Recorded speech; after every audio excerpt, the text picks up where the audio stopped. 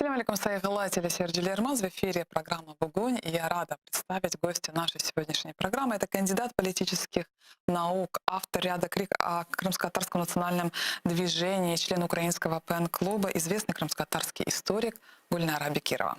Салям алейкум, Гульнара Ханум. Алейкум салям. Гульнара Ханум, октябрь в истории нашего народа определяется как месяц, когда проходило много разных событий. И давайте начнем с человека, который внес большой вклад в историю тюркского мира. Начнем с Бекира Чобанзаде. В чем заключался феномен Бекира Чобанзаде?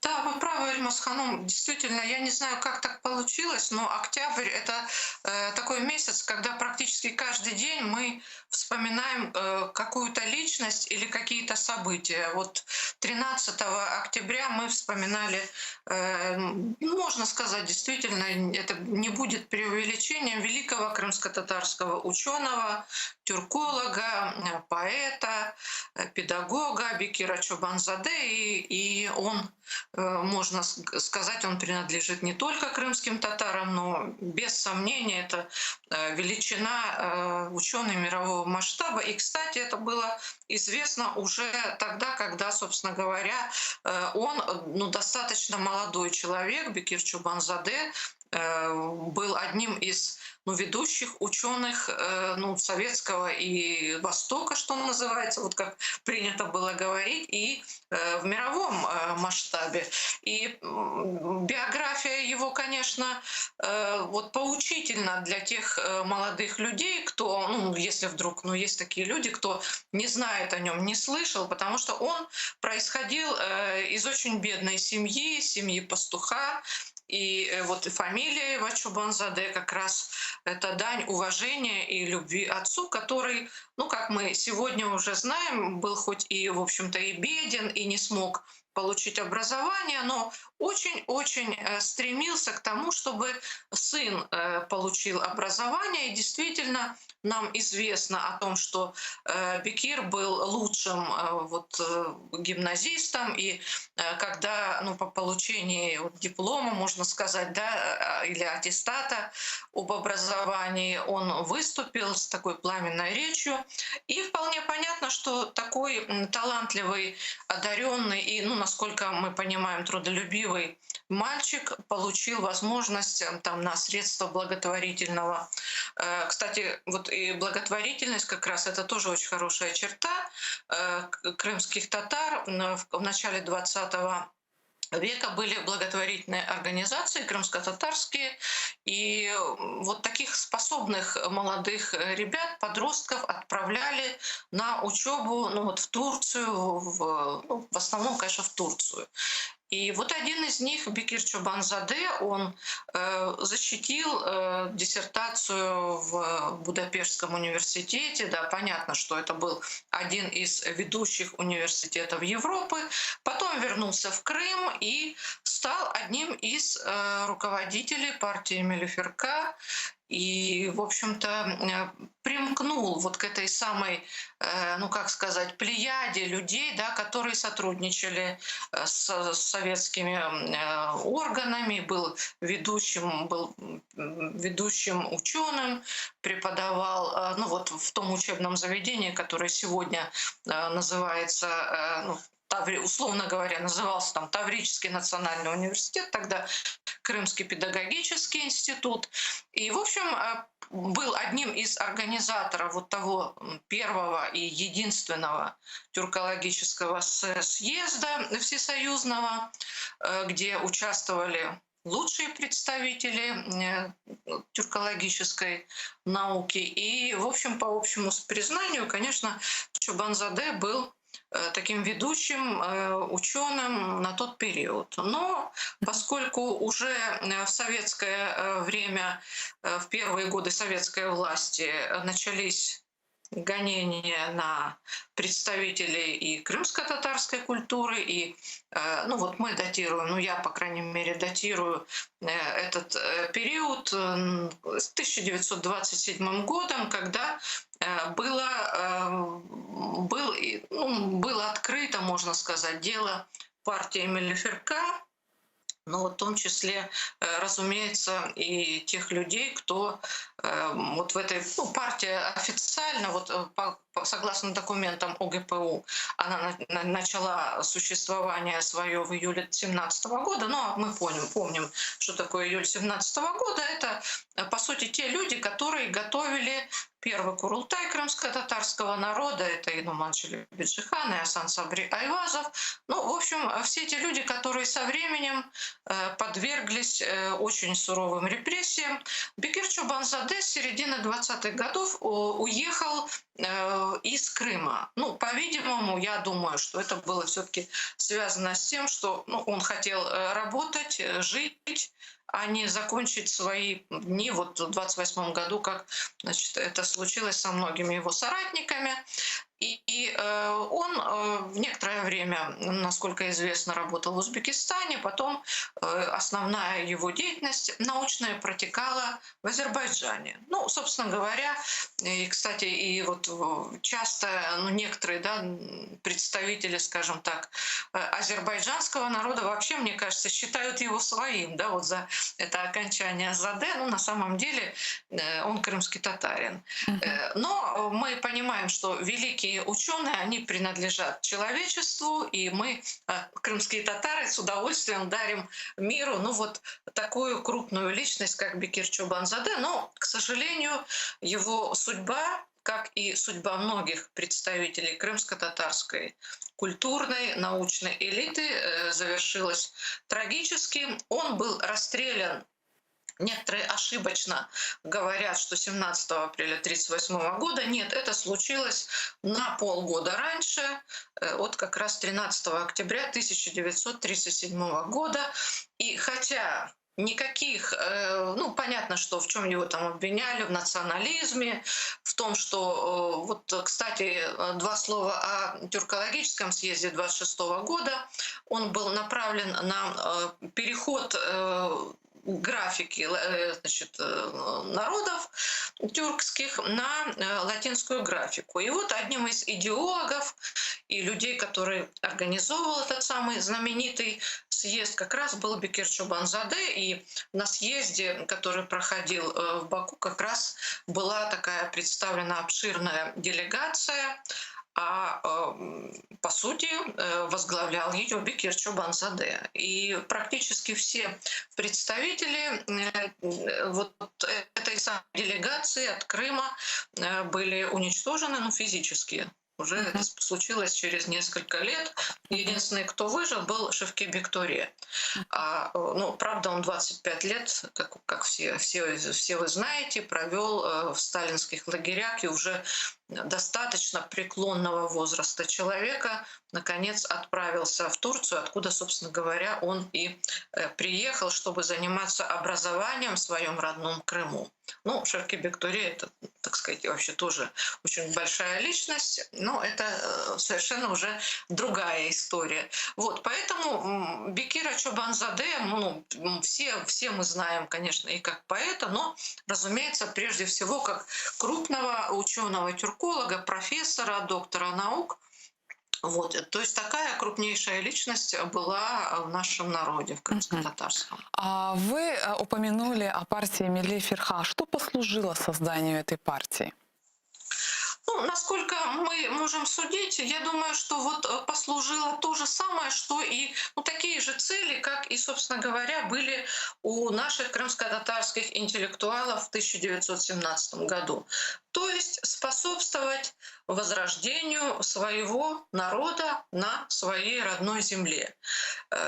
Естественно, после первой аннексии Крыма 1783 года крымские татары очень быстро превратились на своей исторической родине, в Крым, ну, так мягко говоря, в людей второго сорта.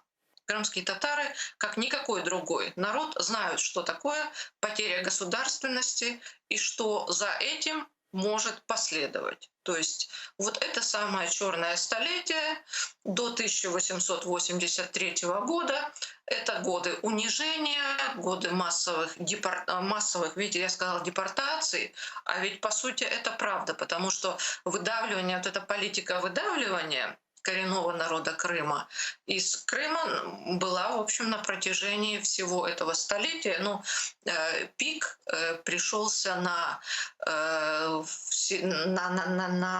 середину XIX века. Это был период Крымской войны, и после него, когда крымские татары стали, ну вот, объектом, можно сказать, преследования со стороны царских чиновников и военной администрации, поскольку неудачи вот в этой самой Крымской войне, ну, связывали с крымскими татарами, хотя, как уже впоследствии писали, в том числе и генерал, участник этой самой войны, Эдуард Тотлебин, но эти, в общем-то, нарекания, да, эти подозрения были совершенно несостоятельны. То есть крымские татары никакими не были ни предателями, да и не могли быть. Потому что, ну, в общем, ну, это было просто абсурдно. И так случилось, что крымские татары массово покидали свою историческую родину под влиянием вот этой самой политики выдавливания царского режима. И спустя 100 с лишним лет уже были меньшинством на своей исторической родине.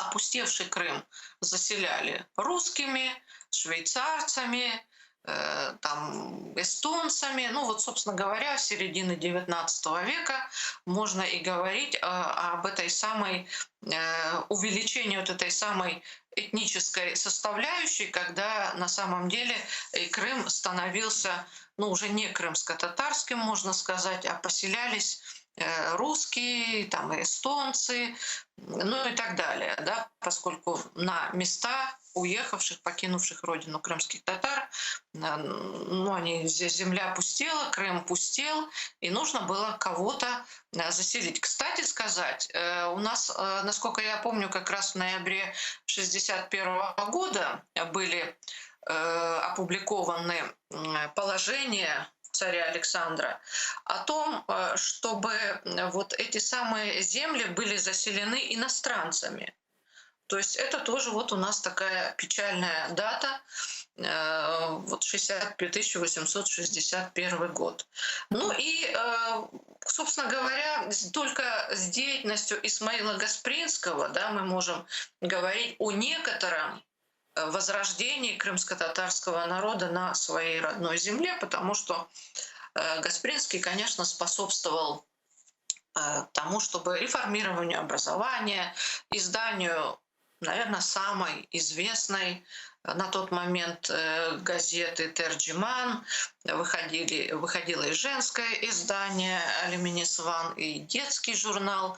То есть, ну вот эта просветительская деятельность, она, Исмаила Гаспринского, она способствовала и тому, что у него со временем появились такие духовные ученики. Ну вот как раз те люди, которые организовали в 1917 году первый Курултай крымско-татарского народа, и вот как раз эту самую партию Мелиферка, которая, собственно говоря, они хотели, ну, уже в 21 году, когда автономия была образована 18 октября 1921 года, собственно говоря, они хотели легализовать деятельность этой партии, но мы понимаем, что никто это не позволил. Несколько лет был период, ну, вот такого сотрудничества, но уже в 1927 году, вот как раз в конце 1927 года, начато это дело, открыто дело партии Мелиферка.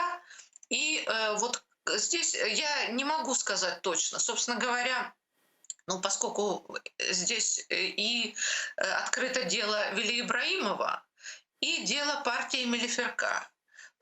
Вероятно, это было практически синхронно, ну, пристегнуто, да, потому что, в принципе, Вели Ибраимова, ну, арестовали в январе 1928 года.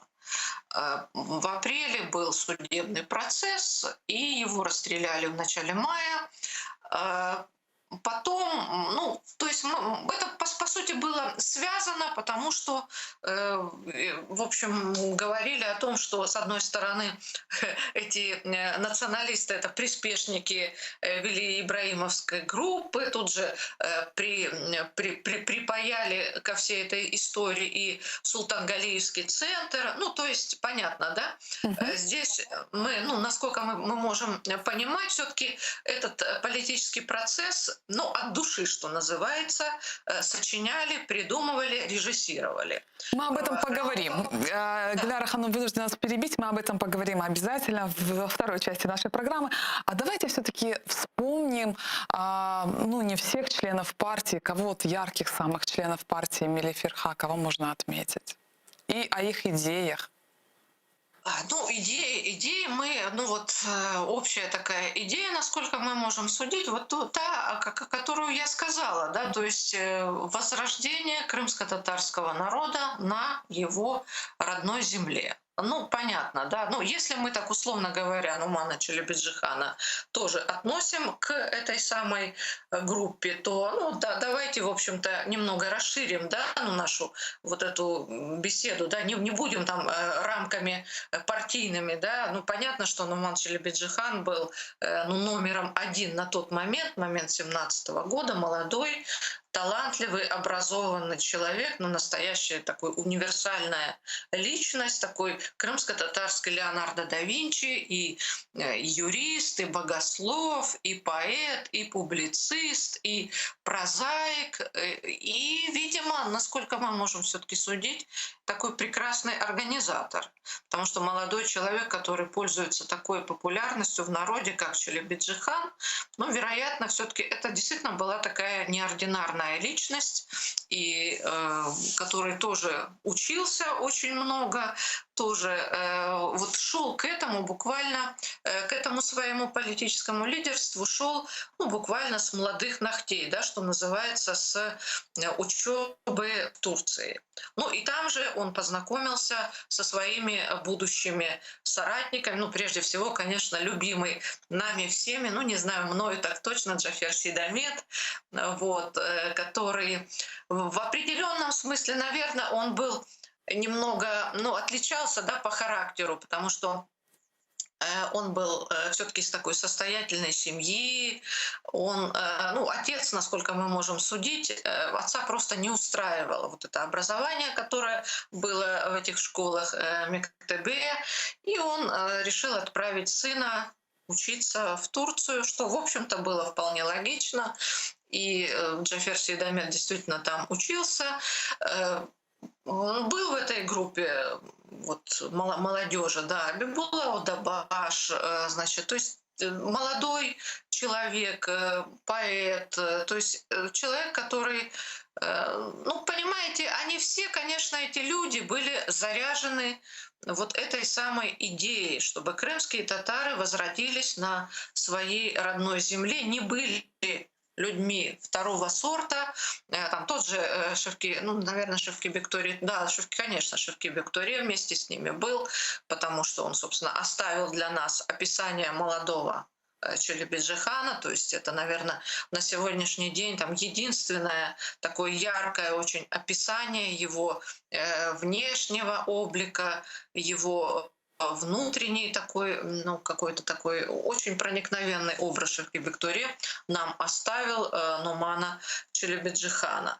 То есть вот эта молодая поросль, которая, люди, которые, ну, по сути, наверное, были соратниками, правда, можно так сказать, вот они через несколько лет вернулись в Крым и решили провести вот этот самый Курултай крымско-татарского народа, который мы вспоминаем и будем, наверное, вспоминать. Мы, крымские татары, будем вспоминать его всегда, потому что это была, пусть, как оказалось впоследствии, не вполне удачная попытка придать Крыму, ну, вот, новую траекторию, но достаточно все-таки яркая, потому что, ну, вот, что называется, за попытку спасибо.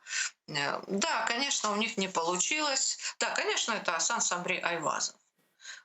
естественно, противоречивая личность, и он был учителем, он был, вне всякого сомнения, чрезвычайно одаренным человеком, талантливым. Он редактировал некоторое время газету «Терджиман» после смерти Гаспринского. Он занимался редактированием других изданий. Ну, мы, наверное, несколько слов позже скажем, да, Да. о Асане Сабри Айвазове, вот как раз в силу противоречивости, вот как раз я вижу, да, что вы хотите мне задать вопрос, но в 18 году, это то, что было в 30-м, мы еще вспомним, да, наверное, Конечно. но в 18 году Асан Сабри Айвазов занимал чрезвычайно радикальную позицию, уже когда была попытка возродить первый Курултай после гибели Челебиджихана и, по сути, ну вот первого захвата Крыма большевиками.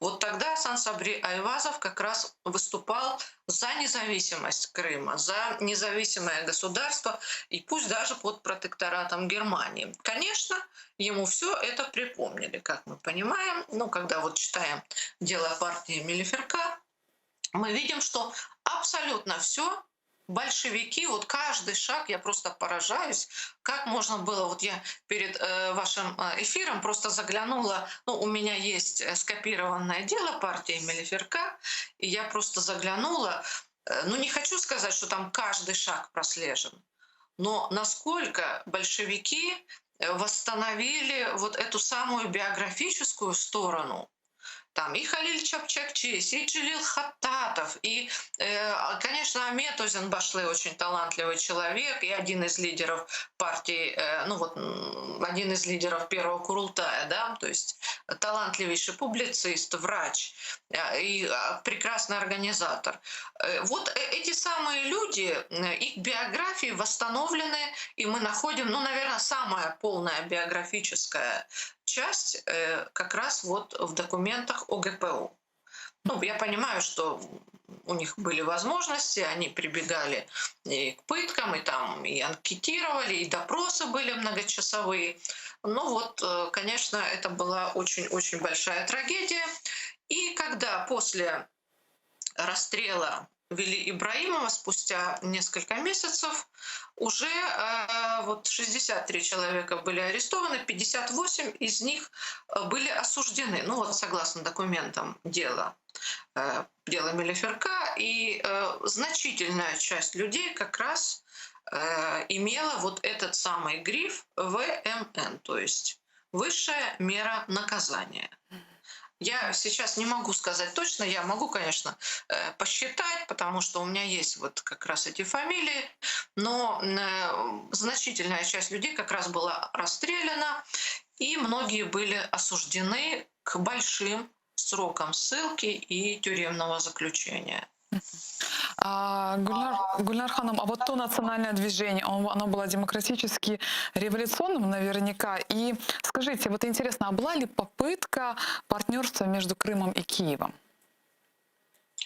Ну, да, разумеется, вот эти попытки предпринимались как раз в 1917 году, в 18 году. Это та тема, которая сегодня, ну, скажем так, недостаточно изучена, но она изучена недостаточно. Почему? Потому что все-таки эти контакты были в некотором смысле омрачены, ну, таким некоторым, ну, я так мягко скажу, недоверием где-то, да, недопониманием. То есть все, например, вот когда в 17 году летом и осенью вот были контакты, то есть наши лидеры приезжали в Киев, общались с Грушевским, с Винниченко, с Шульгиным, то есть лидерами Центральной Украинской Рады.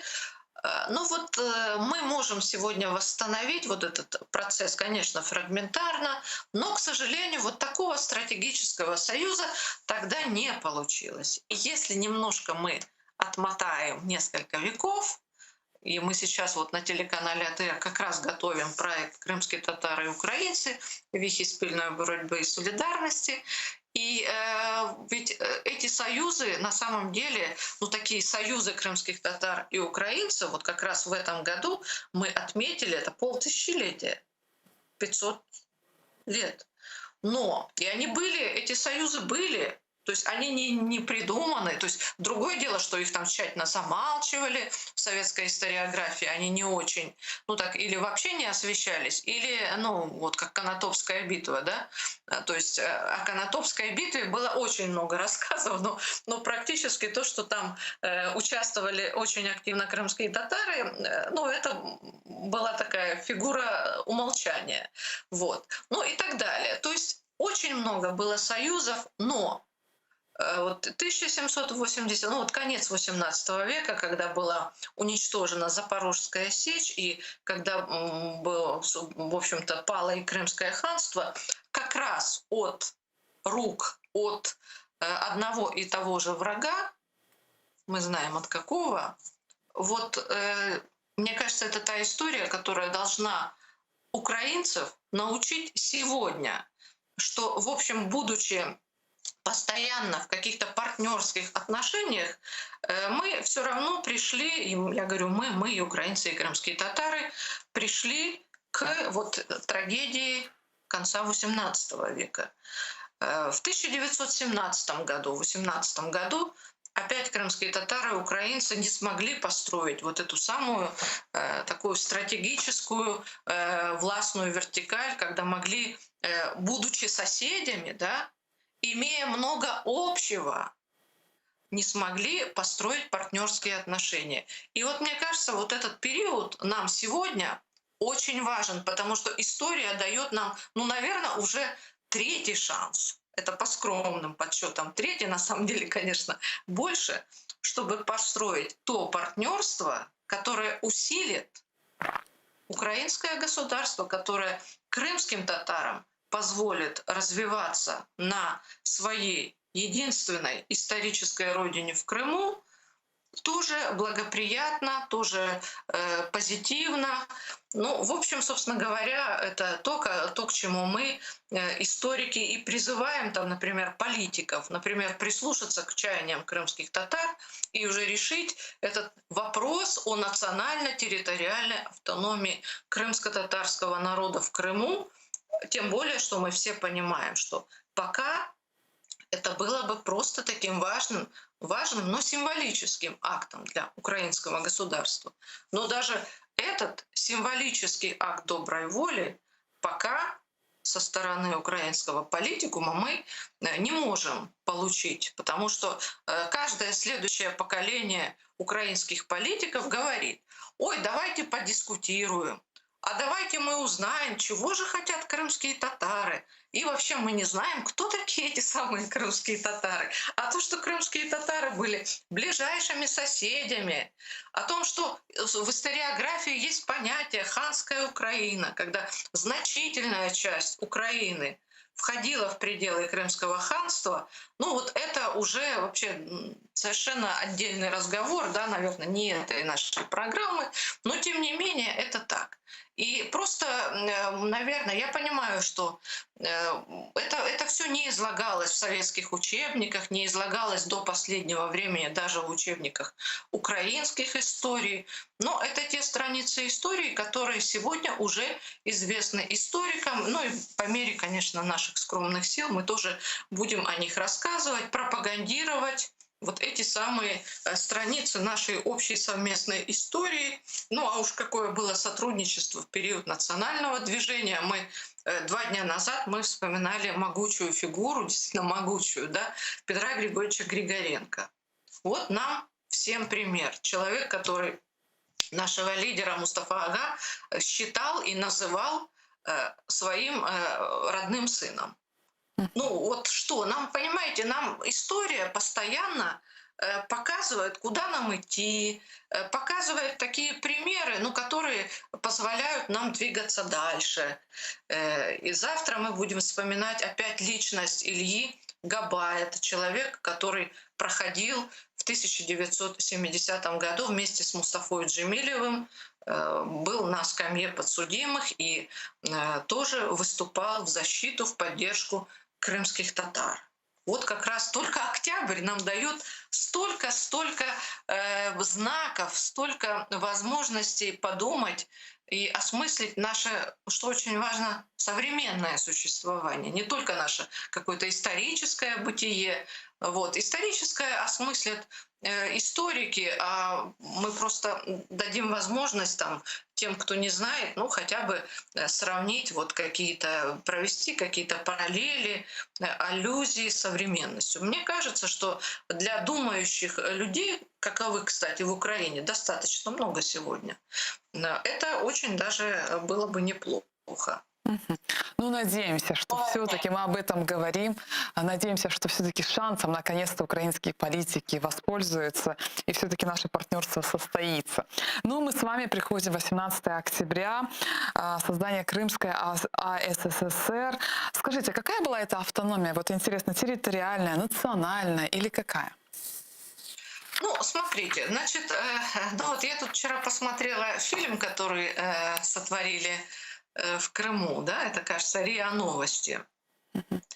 Вот. И там, значит, ну, я понимаю, что сейчас вот эти люди, они уже заочно назвали, да, не называя имен, назвали нас, ну, и вас, и меня, и всех людей, кто говорит о том, что крымская автономия образца 18 октября 1921 года была ненациональной. То есть вот они прям так нас пригвоздили и сказали, что крымско-татарские националисты говорят, что она была национальной, на самом деле это не так.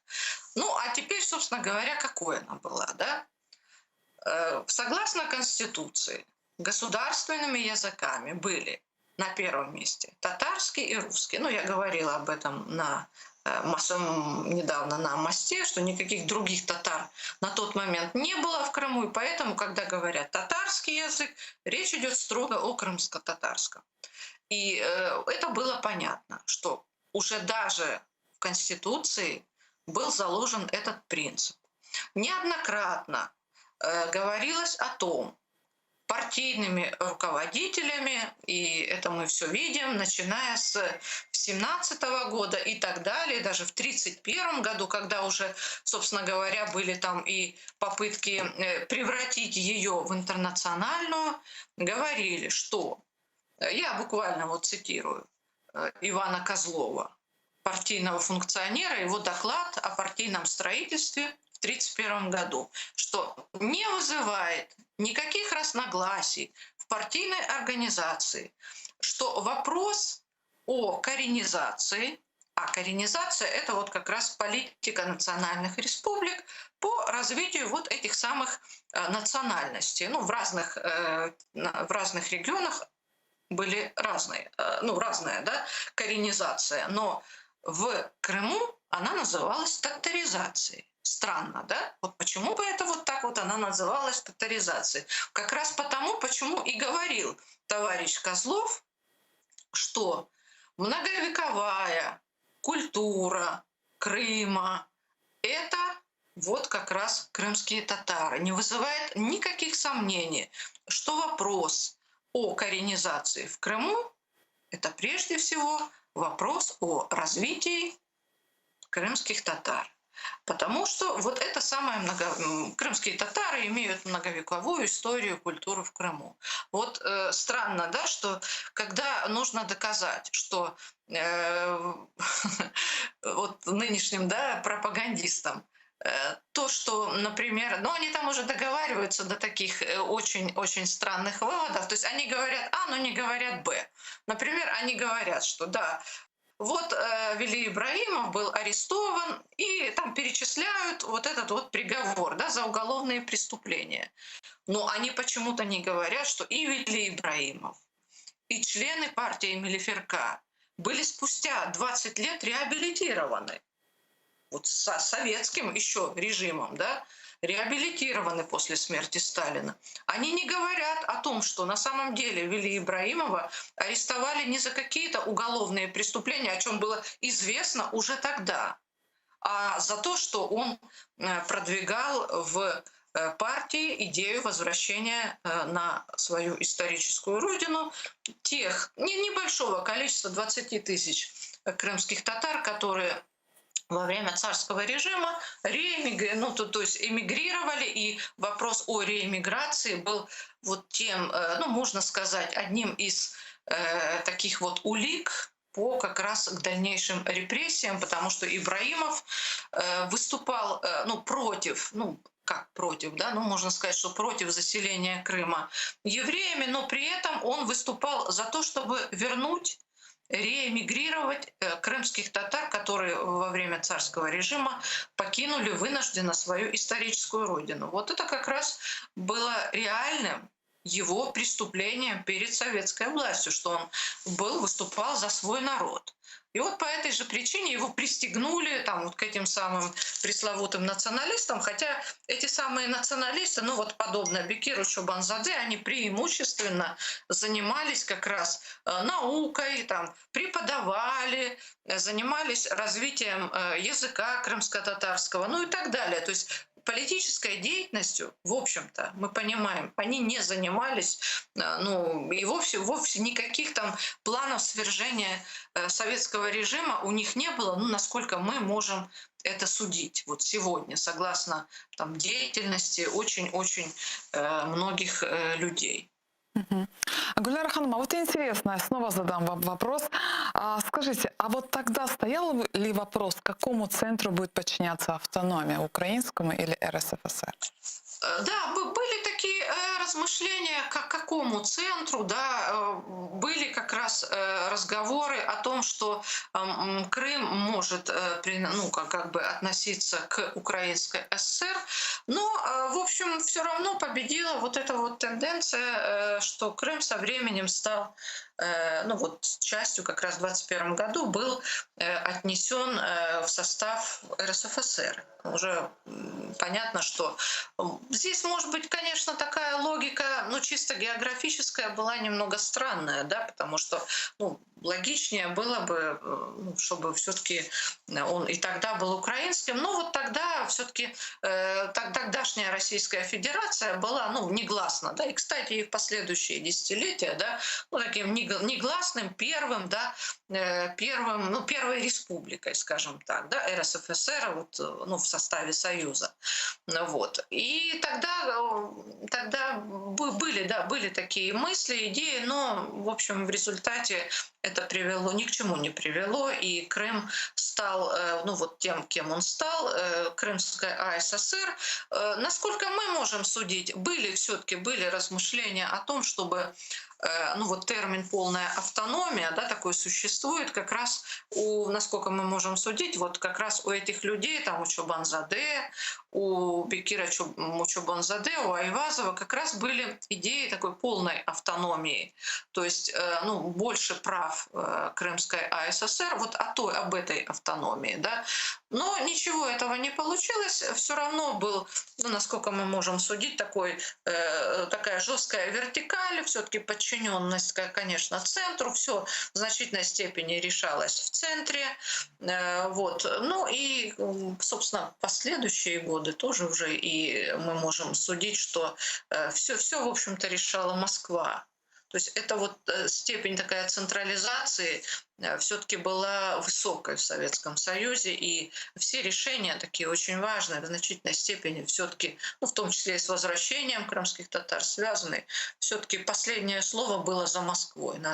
Здесь мы, ну, не должны тоже обманываться, я уже забегаю вперед, говорю о периоде депортации, после депортационном периоде, это 56-й, ну и так далее, когда ну, вот крымские татары, ну, когда решался вопрос, вернуть крымских татар на родину или оставить их в местах ссылки. Я читала тоже документы подготовительные, это, конечно, очень интересный вопрос. Многие задают вопрос, почему, собственно говоря, вернули многих, да, депортированных народов, там, калмыков, балкарцев, ну и так далее. А крымских татар, турок-месхетинцев и немцев не вернули. Я читала документы, конечно, не все здесь понятно, не все документы нам доступны, но насколько мы можем судить, в общем, решение тогда все-таки было жестко принято, и все равно оно было принято в Москве. Хотя и советовались с Узбекистаном, и советовались, ну, где находилась большая часть крымских татар, советовались с украинской стороной, документы эти сохранились. В общем, украинцы, если так очень коротко, представители коммунистической советской Украины были против возвращения крымских татар и говорили, это представьте себе, в 1956 году они писали, что Крым перенаселен, да? Ну, хотя Крым был на самом деле пустой. Вот. И узбеки говорили, что, дескать, ну, нам все хорошо, пусть, дескать, крымские татары с нами живут, они хорошо укоренились в местах, значит, ну, не говорили в местах ссылки, но, в общем, что, дескать, хорошо работают, у них прекрасные условия. Ну, конечно, в конечном итоге мы понимаем, что эти все решения, скорее всего, были просто оформлены, потому что, скорее всего, были кулуарные некие переговоры, и все это принималось, все эти решения о том, чтобы крымские татары навечно жили в местах изгнания, конечно, принимались в Москве. Мгм. Возвращаясь вновь к теме автономии, интересно, знаете еще, а как крымско-татарская интеллигенция в лице Асана Сабря, Айвазова и других деятелей восприняли эту автономию? Восприняли автономию. Да. Ну, касательно Айвазова, видите, это все-таки действительно очень важная такая фигура, потому что она очень нас, Айвазов нас многому научил. В том смысле, что ну вот, он был одним из лидеров Курултая, это главой, по сути, ну, то есть человек, который, по сути, возглавил, да, Курултай, вел заседания, ну, мы все видим на основных фотографиях, его портреты.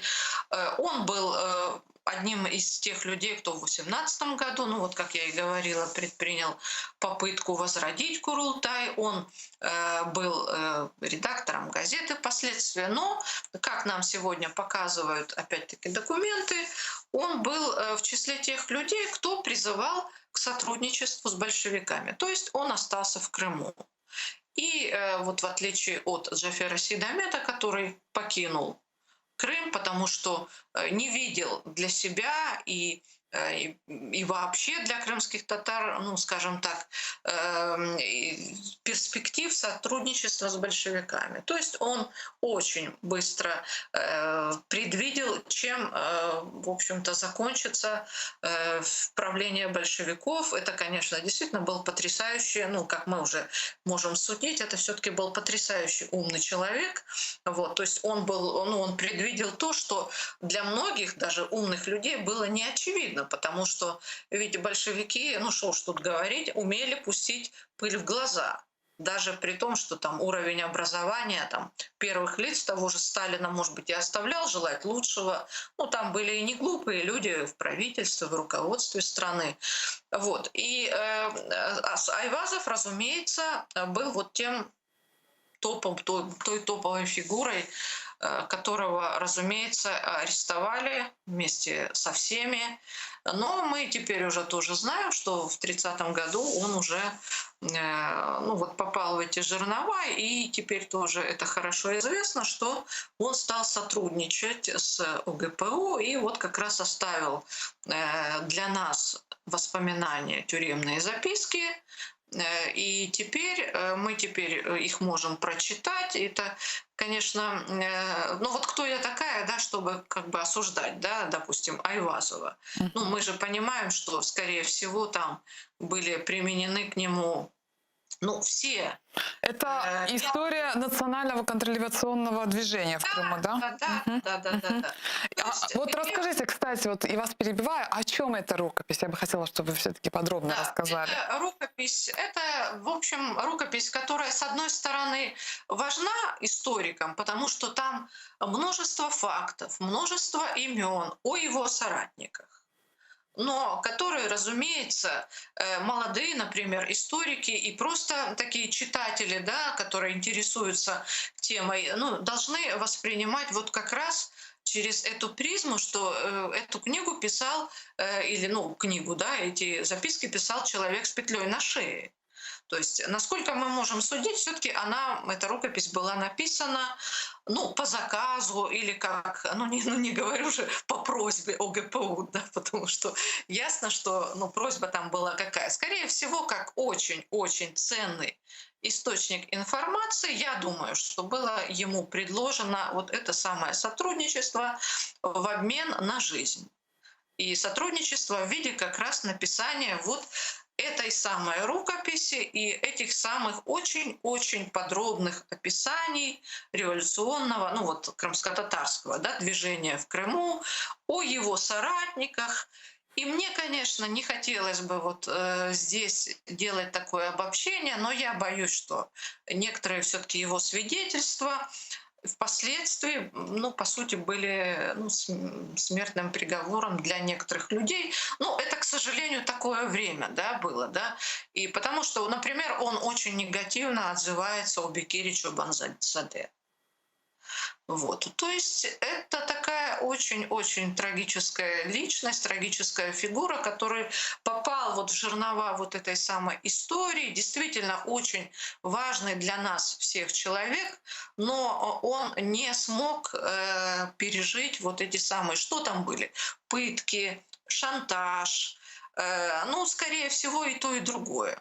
Потому что, ну, то, что человек может, ну, не может уже вынести физически. И, конечно, мы помним его вот эти последние фотографии. Это такой сломленный седой человек. Ну, кто видел его ранние фотографии, такой красавец, такой ялыбойский у него типаж, очень правильные, красивые черты лица. Ну, видно, что он, несмотря на то, что он был из бедной семьи, Айвазов был из семьи дровосека.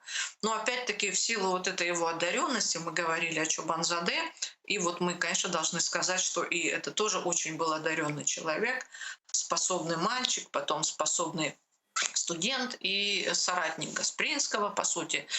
Вот. И вот что советская власть сделала с этим человеком? Она его, по сути, сломила его волю, и, в общем-то, вот он оставил вот эти трагические для нас всех, потому что, конечно, читать это очень больно, потому что, помятуя его вот эту биографию, и мы видим, что он пишет, ну, какие-то очень нелицеприятные вещи для его бывших соратников, и мы понимаем, почему он иногда это пишет, да, ну, просто потому что впоследствии вот эти записки, ну, мы где их нашли? Мы же их нашли в деле ОГПУ, да, и впоследствии, когда уже 17 апреля 1938 года были расстреляны и Асан Сабри Айвазов, и многие из тех людей, кого не уничтожили в 1928 году, его соратников, но их уничтожили 17 апреля 1938 года.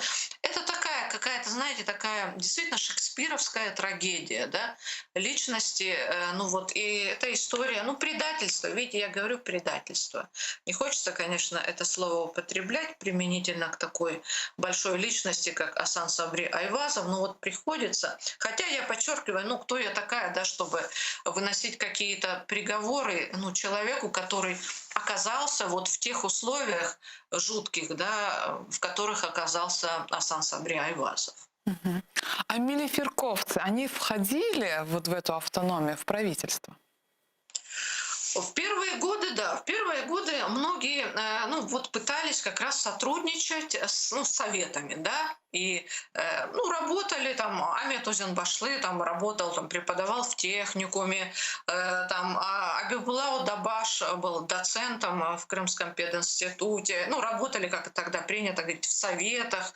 Бекир Чобанзаде, если я не ошибаюсь, вообще там входил в Центральный исполнительный комитет.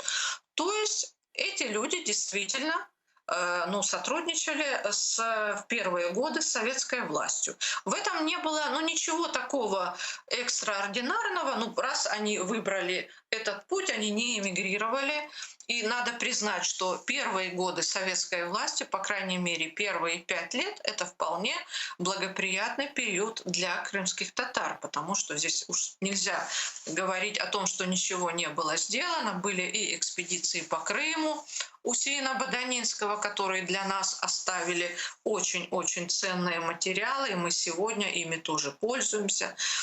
Были, конечно, мы не можем забывать, что был снят фильм Алим, и первый народный артист Крымской ССР Хайрия Мирзаде, был открыт крымско-татарский театр. Тоже не стоит об этом забывать, это то, чего не было. Ну вот, ну понятно, да, целая плеяда молодых актеров. То есть крымские татары действительно, ну, поначалу рассматривались как, ну, как коренной народ Крыма, который нуждается в развитии. Потому что, ну, конечно, здесь была и пропагандистская ширма у этой самой Крымской ССР, там это факел для революционизации Востока. Конечно, коммунисты, так и большевики так рассматривали Крымскую АСР, как вот этот факел в коммунизации Востока. Ну, и, конечно, пропагандистский момент обязательно присутствовал. Но были и какие-то реальные вещи, вот как раз открытие школ, всеобщее образование, но, конечно, после 28 года тенденции, да, и, конечно, массовое представительство крымских татар во власти, и, ну что уж тут говорить, после расстрела Вели Ибраимова, и, ну, честно говоря, там и глава правительства Осман Дерен Айлы тоже был крымский татарин. И вот целая плеяда руководителей Крымской АССР, глава Центрального исполнительного комитета, глава правительства, вплоть до депортации, это были крымские татары. То есть это целая плеяда людей, но правда были и такие люди, ну и большинство из них, к сожалению, репрессированы были.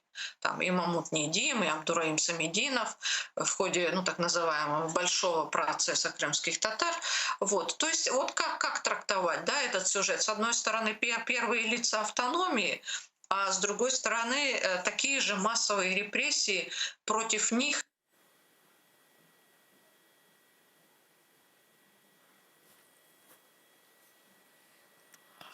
Так, у нас что-то со связью, и буквально через несколько минут наши редакторы снова свяжутся с Гульнарой Ханум. Сегодня мы вспоминаем исторические события, которые происходили в Крыму, вспоминаем автономию 21 года, говорим о видных крымско-татарских деятелях, о Бекире Чубанзаде, о Асане Сабре Айвазове, о их вкладе в национальное движение, в систему образования. И буквально через несколько минут Гульнара Ханум включится, и мы продолжим наш эфир, потому что буквально вчера, 18 октября 2021 года, это тот день, когда была создана автономия в лице Вели Ибраимова, который возглавлял правительство. И сегодня всех этих людей мы вспоминаем, что им удалось сделать в это сложное, очень сложное политическое время. Это перед этим был царский режим, далее большевистский режим Советов. И вот в таком сложном режиме крымским татарам приходилось существовать, возрождаться. Гульнара Ханум на связи или нет? Сейчас узнаем у наших режиссеров. Еще пока не на связи из-за технических сложностей. Мы буквально через несколько минут наберем Гульнара Ханум снова. И я напомню, мы сегодня вспоминаем видных крымско-татарских деятелей: Асана Сабре Айвазова, Бекира Чубанзаде и автономию 21 года, которая продлилась совсем недолго. И далее уже был страшный геноцид над крымско-татарским народом. И так сложилось, что вся история крымско-татарского народа, начиная с 1783 года по сегодняшний день, это история борьбы за право свободно жить на своей исторической родине. и буквально разрушение государственности первого государства 1983 года привело к тому, что на протяжении уже многих столетий крымские татары борются за возрождение своего государства, за возрождение по праву жить свободно на своей исторической земле. И вот Гульнара Ханум с нами вновь на связи. Гульнара Ханум, мы с вами продолжаем нашу беседу о успехах или неуспехах, в том числе крымско-татарской автономии того времени. Вы знаете, и вот я бы хотела вам задать следующий вопрос. А вообще эта автономия, это был успешный проект для крымских татар? Она просто существовала ведь очень мало. Так, Эльмаз Ханум, я вас пока не слышу. Если можно, еще раз. Автономия для крымских татар. Этот период автономии был очень коротким. Это был успешный период крымско-татарского национального движения? Ну, действительно, это был, конечно, очень короткий период, всего 25 лет, но все равно, в общем, он, конечно, был важен. И вот как раз прежде всего благодаря тому, что крымские татары на тот момент ни у кого не было сомнений, что коренной народ Крыма — это крымские татары. Это очень важно. Было достаточно массовое представительство крымских татар во власти, но то, чего у нас сегодня нет. И я думаю, что украинскому политикуму есть чему поучиться в этом смысле. Конечно, были важные очень достижения, связанные с культурным развитием. Это то, о чем я говорила, и экспедиции по Крыму, и исследования истории и культуры крымских татар. И что уж тут говорить, и постоянный представитель Крыма в Москве тоже это была классическая крымско-татарская должность. Ее всегда занимал крымский татарин. Вот. Но вот то, о чем я говорила, конечно, массовые репрессии, это все вот та трагедия, которую мы должны иметь в виду всегда и не забывать об этом. Гульнара Ханум, мы еще с вами будем очень много говорить о нашем крымско-татарском национальном движении, и хотелось бы у вас узнать, вот над чем вы сегодня работаете, над какими проектами, над какими исследованиями? Ну вот непосредственно сейчас, вот прямо вот сейчас даже, мы вместе с коллегами с телеканала АТР готовим цикл передач под названием «Крымские татары и украинцы. Вехи совместной борьбы и солидарности». И скоро выйдет этот самый цикл. И что очень важно, и мне кажется, что этот цикл передач очень важен не только для нас, но прежде всего для украинцев, потому что он показывает, что сотрудничество наше имеет много-много веков. То есть то, что вымарывалось из учебников, то, что из массового сознания вытеснялось, на самом деле все это было, были и дружба, сотрудничество, солидарность, вот это самая совместная борьба с врагами, совместная борьба за демократию уже вот в последние 100 лет. Ну, в общем, это будет такой цикл программ, о котором, я надеюсь, мы с вами, Эльмаз Ханум, поговорим более подробно. Но вот скоро я уже могу анонсировать. Думаю, что уже в октябре, может быть, в начале ноября наши зрители увидят весь цикл передач. Мне кажется, это должно быть интересно и поучительно. Çok sağ olun Гульнара Ханум за вашу работу, за ваши исследования. Вам искренне признательны. Sağ olunuz. Сайгылы телесердилермус, мы сейчас заканчиваем этот блок. Напомню, гостем нашей программы был известный крымско-татарский историк, и мы вспоминали события, которые были в истории крымско-татарского национального движения в октябре. Буквально через несколько минут мы продолжим наш эфир с нашими гостями из Азербайджана и из Украины. Будьте с нами, не переключайтесь.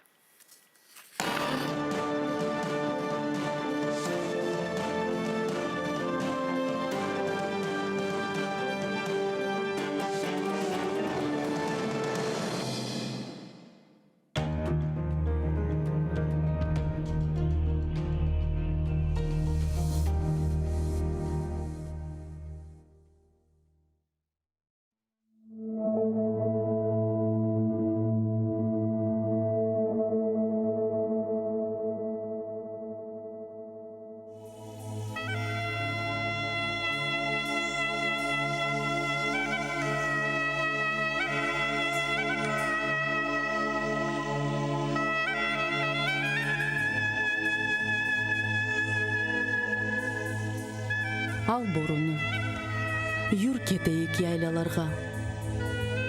Çal bir ava, çal bir peşraf, bir kaytarma. Çal bir nağme, barsın yetsin yıldızlarga. Çal, aksa da bersin davuş dalgalarga. Men бар sesim ile yırlayımçı ay olmem men. Em Port Artur, em Şompolna, Ural dağını. Sesim ketsin, em dolansın Kırımны. Barsın yetsin bucaklarga, tamanға. Yırlarım men бар sesimнен елге karşı. Bataklarını kaynatıp, sel aktırıp. Barime kastetmeniz el uzatıp. Bağır gelir, ukum sürer, aklı olup. Açar vişnem kopırıp, açar badem. Filiz atar kadim dağda ağaçlar. Şimal betten kelgen soğuk boranlar yok olacak. Kaçar bakır borudan.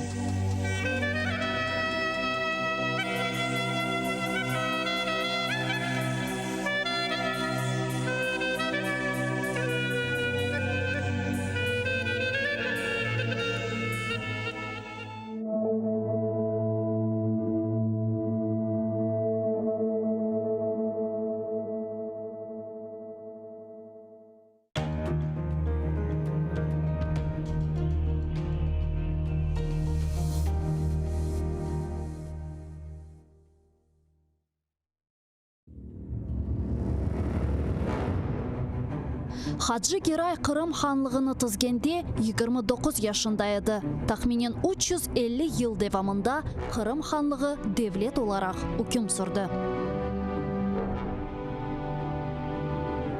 İsmail Gasprinski Tercüman gazetini 28 yaşında neşir etip başladı. Номан Челебиджихан Kırım Tatar Milli Kurultayını 33 yaşında tızdı.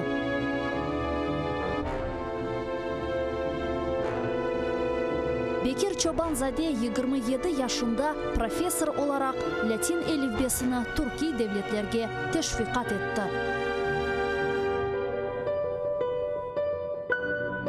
Şair Amdi Geraybay 29 yaşında milletçilikte kabatlanıp Moskvada Butyrka hapishanesinde vahşice öldürüldü. Ahmetхан Sultan birinci kere karamanlıkını 23 yaşında kazandı. 25 yaşında ise 2 defa karaman oldu. Musa Mahmud 1978 senesi hakimiyetke karşı isyan etip ozunu yaktı. Milli meşal oldu. Ayşe Setmuratova 27 yaşında adalet kureşine kırıştı ve bütün ömrünü Kırım Tatar Milli Hareketine bağışladı. Genç ve yaşlar, fedakarlık ve kahramanlık için kureş meydanı açıktır.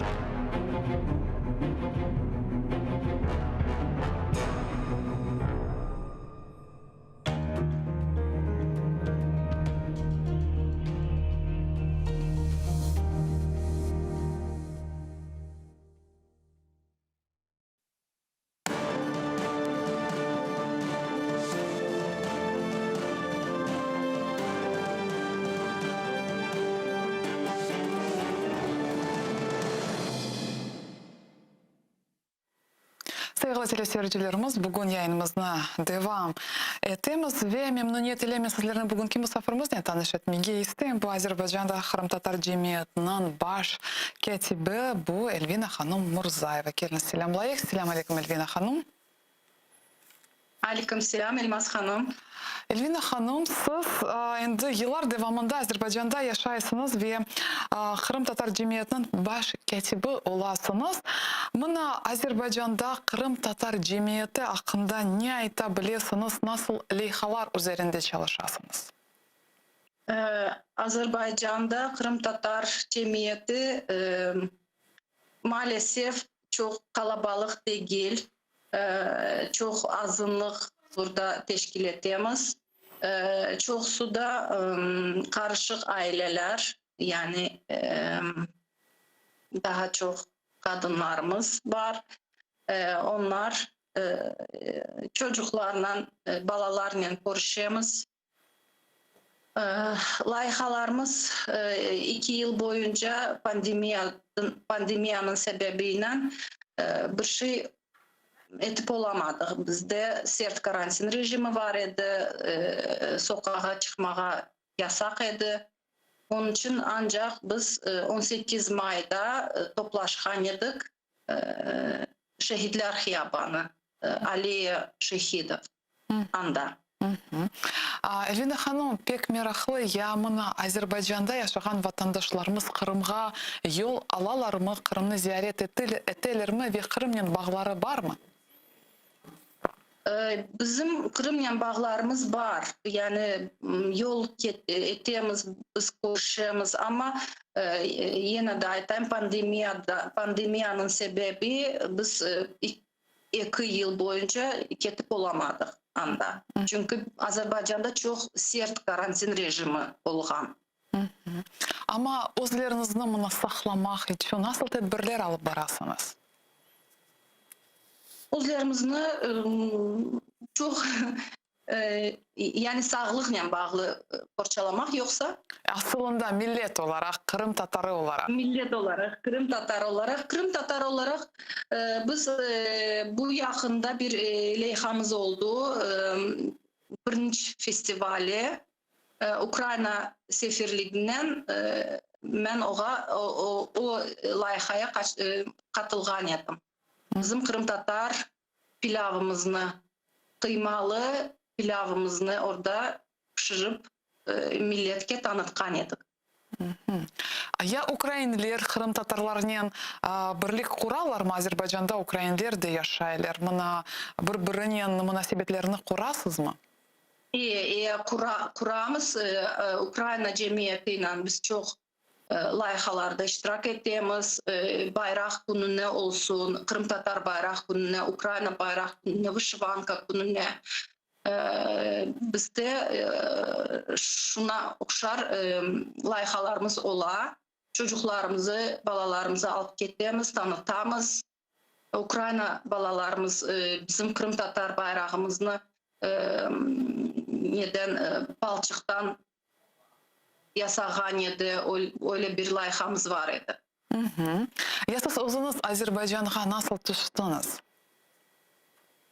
Azerbaycan'a ben uzun yıllar önce 91. senesinde okumağa, tahsil almağa gelgen edim. Üniversitet tahsilini almağa gelgen edim. Burada aile kurdum, kaldım Azerbaycan'da.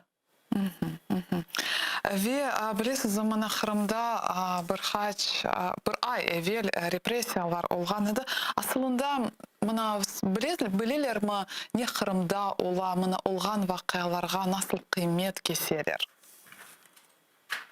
Elbet bilemiz, biz öz aramızda onu müzakere ettiğimiz Azerbaycanlı arkadaşlarımız da bizden soraylar, ne etmek mülkün soraylar.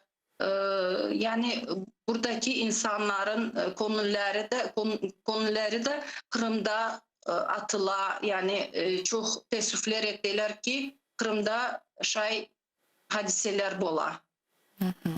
Ve bilesiz mi, mana tariximizge nazar taşlasak evvelleri bizim vatandaşlarımız mına Gasprinskiler, Çobanzadeler ve ilahri birçok Azerbaycan ziyalılarının öyle münasebetlerini kurgan ediler ve mına ikinci gazetanızını alsak anda da bizim vatandaşlarımız Bekir Çobanzadeler, Gaspralılar öz mahallelerini derç ettiler ve aksine tercümanda Azerbaycanlar öz mahallelerini derç ettiler ve pek yakın münasebetler olğan idi.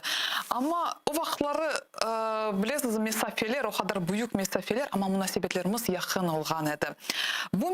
Bu münasebetlerini tekrar canlandırmak için bizler ne yapmalıyız? Bu münasebetler çok vaciptir, çok gereklidir. Hem Azerbaycan halkına hem Kırım Tatar halkına çok önemlidir. Onun için kitaplar çap olunmalıdır. Bizim yazarların, bizim yazıcıların kitapları çap olunmalı, mən belli desem. son bizim medeniyetimiz tanıtmalıdır burada. Bizim halk ansambullerimiz gastrollerge gelmelidirler ki Azerbaycan halkıyla bizim medeniyetimiz çok yakın. Yani ben hoca olup çalışan çocuklar soruşarlar. Diliniz nasıl, medeniyetiniz nasıl? Yani bunları misal için tiyatr gastrolleri olabilir. Sonra leyhalar olabilir. Çeşitli leyhalarda iştirak hem Kırım'dan hem Azerbaycan'dan daha çok ben belirlesem ki çocuklara, balalarga olsa daha yaxşı olar. Elvida Hanım, ya nasıl siz düşünüyorsunuz? Biz görüyoruz ki Azerbaycan, Karabağ vakalarını görüyoruz. Azerbaycan bugün galibini, zaferini kazandı. Ama Azerbaycan devletinde, Kırım meselesinde destekini beklemek mümkün mü? İmkanlar var mı siyasi seviyede? Nasıl siz düşünüyorsunuz? Elbet Azerbaycan devleti onsuz da Ukrayna'nın toprak bütünlüğünü destekley. Yani Kırım Ukrayna'nındır. Bu mövgü Azerbaycan hükümeti gösteriyor. Ya aslında sizin etrafınızda olan Azerbaycanlılar, onlar bileler mi Kırım'da ne olganını, Kırım Tatarlarını tanıyorlar mı? Bileler. Elbet bileler, Kırım Tatarlarını tanıyorlar. Kırım Tatarlarının medeniyetini çok su biliyor. Kırım'da olan meselelerini de birçok insan takip etti, koruyor. Ben sosyal şebekelerde koruyorum. Yani yazışamam. İnsanlar bana müracaat ettiler, suallar verirler. Demek eğer çalışsak Azerbaycan'dan destek görmeye mümkün. Mutlak çalışmalıyız, mutlak. Ama anda yaşayan Kırım Tatarlar, onlar endi asimilyasiyaga uğradılar, öyle mi?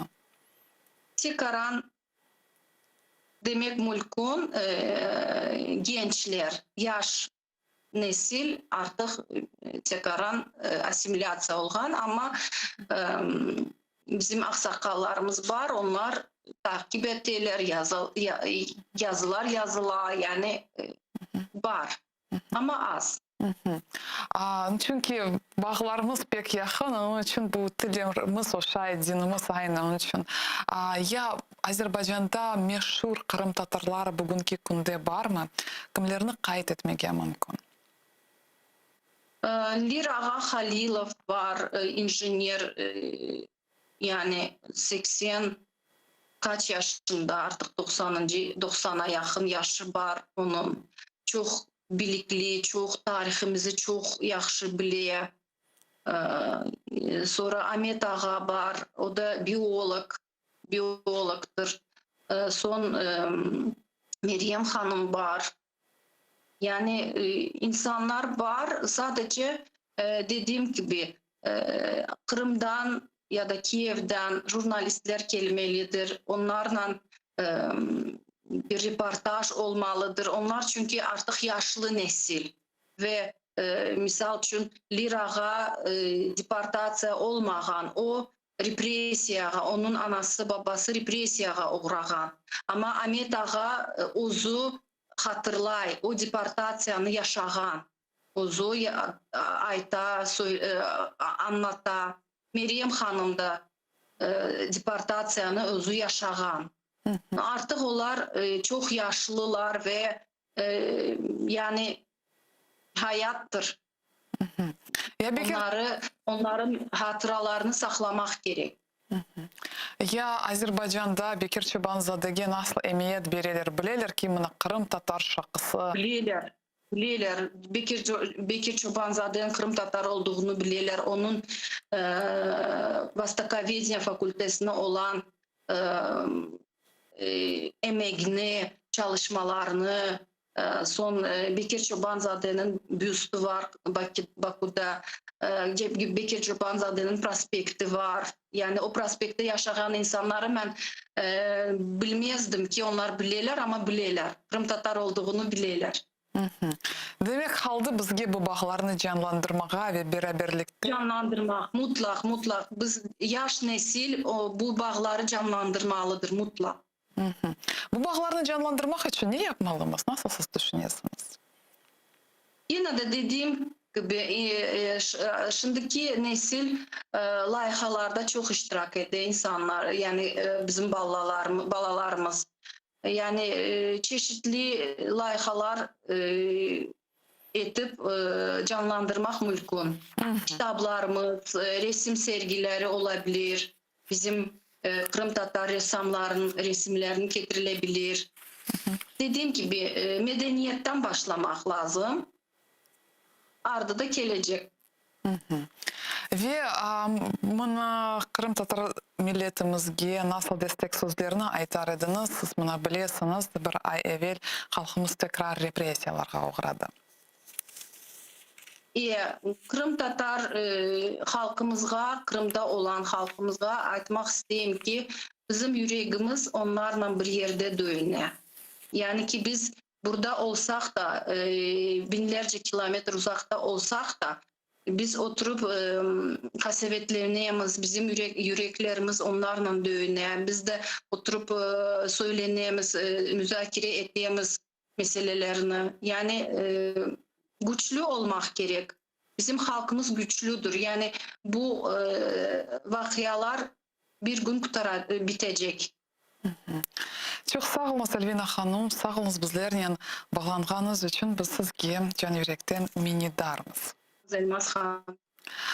Saygılı teleseyircilerimiz, bizlerle canlı bağımızda Azerbaycan'da Kırım Tatar Cemiyeti'nin baş katibi Elvina Hanım Murzayeva olğan idi ve bir haç dahadan biz yayınımızına devam ederek çünkü bizlerle canlı bağımızda Ukrayna Müslüman Kadın Kızlar Ligası'nın ve Ana Yurt Teşkilatı'nın reisi Niyara Hanım Mamutova olacak ve bizler bugün Ukrayna'da bizim kadın kızlar nasıl faaliyetini alıp barğanını müzakere edeceğimiz ve bugün Ukrayna'da nasıl teşkilatlar, Müslüman teşkilatlar var, o nasıl münasebetlerini kurarlar. Bu hakkında bugün biz Niyara Hanım Mamutova'nın laf edeceğimiz ve bir hacı dahadan Niyara Hanım bizlerle canlı bağımızda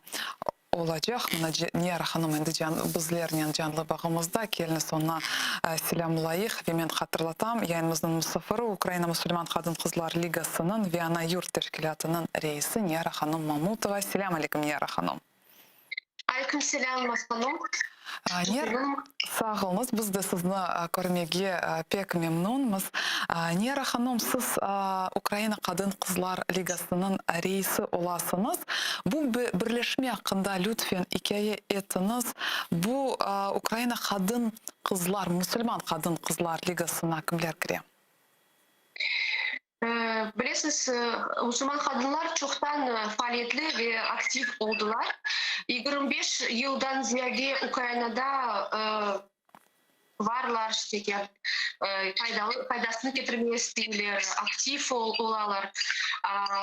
Biz büyük şehrinde camisine gelediler kadınlar. Ve anda bilgi alaydılar, ballarını getirdiler, terbiyelediler, öğretmeye bir şeyler. Ama sonra da ihtiyacı oldu bir fayda getirmeye. Ve son başladılar teşkilatlarını kurmaya. Büyük şehrinde teşkilatlar var. Alsak Lvov'nu anda İrada, Dnepr'de Dobrodiya, Zaporojye'da Safiya ve şimdi biz 4 yıl boyunca onların hepsini Ukrayna'nın Müslüman Kadın Ligası'na topladık. Hepsini birleştirdik. Ve bu pek mühim şey çünkü biz isteyik daha çok fayda getirmeyi hem de biz birleşsek daha çok fayda getiririz birlik olsak. Мгм. Ya bu ligaha nasıl milletler kire? Bilesiniz Ukrayna'da çok milletler yaşarlar, Müslüman milletleri. Evet birinciden o Ukrayn kadınlar İslam dinini kabul etkenler. Onlar pek aktif çünkü onlar dinini kabul etkende pek çok problemlerinin pek çok problem görüyorlar. Horanda taraftan, cemiyet taraftan. Onun için onlarda da pek çok motivasyon var çalışmak bu yoldan. İkinciden o Kırım Tatarlar, Kazan Tatarlar ve Araplar. Var Araplar çeşitli memleketlerden, çeşitli hükümetlerden. Kimisi bunda yaşaylar, kimisi student olarak bize gelip bunda yaşaylar Ukrayna'da. Başka milletler, Uzbekler, Tacikler, Azerbaycanlılar, türlü milletler var. Ama en aktif o işte Ukraynalılar, kadınlar, Kırım Tatarlar ve Araplar. Biz hepsimiz teşkilatlara kiremiz ve birbirimize yardım edip birisi bir taraftan, birisi aktif taraftan çünkü var kadınlar onlarda türlü var nasıl diyeyim istidatları. Birisi ders vermek ola, birisi insanlarla anlaşmağa pek yaxşı ola ve herkes uzun bu istidatlarını doğru yola koyup çalışamız işte. Ama Kırım Tatarlar çok mu? Kırım Tatarlar faaliyetlerini gösterirler. Kırım Tatarlar her şehirde yok. Ama olgan şehirlerde onlar da ya da kireyler bizim teşkilatlarımıza ve pek faaliyetli maşallah olarak. Ya da eğer yaşaylar o şehirde, onlar epur koşularlar bizim tedbirlerimizge, onlar getirirler ballarını bilgi almak din taraftan çünkü hepsi anlamda yaşaylar şehirde, birlikte de gelimiz, onun için camiye gelgende hepsimiz birbirimizi korup işte öyle huvanamız, konuşuyoruz, hem de fayda getiremiz din taraftan, hükümetimize işte öyle koşulamız. Niyara Hanım, ya nasıl siz düşünüyorsunuz? Bana bu çok yıllar devamında Kırım Tatar kadını denişti mi? Kırım Tatar, bugünkü Kırım Tatar kadını nasıl tasvir ederdiniz? Evet, eğer biz baksak bu 50-60 yıllar içinde Kırım Tatar kadını birleşim pek var denişler. Çünkü hem de Rusya'nın hem de Sovyet hükümetin siyaseti çok tesir etti. Hem de şimdi informasyon vaktinde Avrupa, Amerika'da tesir etti. Uzun birikim bir şey yollarını gösteriyor ve evet Kırım Tatar kadını da onlarga nasıl koşula. O da isteği, eğer bu emansipasyon olsa isteği çalışmağa, isteği nasıl akıllarını almağa. Ama ben birleşim öyle şeylerle biz konuşkende yanlış şeylerle Avrupa'dan, Amerika'dan, başka milletler hükümetlerden bize her vakit akılda bir şey tutmak gerekimiz. Biz boş millet değiliz, bizde özümüzün tarihimiz var, bizde özümüzün zenginliğimiz var, medeni zenginliğimiz var ve her vakit öyle şeylerden konuşkende bizde hikmetli olmak gerek ve faydalı şeyini almak ve zarar getirgen şeylerini çetke taşlamak. Her şeyini alıp gitmeye gerekmiyor. Her vakit düşünmeye gerek bu iki tarafını zarar ve fayda. Onun için ben birleşim bugünkü günde evet Kırım Tatar kadını çok onun güzel tarafları var. Adaletli, namuslu, kuvvetli, hürriyetli. Çünkü biz her vakit orette yaşaydık ve ben bilesem şimdi hatırladım 1917 senesinde Kırım Tatar kadınlar koşuldular, kurultayga koşuldular.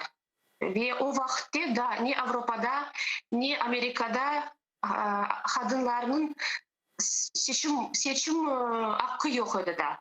Da çok onun hakları yok idi. Onun için bizde de bizim nasıl diyeyim zenginliğimiz pek büyük ve bizde var özümüzde nenin biz olamiz bölüşmege. Ve Milli Hareketimizde Kırım Tatar kadınlarının rolü hakkında ne aytabilirsiniz ve bugünkü günümüz hakkında ne aytmağa mümkün? Bizim siyaset tarafından saytası. Siyaset. Evet, Kırım Tatar kadınlar bizde var pek nasıl diyeyim profesyonel var, pek ne akıllı kadınlar var ve eğer siyasette olsalar ben bilesem biz pek çok fayda getirir hem de dönüştürürler getirir. Evet şimdi bütün dünya boyunca kadınlarını siyasette koymaya hala bekim istemiyorlar ama biz hep tırışamız anda da kırmege ve öz kolumuzu anda hoşmağa. Ben bilesem Kırım Tatarlar da pek çok, Kırım Tatar kadını da pek çok fayda getirmeye olur. Biz bilemiz bizde var meseleler, o Emine Japar ve Gayana Yüksel, onlar da bizni siyasette kırıp faydalarını getirirler Allah'a şükür. Ben bilesem da başkalarının da imkanları olsa onlar da olur edilir bir fayda getirmeye. Venera Hanım, bugün Müslüman kadınları etrafında birçok stereotipler yüz veriyor. Bu hakkında ne aytardınız ve bu stereotiplerden çıkmak için bizler ne yapmalıyız? Stereotipler pek çok evet. Çünkü biliyorsunuz dünya boyunca İslam din nasıl diyeyim pek çok propaganda kitle başka nelerden, başka hükümetlerden yaramıyor propaganda kitle. Müslümanlar özleri pek güçlü değil bu taraftan. Onun için pek çok stereotipler bizde peyda olan ve Ukrayna'ya da onlar gelirler çünkü Ukrayna bütün Avrupa haberlerin yol gösteriyor bizde bunda Ukrayna'da ve bizni yabancı dayın Koreliler, Ukraynalılar. Ne yapmak olamız? Evet her şey bizim kolumuzda. Bizge en birinci öz dinimizni yaxşı anlamak gerek ve başkalarına aytmak gerekmiz. İkinciden bize gerek özümüze din taraftan örnek olmak başkalarına. Eğer biz aytamız bizim dinimizde böyle şeyler var. Onu da bizde de okurmak gerek. Eğer biz aytamız Müslüman İslam dininde aldatmak olmasa bizde de gerek bu olsa. Onun için her şey bize bağlı şimdi. Çünkü başka çaremi bilmiyorum nasıl. Tek gösterip, aytıp ve öyle. Aslında dünya üzerinde Müslüman kadınları ilim ve diğer sahalarda birçok yenişlerge eriştiler. Bu hakkında ne aytabilirsiniz? Biliyorsunuz dünya boyunca Müslümanlar hepsi türlü kadınlar. Çünkü biz baksak var pek kapalı cemiyetler. Afganistan, Pakistan, Tacikistan anda kadınlar yeni şeyler bilmiyorlar. Onlara ilim almak çok zor, çok kıyın. Onlar kapalı. Ben bilmiyorum nasıl onlara yardım etmeye. Çünkü onlar yaşaylar, İslam dininden yaşamıyorlar. Onlar yaşaylar tradisyonel cemiyetlerinde. Anda onlarda kadınlarda hakları yok. Ne ilim almak, ne bir şey yapmak. Evet başka hükümetlere baksak, açık hükümetlerge, Türkiye'ye mesela, belki Marokko, başka Avrupa hükümetler Müslüman yaşayan yerlerde, anda evet bizde kadınlarda çokça var imkanlar ilim almağa ve inkişaf etmeye Ukrayna'da yaşap bugün bizde pek çok var imkanlar. Kurslar geçmek, özünü her taraftan inkişaf etmek. Onun için ben bilesem açık cemiyetlerde bizde çokça imkanlar var. Kapalı imkanlarda kadınlarda evet çok kıyın olarak bu nelerini geçmeye. Мына сіз өз тәшкілатыңызда nasıl tedbirler geçirdiniz? Neler yaptınız? Bizde türlü var tedbirler. Var iç nasıl diyeyim? Var öyle tedbirler öz için, Müslümanlar için. Çünkü biz bilemiz, eğer Müslümanlar bunda yaşarlar, ilim almağa kıyın. Onun için biz çalışamız Müslüman kadınlar için dersler geçirmeye her şehirde, her hafta dersler geçiyorlar. Sonra ballar için dersler geçiyorlar. Seminarlar yapamız, konferansiyalar geçiriyoruz ve çalışamız Müslüman kadınlarını çokça olarak bilgi vermeye, anlatmak dinimizni. Hem de bizde var kış tedbirleri.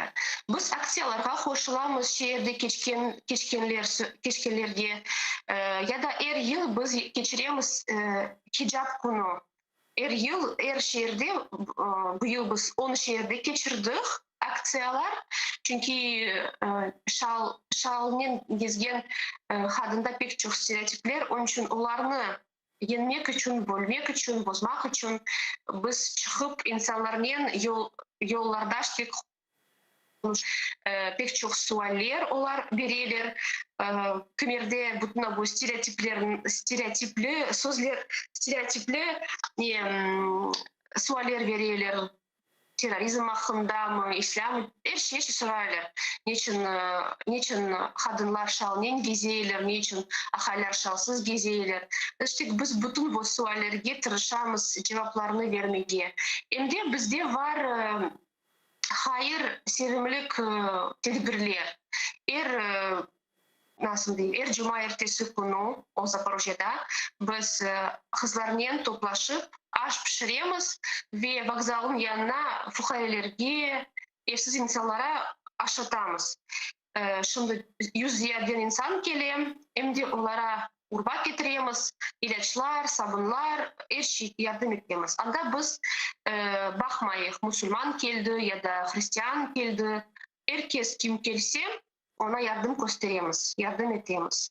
İşte bizde böyle türlü çeşitli tedbirler geçiremiz. Hem de faydasını göremiz. Çünkü Ukrayna cemiyeti Müslümanlardan beklemeyi biz bile Hristiyanlara ya da birisine yardım etkenimizi. Çünkü herkes belli Müslümanlar tek özünkilerine yardım etey, Hristiyanlar tek özünkilerine yardım etey. Ve biz bu stereotipini bozamız çünkü bizim işte böyle tedbirimiz tek Müslümanlar için değil, hem Hristiyan hem kim gelse onlara işte yardım edemiz. Demek İslam dinini güzel şekilde takdim etesiniz. Böyle gibi faaliyetler alıp barasınız. Niyara Hanım, ya bunu İslam'ını kabul etken kadınlarının sayısı çoklaşa mı? Ya da nasıl? Böyle kadınlarını bilesiniz mi? Evet, bileyim. Evet, Kırım'da yaşaganda böyle ben çok görmeydim. Ukraynalılar bizim dilimizde gelgen. Ama Zaporojye'da yaşagan son ben pek çok görüyorum. Bilesiz, en çok Ukraynalılar dinimizni kabul ettiler Ramazan ayında. Ben bilmiyorum, belki bu bir bereket, ayın bereketi. Çünkü pek çok başlayıp her yerde Facebook'ta yazmağa insanlar, ben dinini bilmeyeyim, ben sizge geleyim, din kabul edeyim, sonuçta konuşuyoruz ve en çok Ramazan ayında Ukraynalılar işte başka halklar gelip İslam dinimizi kabul ettiler. Bu pek meraklı, hem pek kıvanç şey ve bilesiz ben birinci sefer Ukrayna kadınlarını, Müslüman kadınlarını gördüm 13 yıl altında. Çünkü ben Kırım'da yaşaydım, tek Kırım Tatarlarını көрейdim.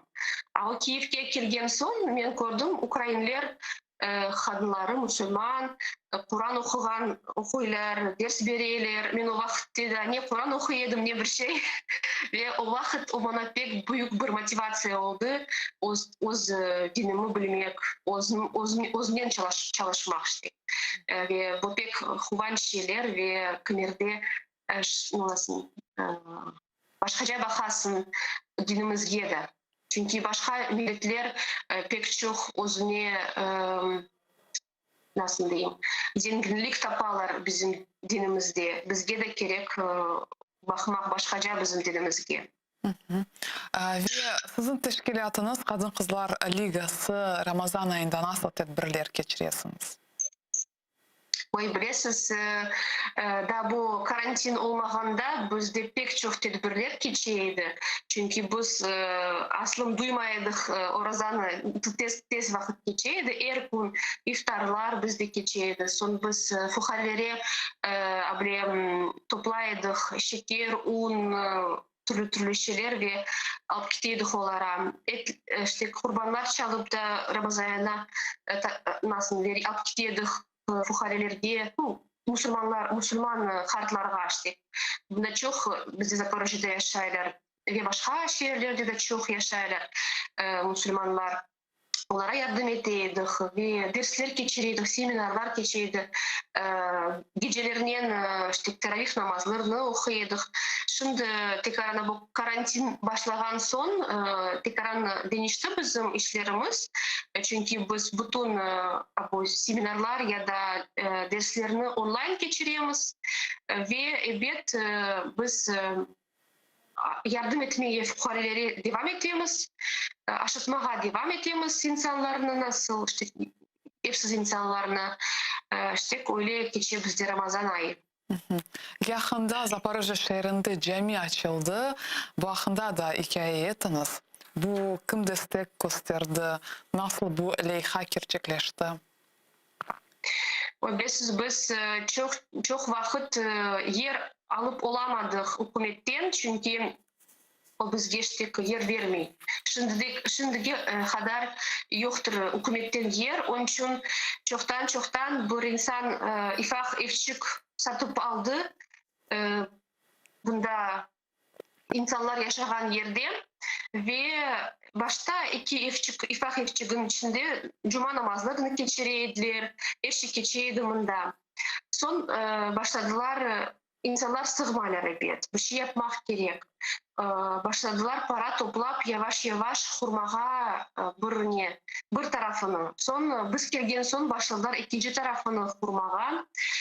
Son şimdi işte bu 3-4 yıl içinde Balabanca bir bina kuruldu ve her şey bir yapıldı. Kadınlar için de camisi açıldı. Çünkü başta bizde cami yok idi kadınlar için.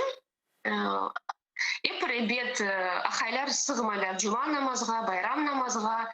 Bekleyiz biz hükümetten, Ukrayna'dan yer cami kurmak için. Ama bu caminin şimdi yapıson pek ne biz memnunuz ve kuvanamız çünkü bizde var öyle imkan var dersler geçirmeye, toplaşmaya ve fayda bundan getirmeye. Evet, bu cami kurmak için çok insanlar yardım ettiler. Ukrayna'dan pek çok insanlar yardım ettiler. Kimisi gelip yardım etti, taşımaya işte bu beton, bütün kumlarını, sementini, kimisi yardım etti, tahta getirdi, kimisi paranen yardım etti. Bütün bizde öyle hayır projelerde, leyhalarda adamlar çok yardım ettiler. İnsanların da aşatkanda çok soray nasıl size yardım etmeyi, ne getireyim, ne de ihtiyacınız var. Bir insan var otmek getiriyor, bir insan var urbak getiriyor. Öyle birlikte işte biz öyle hayırlı ve inşallah bereketli güzel işler yapamız. İşte bizge de öyle bu cami oldu бір қуаныш бұйық. Демек, Оле Гузель, Украинадан мүлкін ойлайды, маға Гузель ислам жемиеті бар. Öyle mi? Гузель cemiyeti var. Evet, o Kırım'daki cemiyetke benzemiyor. Nasıl diyeyim? Kırım'da çoksu cemiyette Kırım Tatarlar ve onlar birbirini anlayırlar, bilirler, adetler bir. Bunda kelek türlü insanlar. Hindistan'dan, Nigerya'dan, Tacikistan'dan herkeste uzun adetleri, herkes bekim istey uzun adetlerini bunda görmeye. Ama hepsi tolerant olup birbirine işte dostlaşarlar, tanışarlar ve bakarlar neden mümkün birleşmeye, öyle birleşip işleri yaparlar. Niyara Hanım, ya nasıl siz düşünüyorsunuz? Bugün Kırım Tatar ve Ukrayna Müslüman kadınlarının problemaları nede saklı? Problemler belirlesem hem Ukrayna Müslümanlarda hem Kırım Tatar Müslümanlarda bugün bir. Çünkü biz hepsimiz yaşayık bundaştık bu hükümette. Evet, belki Ukraynalılarda daha çokça problemler. Çünkü onlar İslam dini kabul etkende, onlar pek çok nasıl diyeyim, ana babaları razı değiller, dostları bir şey etalar, onlara kıyınca Müslüman olmak. Çünkü onların birisi anlamay ve onlara bütün yaşayışını değiştirmek gerek. Nasıl onlar alıştılar bir yaşayışa ve bütün değişmek gerek. Bizge tekrar yengilce çünkü biz İslam milletimiz, İslam halkı, onun için bize tekrar açık yengilce. De var evet öyle bir problemler o bilgi taraftan doğru anlamak, uzun dinini bilgi tapmak, doğru bilgi tapmak hem de Ukraynalılar cemiyetine çıkanda biz de bunda türlü problemler görüyoruz çünkü şalnen kadınlarga kıyın iş tapmağa, okuşka varsak anda da problemler çıkar. Bizim balalarımız mektepke şalnen kelse o da problem çünkü hem balalar anlamay onu ve biz az. Hem de hocalar anlamay, bizde var bunda öyle meseleler pek nasıl kıyın oluyor kızlarga şalnen kemege mektepke çünkü onlarga nasıl yaramay sözler aytalar, hocalar da kuleyler onlardan. Onun için pek çok Müslüman kadınga pek yaş olganda havi ve güçlü olmağa mecbur ola ve öğreniyor. Onun için pek çok işte öyle problemler. Ve bilirsiniz, bugün içtimai ağlarda çok okumak mümkün feminizm hakkında öyle popüler bir mevzu. Nasıl siz düşünüyorsunuz, Müslüman kadınları arasında feminizm anlamı var mı?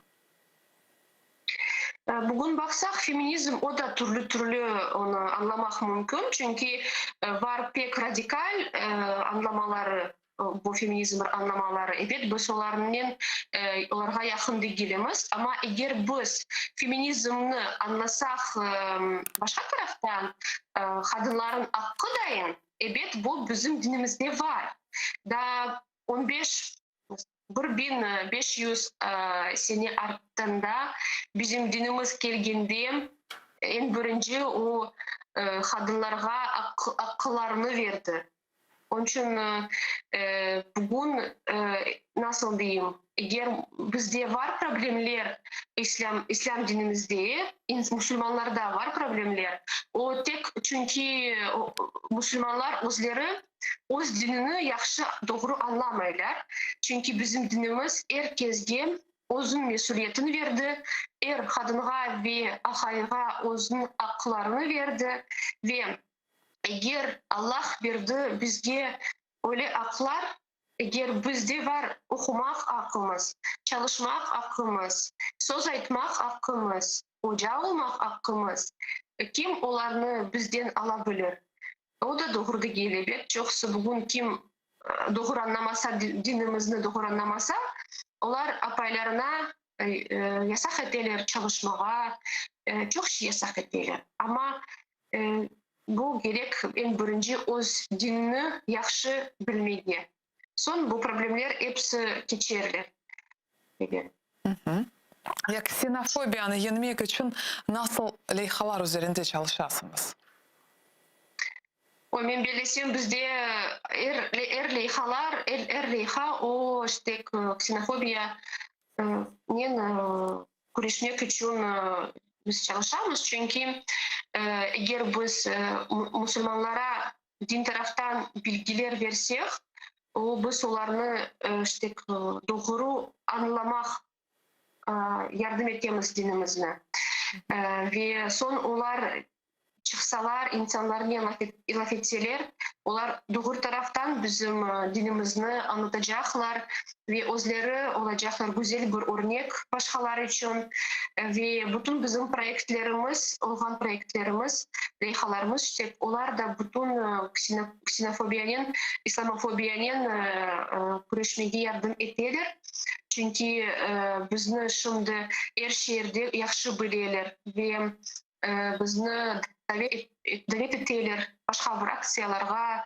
Eğer şehirde bir şey geçse bizni davet ettiler çağıralar. Hem de bu da pek büyük bir iş. Çünkü anda biz bizni nasıl başka taraftan görürler.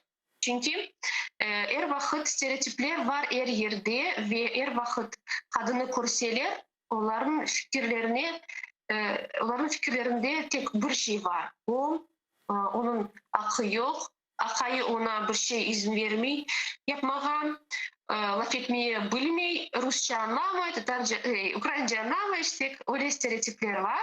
Ve eğer biz bir aktsiyaya koşulup bir söz aytsak, herkes bizge başkaca bakar. Men özümden göreyim, men çok baram böyle aksiyalarga, tedbirlerge ve kelgende hepsi bana birinci yabancıga dayın bakalar. Ama başlasam Ukraynaca laf etmege ya da bir söz aytsam, herkes özünü değiştirir. Başkaca bakmağa başlaylar, hürmet etmeye başlaylar, sualler vermeye başlaylar. İşte, pek büyük iş olar. Ya siz birçok tedbirler alıp barasınız. Ukrayna devleti buna nasıl baha? Buna siz açık çıkasınız, sokaklarga çıkasınız, hijab gününü kaytetesiniz. Ukrayna devleti sıkıştırmay. Mana biz göremiz Kırım'da çıksan çıkmasan seni tez kapatalar. Yamında nasıl? Faaliyetlerini alıp barmak kıyın mı? Yok bilesiz pek yengil ve kümerde devlet taraftan bizi özleri davet ettiler özleri yapkan işte tedbirlerge ya da bir misafir kelse Avrupa'dan bizni davet ettiler ya da mesela kiliselerin papazları toplaşsa bizni davet ettiler. Eğer bir devlet bayramı olsa bizni de davet ettiler. Biz de onların davet ettiğimiz ve bu taraftan evet açık ve hürriyet koyuyoruz ve onlar kümerde bizim tedbirlerimizi özün saytlarına koyarlar ve onlar görünüyor onların işte nasıl diyeyim hürmeti bize. Çünkü biz işte her taraftan çalışamız ve tırışamız bu Ukrayna cemiyetinin parçası olmağa ve fayda getirmeye. Biz çetleşmeyiz her şeyden. Her şey ne ola biz koşulamız ve gösteremiz biz birlikteyimiz. Onun için pek önemli. Endi böyle şahsi sualim olacak. Siz ailenizde iki lider, sizin ömür arkadaşınız Zaporojye camisinin imamı. Ama nasıl birbirinizle anlaşasınız buna iki lider ailede? Nasıl bu meselelerini çözüyorsunuz? Bilesiz biz nasıl diyeyim? Bu sahayımdan bir yıldan ketemiz. Endi 14 yıl olacak inşallah nasıl biz beraber yaşayıq. Evlengen sonuçta ve o hocalık yapa imamlık ve men de hocalık yapamıştık. Bizde pek çok var, bize çok nasıl bir sevgençilerimiz var. Bir nasıl eğer ilim almak gerek olsa, kurslarga varmak gerek olsa, biz ondan her vakit anlaşamız, laf etemiz. Eğer mende bir işim çıksa, ben ona ertece aytam, salı günü mende satakide bu olacak. Ve son o planlarını yapkanda, kurganda onu işte hatırlayın. Hem de o da bir nesi çıksa, bir işi çıksa bana ayta. Son bu söyleştik. Bir-birine laf etip, anlaşıp, anlatıp her şey yardım etmemiz birbirimizge. Мгм. Ve, Evet, ben de kadınlar kolektif olmak için bağışlanız. Her vakit gerek öyle bir yardımı olsa ya da ahay taraftan ya da işte Soysuklar taraftan ahay olsa en çok fayda olur. Мгм. Ve aslında İslam dinimiz sizge nasıl tesir etti? Mına faaliyetinizde nasıl yardım etti? O pek bana yardım etti çünkü ben dinimizge nasıl diyeyim düşünüp geldim. Onu beni birisi zorlamadı şal giymege ya da namaz etmege. Ben mektepten son Hristiyan колледжге kirdim ve Bibliya okugan son men öz dinimden başladım meraklanmaga ve son işte Bibliya okugan son başladım pek çok suallerge araştırmaga, cevaplarını araştırmaga ve tek onlarını bizim dinimizde taptım. Ve ondan son yavaş yavaş evet her şey bir günde olmadı. Yavaş yavaş havilleştim dinimizde.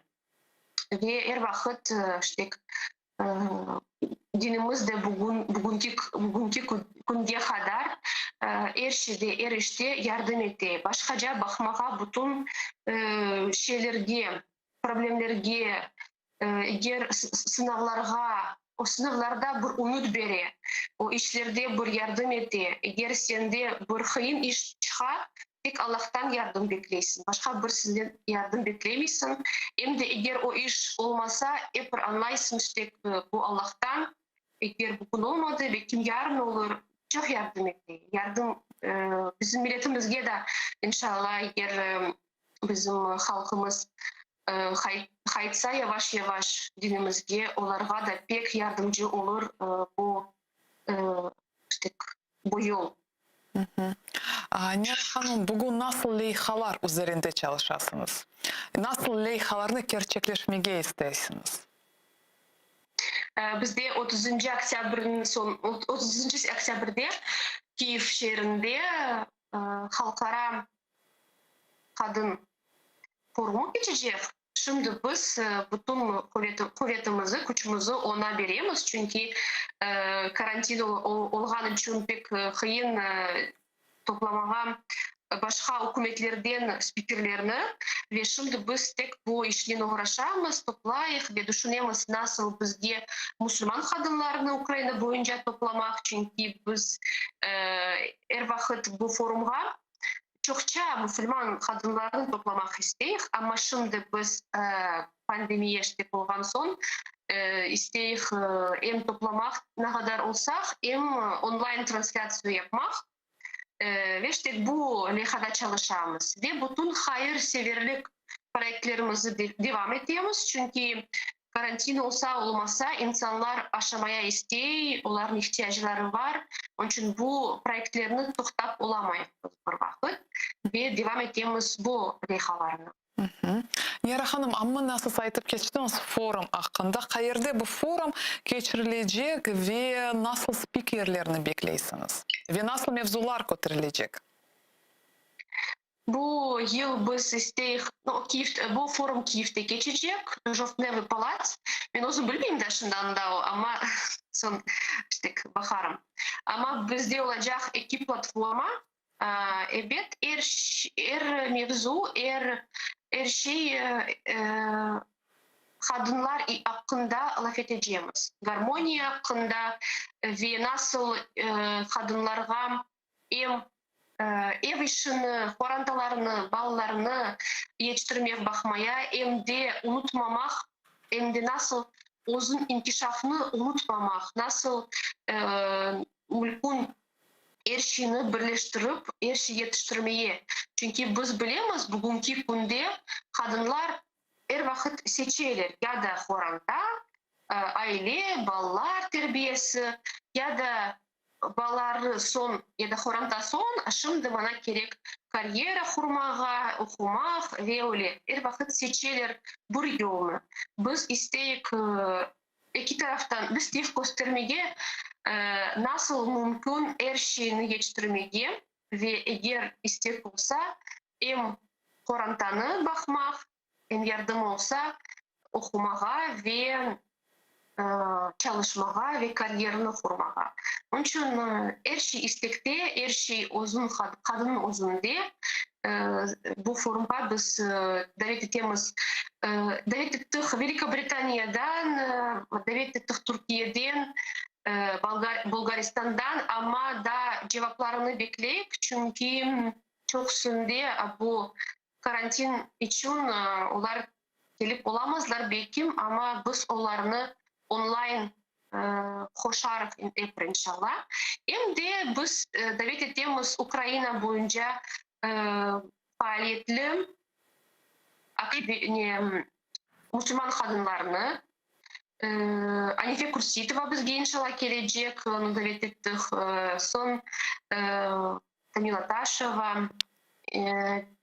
Çok başka işte hem Kırım Tatar faaliyetçiler hem Ukrayna Müslümanlar faaliyetçilerini işte davet ettik.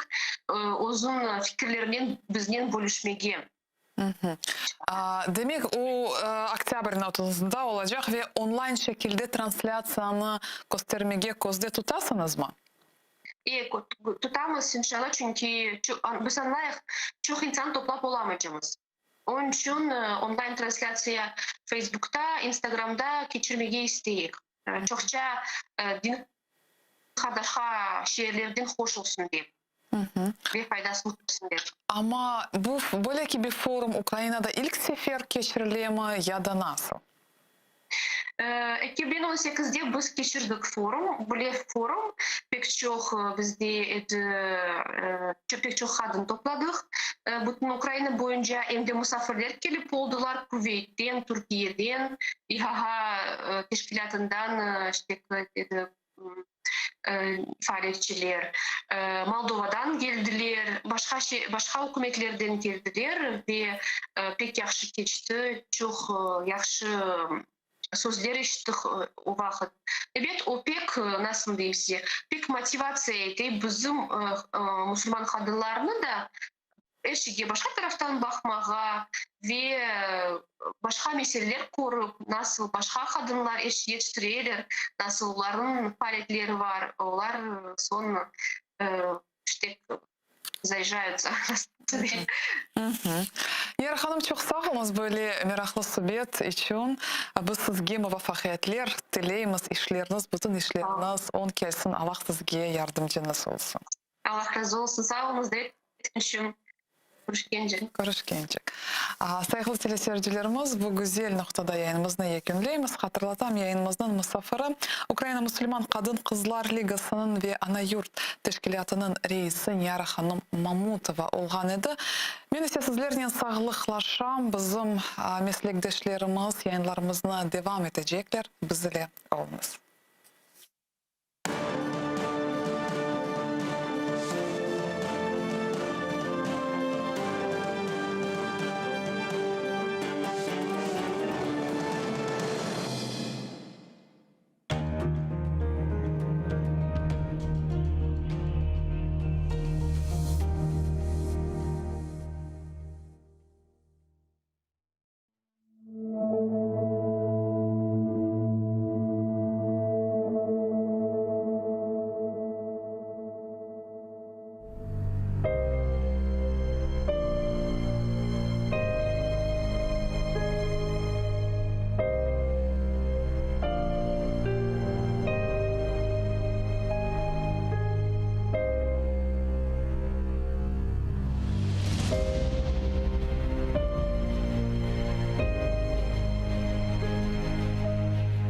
Бақи дүния яратылған, дейлер қиямет қопқанчы.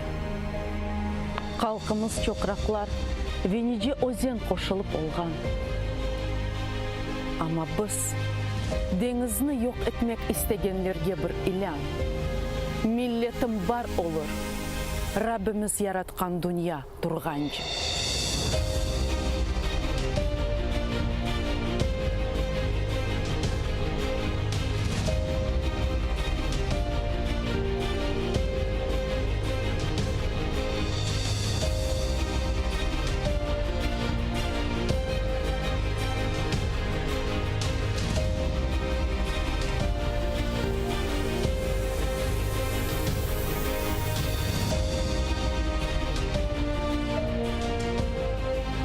Башқа суларда чаяжақ oldu, құрғаққа devirdiler. Çeşmeler suları kesildi. Kelmeşek yatlардан gizlendi. Ama pak suyunu os kalkı avdet olacak günge sakladı. Kalkımız бар olur. Kırım'da çokraklar kaynağanca.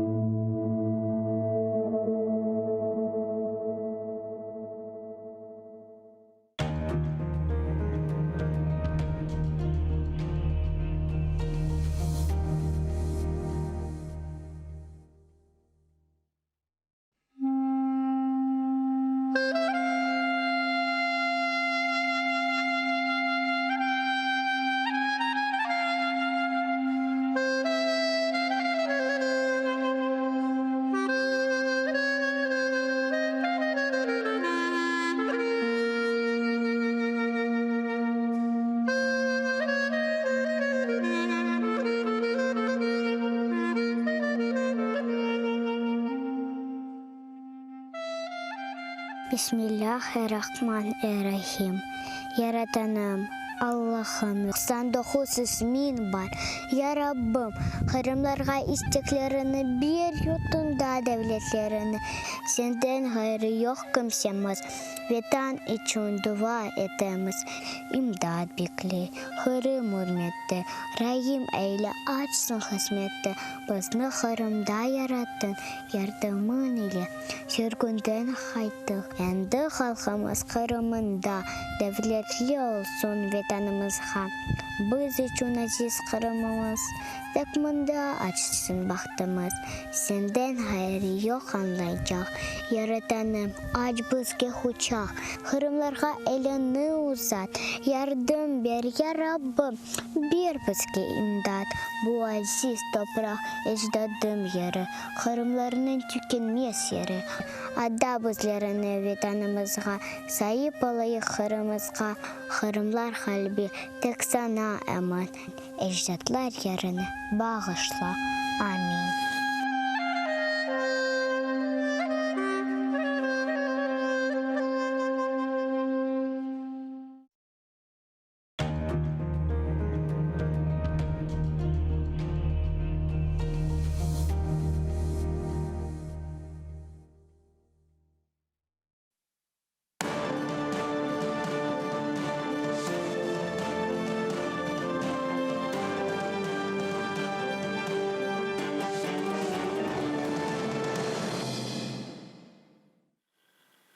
Добрый день, эфир телеканала АТР продолжает программа «Бугунь». Я Роман Спиридонов, и в ближайшие 2 часа мы будем говорить о самых важных и актуальных новостях, связанных с оккупированным Крымом, с материковой Украиной и о мировых новостях. И прежде чем начать наш эфир, я предлагаю вам подписаться на наш YouTube-канал для того, чтобы смотреть все наши программы в удобное для вас время и поддержать нас на Патреоне, потому что ваша поддержка всегда для нас очень важна. Вы можете также стать и участником нашего эфира, позвонив по телефону, который вы сможете увидеть на своих экранах.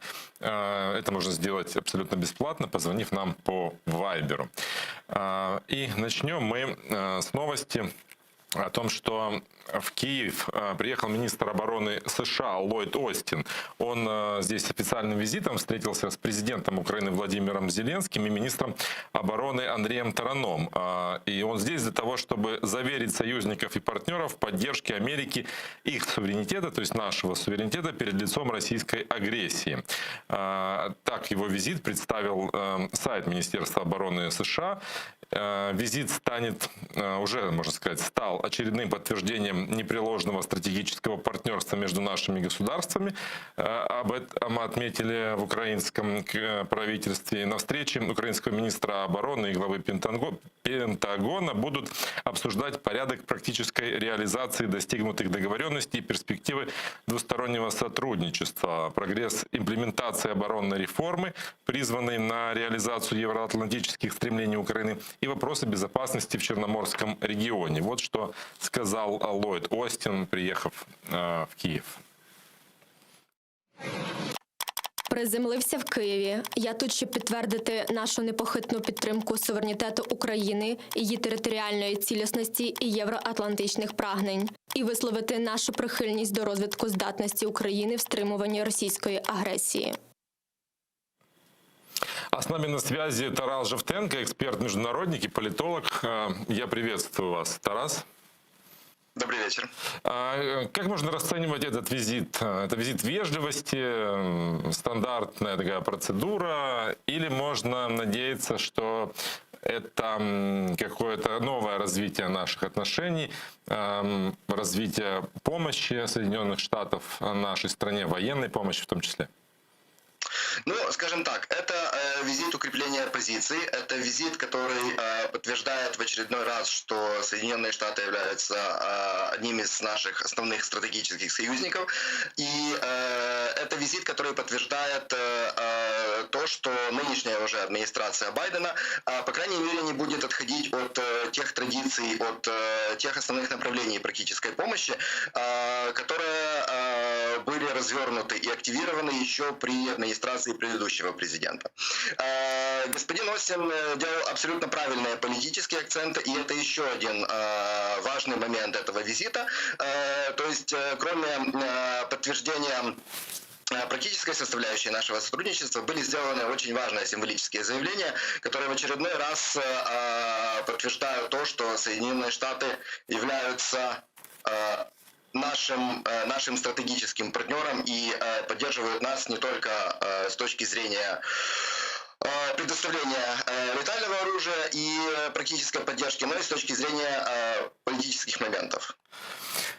Если говорить о политической части, то все понятно. Он заявил, что он прямо назвал Россию виновницей конфликта, назвал его камнем преткновения в решении всех проблем, заявил о поддержке территориальной целостности и суверенитета Украины. А если говорить о практических шагах, чего мы можем ожидать? Какой помощи мы можем ждать от Пентагона? В частности, было заявление о том, что Конгресс США увеличил нам военную поддержку на 60 миллионов, готов предоставить эти деньги. Вот что эта сумма значит для нашего военного бюджета? Когда она может появиться? Какие еще виды помощи стоит ожидать?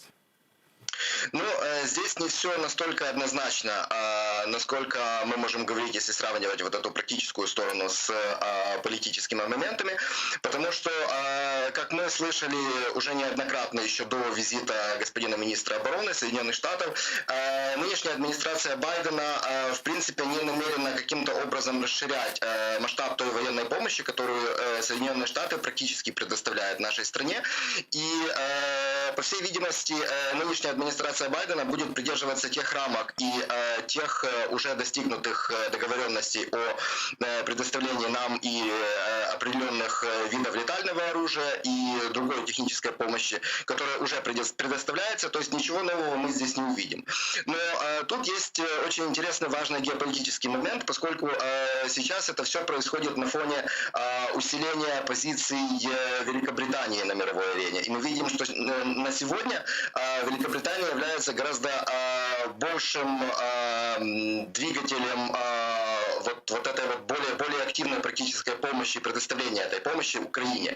И я думаю, что здесь имеет место определенное слаживание ролей, да, между Лондоном и Вашингтоном, когда Соединенные Штаты и в этом цель нынешней администрации Байдена, да, они восстанавливают пошатнувшиеся отношения с Европой в принципе, и это с одной стороны. А с другой стороны, более активную роль в урегулировании, в том числе и конфликта российско-украинского, предоставляют европейскому игроку Великобритании.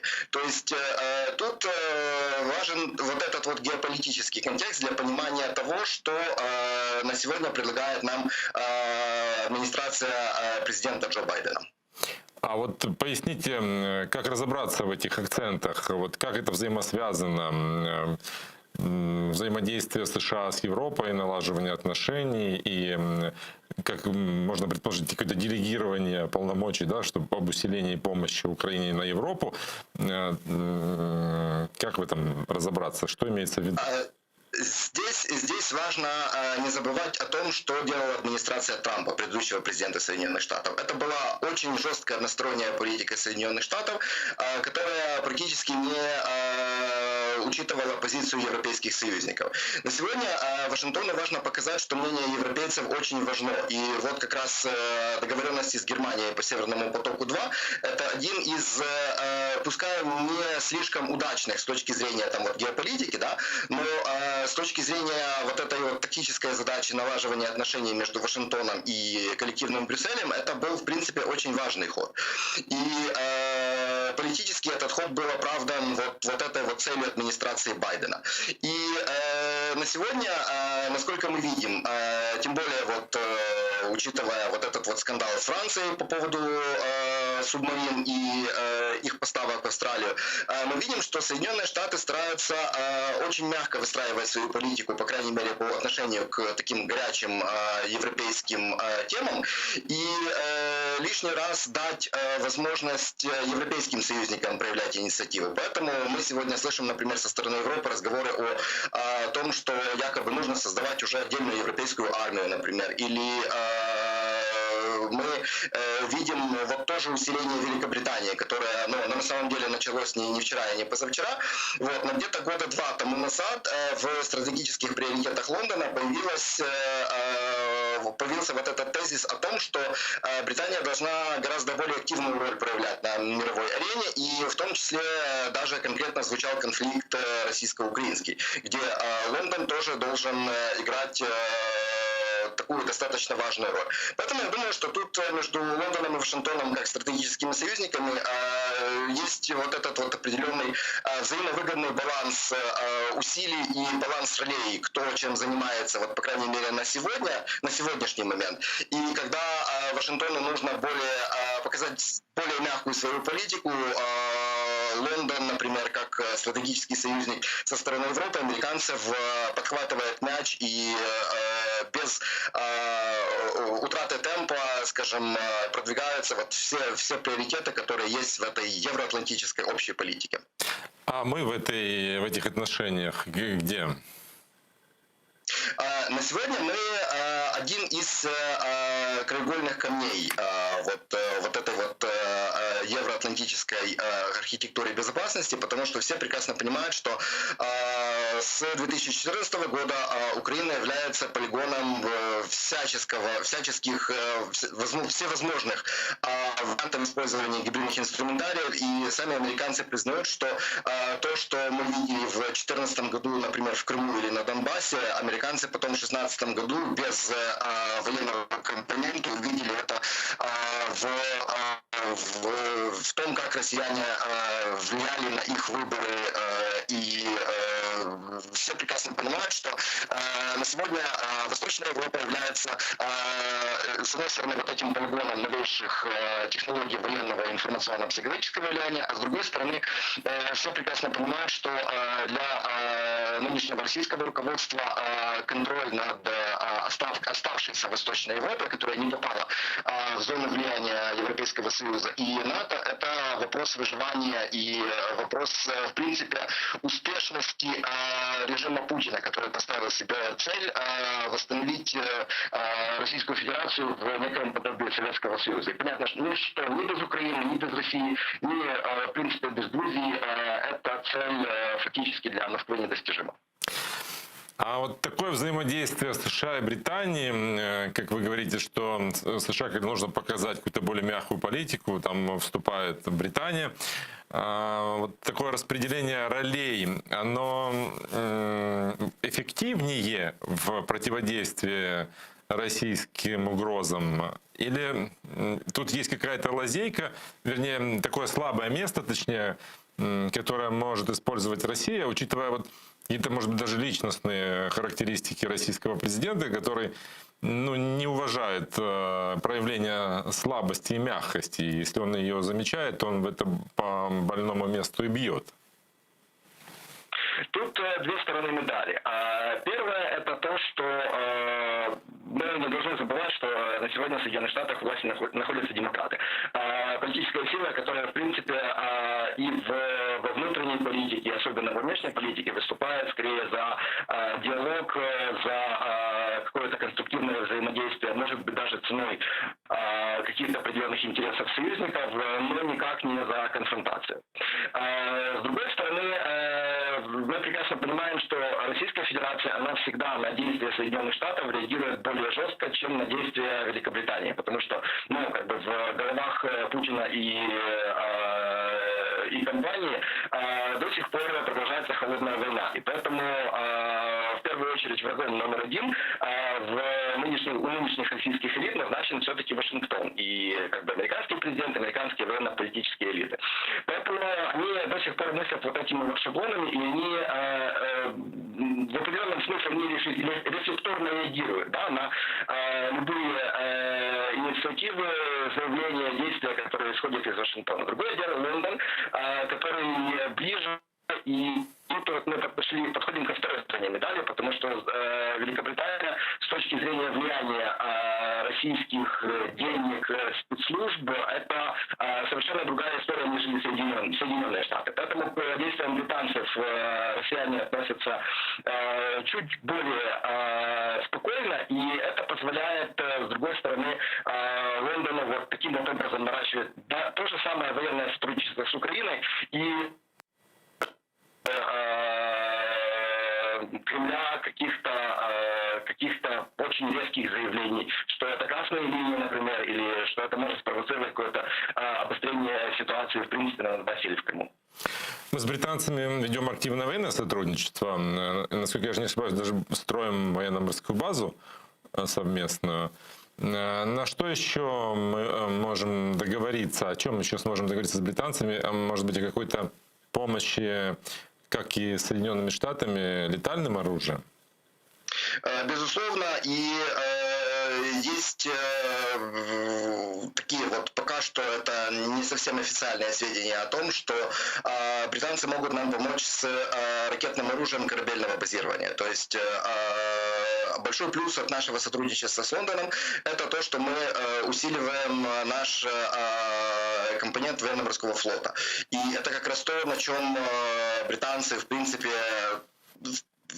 точно так же, как и Соединенные Штаты, они специализируются. Британцы вот в этой вот ситуации, которую мы описали, они более готовы делиться технологиями, поэтому не только современные корабли мы можем надеяться получить от Лондона, но и современные образцы ракетного оружия, которые базируются на этих кораблях и которые, безусловно, усилят наш потенциал в Черноморском регионе. Потому что мы уже слышали и от министра обороны Соединенных Штатов, и британская сторона неоднократно это подчеркивала, что безопасность Черноморского региона – это ключ к, в принципе, сейчас евроатлантической безопасности, потому что, как минимум, Крым меняет весь баланс сил далеко не в пользу НАТО и не в пользу союзников. Если говорить о конкретном вооружении, конкретной военной технике, например, США нам поставляют джавелины, у нас есть там договоры о поставках Лонг-Айлендов, катеров. Британцы что могут нам предложить? Британцы могут предлагать корабли другого класса. Британцы могут предлагать нам компоненты предметы, которые дополнят ту помощь, которую мы получаем от Соединенных Штатов. Потому что мы должны четко понимать, что как минимум одними катерами Island мы не сможем усилить свою боеспособность настолько, чтобы перестать ощущать все военные и политические угрозы, которые исходят из Крыма. Поэтому вопросов остается очень много, и один из ключевых вопросов, опять же, какой флот все-таки мы хотим построить, и какая стратегия вообще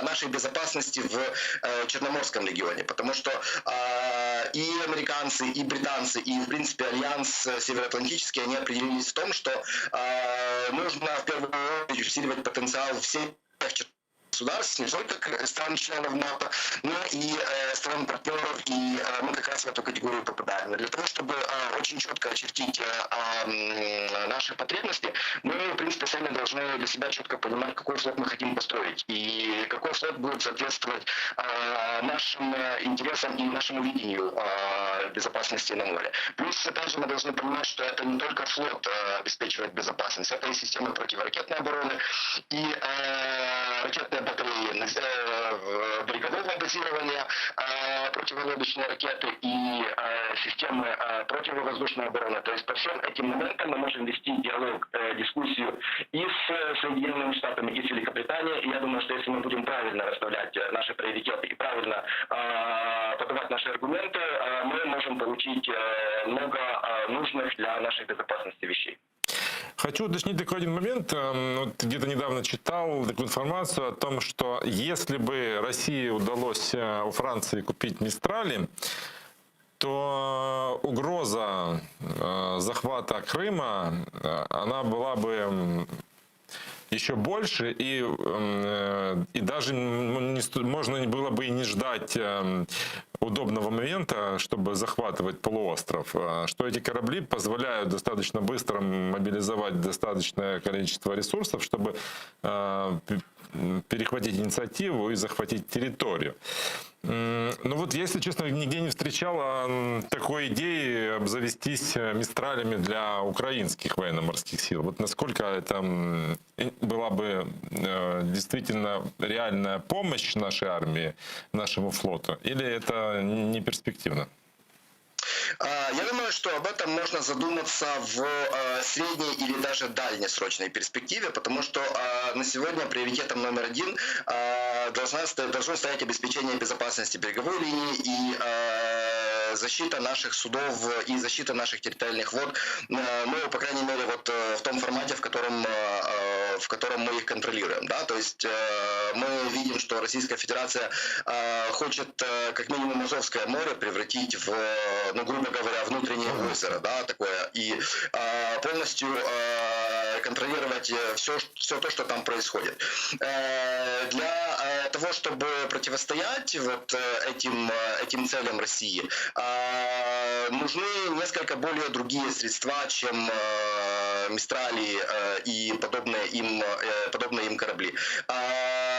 Поэтому, в принципе, обеспечив вот эту безопасность наших акваторий, да, обеспечив безопасность прохождения наших военных и гражданских судов, в том числе и международных, мы можем думать уже о том, чтобы усиливать наши позиции. И вот здесь, в принципе, чисто теоретически мы тоже можем рассматривать формат приобретения таких кораблей. Но опять же, мы должны понимать, что вся эта военная техника, она должна четко вписываться в наше стратегическое видение безопасности в Черноморском регионе. Плюс мы должны соотносить то, что мы хотим, и то, что мы надеемся получить, с тем, что уже есть у наших партнеров. Потому что мы должны вот в нашей политике в этой ситуации исходить из того, что мы все-таки хотим быть частью системы коллективной безопасности. Система коллективной безопасности предполагает то, что мы не должны быть, грубо говоря, универсальными солдатами. Мы должны полагаться в том числе и на инструментарий наших партнеров. Поэтому в любом случае мы должны очень четко соотносить наши действия и нашу стратегию с тем, что делают, ну, как минимум, другие страны, члены НАТО, которые тоже имеют выход к Черному морю. Тарас, я попрошу вас сейчас не отключаться. К нашему разговору подключается Марина Ставничук. Она занимала должность эксперта Венецианской комиссии. И хотел бы я с ней поговорить о выводах Венецианской комиссии о переходном правосудии, который разрабатывает Кабинет министров Украины. Добрый день. Доброго дня. Европейская комиссия за демократию через право, так называемая Венецианская комиссия, рекомендует Украине изменить законопроект о переходном периоде для Крыма и Донбасса. Также привлечь к его разработке жителей из оккупированных территорий. И вот там в заключении говорится о том, что законопроект Министерства реинтеграции Украины включает много довольно общих и расплывчатых положений, и она предостерегает от создания правового вакуума из-за отмены существующих актов, которые касаются Крыма и Севастополя. При этом там отмечают, что включение в законопроект предложений заинтересованных сторон должно быть ограничено. Вот такая сложная терминология для понимания. Если у вас есть такая возможность объяснить нам, что это значит, что имела в виду Венецианская комиссия, чем наш закон о переходном правосудии, ее, скажем так, не очень устроил. Я вам скажу таким чином, як член Венеційської комісії від України у свій час, не просто експерт, що останнім часом я є експерт. Венеційська комісія, як на мене, достатньо критично оцінила законопроект про перехідний період, який був підготовлений профільним міністерством, урядом України і влітку цього року переданий на її розгляд. Для мене абсолютно очевидно, що Венеційська комісія завжди пише коректно і намагається висловлювати свої позиції таким чином, щоб не образити тих, хто готував відповідний законопроект. Але якщо сказати коротко, абсолютно очевидно, що за своїм змістом відповідний законопроект урядовий є неприйнятним для України. Одна позиція, яку висвітлює Венеційська комісія, що він у багатьох моментах, цей законопроект, його положення, не відповідає міжнародному праву, міжнародно-правовим поняттям, термінології, принципам, засадам. І у цьому законопроекті викладається якесь своєрідне українське бачення загальних підходів, принципів, засад міжнародного права, уже свідчить про те, що цей законопроект не прийнятний. Більш того, скажу, що для внутрішніх експертів, фахівців, представників громадськості цей законопроект виглядав таким, що не відповідає загальним принципам чи загальним підходам до організації моделі транзитивного, перехідного правосуддя, перехідного періоду для України, як тільки його уряд ще подав. Він не пройшов широкого публічного обговорення, в закритому режимі опрацьовувався. Навіть для тих експертів, тих фахівців, які сьогодні працюють на території мирної України, вже не говорячи про залучення громадських інституцій з окупованих в Україні територій. У нас прервалась связь. Вы меня слышите? Я вас чую, так. Просто я вас чую. показалось, что прервалась связь. Насколько я понимаю, закон касается и определения люстрации чиновников. Закон містить, розумієте, закон містить, і про це декілька разів згадує Венеційська комісія у своїх рекомендаціях, що він виглядає здебільшого як політична декларація, торкається одразу багатьох питань, які пов'язані з запровадженням перехідного періоду. І саме тому, що цей закон містить абсолютно такий, знаєте, загальний з одного боку, з іншого боку своєрідний, такий, що не відповідає міжнародним принципам і засадам підхід, Венеційській комісії достатньо важко оцінити його зміст. І вони прямо про це пишуть. Більш того, я повинна сказати, що авторами цього рішення, яке пропонувалось до розгляду членами Венеційської комісії, є дуже фахові експерти Венеційської комісії, які точно розуміють зміст, знають українську ситуацію, розуміють зміст міжнародного права, в тому числі гуманітарного права і воєнного права. Не лише йдеться про там глобальне конституційне право.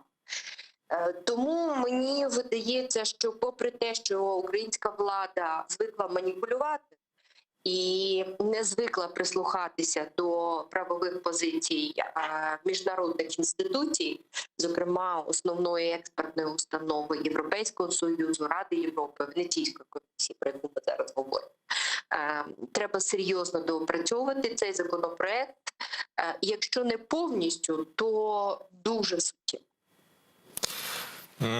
Ну, какие последствия взаимоотношений таких вот нашего правительства с Венецианской комиссией могут быть? Ну, предположим, да, вот у Украины такое видение, как должен развиваться процесс деоккупации, процесс переходного периода, когда мы там будем восстанавливать украинскую государственность.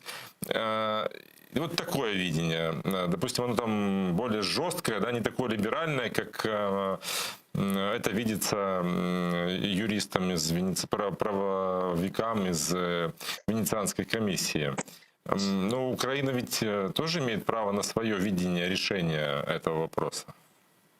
Ніхто й не заперечує право України на, скажімо так, коректно, своєрідне бачення тих шляхів, якими має вирішуватись питання миробудівництва в Україні. Вас, шановний журналіст, в першу чергу турбують стосунки з Венеційською комісією? Чи все-таки правильне установлення, чи все-таки правильне з точки зору міжнародного права взяти на себе зобов'язань, чи українською державою зобов'язань в галузі міжнародного, глобального конституційного права, взагалі захисту прав і свобод людини, якщо брати так широко, да, підхід, чи тільки виключно як буде реагувати Венеційська комісія? Венеційська комісія вже не вперше стикається з тим, що Україна по-своєму бачить всі підходи до реформування інституцій державних, до впровадження там, скажімо, ключових реформ конституційної, судової, децентралізації, і не враховують позиції Венеційської комісії зачасту.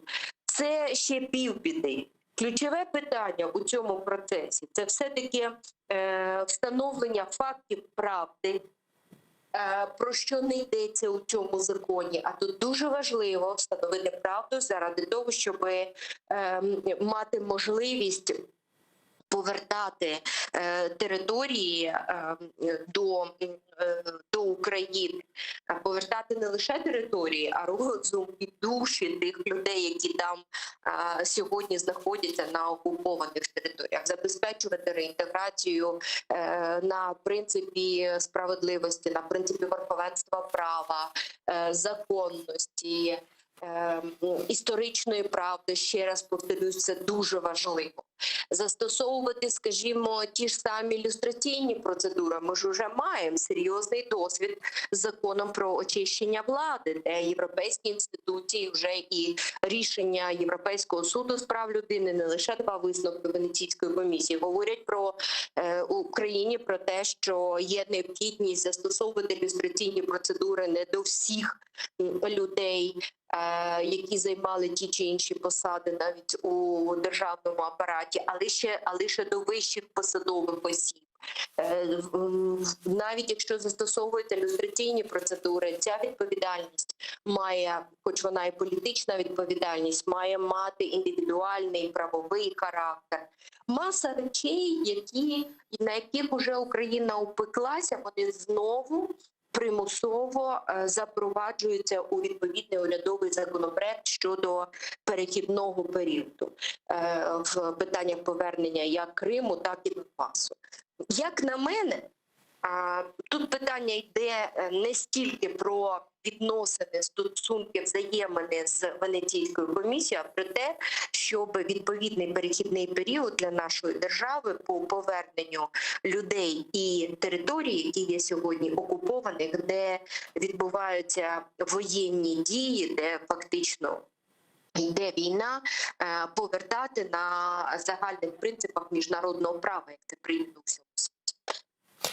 Благодарю Це вас. буде тільки запорукою того, що насправді ми будемо говорити не про поглиблення конфлікту, а про встановлення системний комплексний підхід, який пропонує Венеційська комісія застосувати, буде сприяти встановленню стабільного миру на Україні, а не навпаки поглибленню того конфлікту, який ми сьогодні маємо.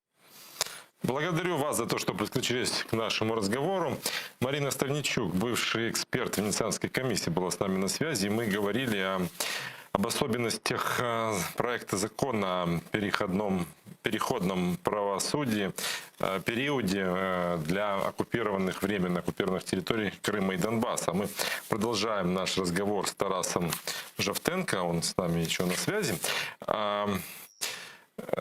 На днях тут еще одна пришла такая новость, которая достаточно, скажем так, необычна. Вернее, она насколько необычна? Она просто формализировала то, что уже на самом деле происходит. Глава Российского Министерства иностранных дел Сергей Лавров заявил, что Россия с 1 ноября приостанавливает работу своего постоянного представительства при НАТО. Информационное бюро НАТО в Москве прекращает свою работу. И вот такое решение Россия приняла в качестве ответных мер после решения НАТО о высылке 8 российских сотрудников и упразднении 2 должностей в постпредстве России при альянсе в Брюсселе из-за злонамеренных действий России. В результате численность миссии была сокращена с 20 до 10 человек. Вот как это прокомментировали это решение в НАТО, давайте послушаем. Политика НАТО в отношении России остается последовательной. Мы усилили сдерживание и защиту в ответ на агрессивные действия России и в то же время остаемся открытыми для конструктивного диалога. Россия с НАТО фактически не сотрудничает, да? Это, по сути, такой просто фактически завершение такого сотрудничества официальное произошло. Но все же, какое это имеет значение для, скажем так, геополитической безопасности? Ну, скажем так, тут мы должны разделять сотрудничество как тесное взаимодействие и проведение каких-то общих акций, общих действий и, в принципе, согласование позиций. И просто канал коммуникации. Вот в том, что касается канала коммуникаций, в принципе, особо ничего не поменялось, потому что, по большому счету, позиция Российской Федерации и российского руководства еще даже вот до этого инцидента с российскими дипломатами и с тем, что россияне сейчас использовали этот инцидент просто как повод для того, чтобы сделать вот этот вот политический демарш, скажем так, задолго до этого российское руководство озвучивало тезис, свое видение того, что, дескать, по всем позициям, которые касаются НАТО, в первую очередь, снова, опять же, нужно разговаривать с Вашингтоном, да, то есть, как бы, прямой диалог с Белым домом, прямой диалог между Байденом и Путиным, и, как бы, именно Соединенные Штаты должны дать российскому руководству некие гарантии относительно, в том числе, и не расширения НАТО, да, вот, те условные красные линии, о которых вот господин Песков, в частности, неоднократно в последнее время заявляет. Поэтому, скажем, этот шаг россиян, он был ожидаемым, и с точки зрения вот практического наполнения взаимодействия между Москвой и Брюсселем, вот штаб-квартирой НАТО, например, да, в принципе, этот шаг, он более символичен, нежели наполнен практическим смыслом, потому что действительно, в принципе, в первую очередь со стороны России, но опять же и НАТО тоже в этом смысле заняла достаточно жесткую позицию после 2014 года. Вопрос к возвращению в формат вот этого business as usual, да, то есть как бы ведение дел так, как раньше, так как вот до захвата Крыма и оккупации части украинского Донбасса. Этот вопрос для российской стороны ни в формате взаимодействия с НАТО, ни в формате взаимодействия с ЕС уже в принципе не стоял. Другое дело, что тут интересный момент, что вот эти вот 8 человек, которых Альянс выставил из российского представительства в НАТО, по сути, мы можем говорить о том, что это кадровые офицеры российской разведки, которые работали под дипломатическим прикрытием. И, в принципе, ну, вот, достаточно забавная ситуация, когда после вот такого вот, в общем-то, очевидного инцидента российская сторона говорит, что, ну, вы знаете, нам уже, в принципе, дальше нету как бы резона продолжать сотрудничество с НАТО, потому что наша миссия не дееспособна. То есть получается, что она процентов на 30 фактически, если там брать вот даже больше, да, их общую численность, она базировалась вот на людях, которые занимаются деятельностью, которая несовместима с работой дипломата одной страны вот в представительстве, в штаб-квартире международной организации, тем более, которая занимается международной безопасностью. Поэтому, ну, как бы для России в этом смысле с практической точки зрения ничего не поменялось. Они и дальше будут продолжать выступать за прямой диалог с Белым домом и в первую очередь будут требовать от американского президента и от американской стороны заверений по поводу нерасширения НАТО, в первую очередь в контексте возможного членства Украины в Альянсе. Значит ли это, что наши перспективы стать членом Альянса, они как-то становятся все туманнее? Абсолютно нет. Тут как бы и позиция американской стороны, озвученная в том числе, да, вот и министром обороны, который сегодня в Киеве, и в принципе не единожды с абсолютно разных позиций Соединенные Штаты, официальный Вашингтон говорили о том, что членство любой страны, в первую очередь Украины, да, имеется в виду, в НАТО это суверенное решение именно этой страны, и никакая третья сторона не может влиять на это решение. И в разных вариациях мы слышали эту мысль, и в большинстве этих вариаций прямо звучала Украина и прямо звучала Россия. Поэтому с точки зрения такой вот глобальной политической поддержки она у нас есть. Но вопрос в другом, вопрос в том, что сам механизм Альянса, он предполагает единогласное решение всех 30 стран-членов. Поэтому мы тоже не должны попасть в эту систему координат, в которой живут россияне, да, и российские политические элиты, когда мы можем для себя решить абсолютно неверно, что Соединенные Штаты единогласно решают все то, что происходит в Альянсе. Нашей дипломатии нужно активно работать со всеми 30 членами НАТО, со всеми странами, со всеми делегациями, отстаивать свою позицию для того, чтобы получить поддержку вот эту вот единогласную. Нельзя полагаться на то, что там, например, 30 стран, да, 15 уговорят там американцы проголосовать за Украину, а еще 15 уговорят британцы, например, да. Вот. Ну, по 13, да, хорошо. Но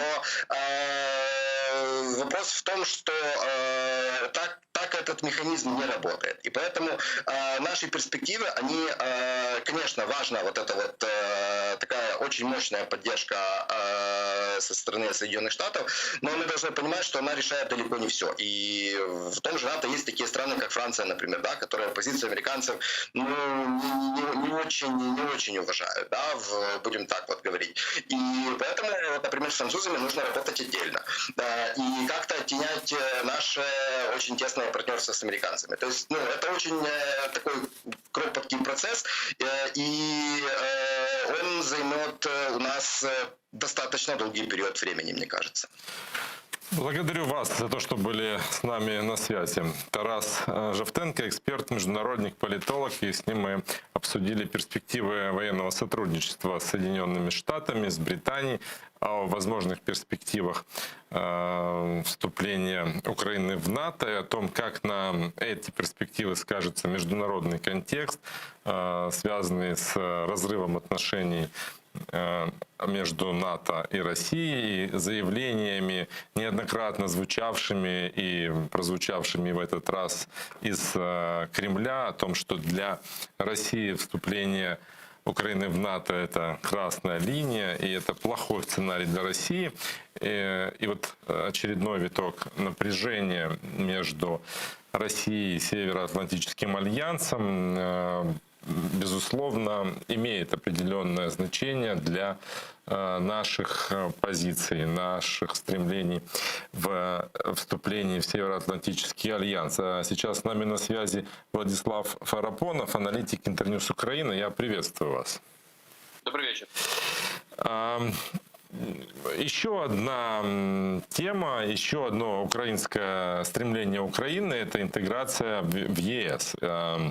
Вот, в ближайшее время еще 3 страны Европейского Союза подпишут декларацию о европейской перспективе Украины. Об этом заявил президент Владимир Зеленский в интервью программе «Свобода слова» на ICTV. Вот давайте послушаем, что сказал Владимир Зеленский.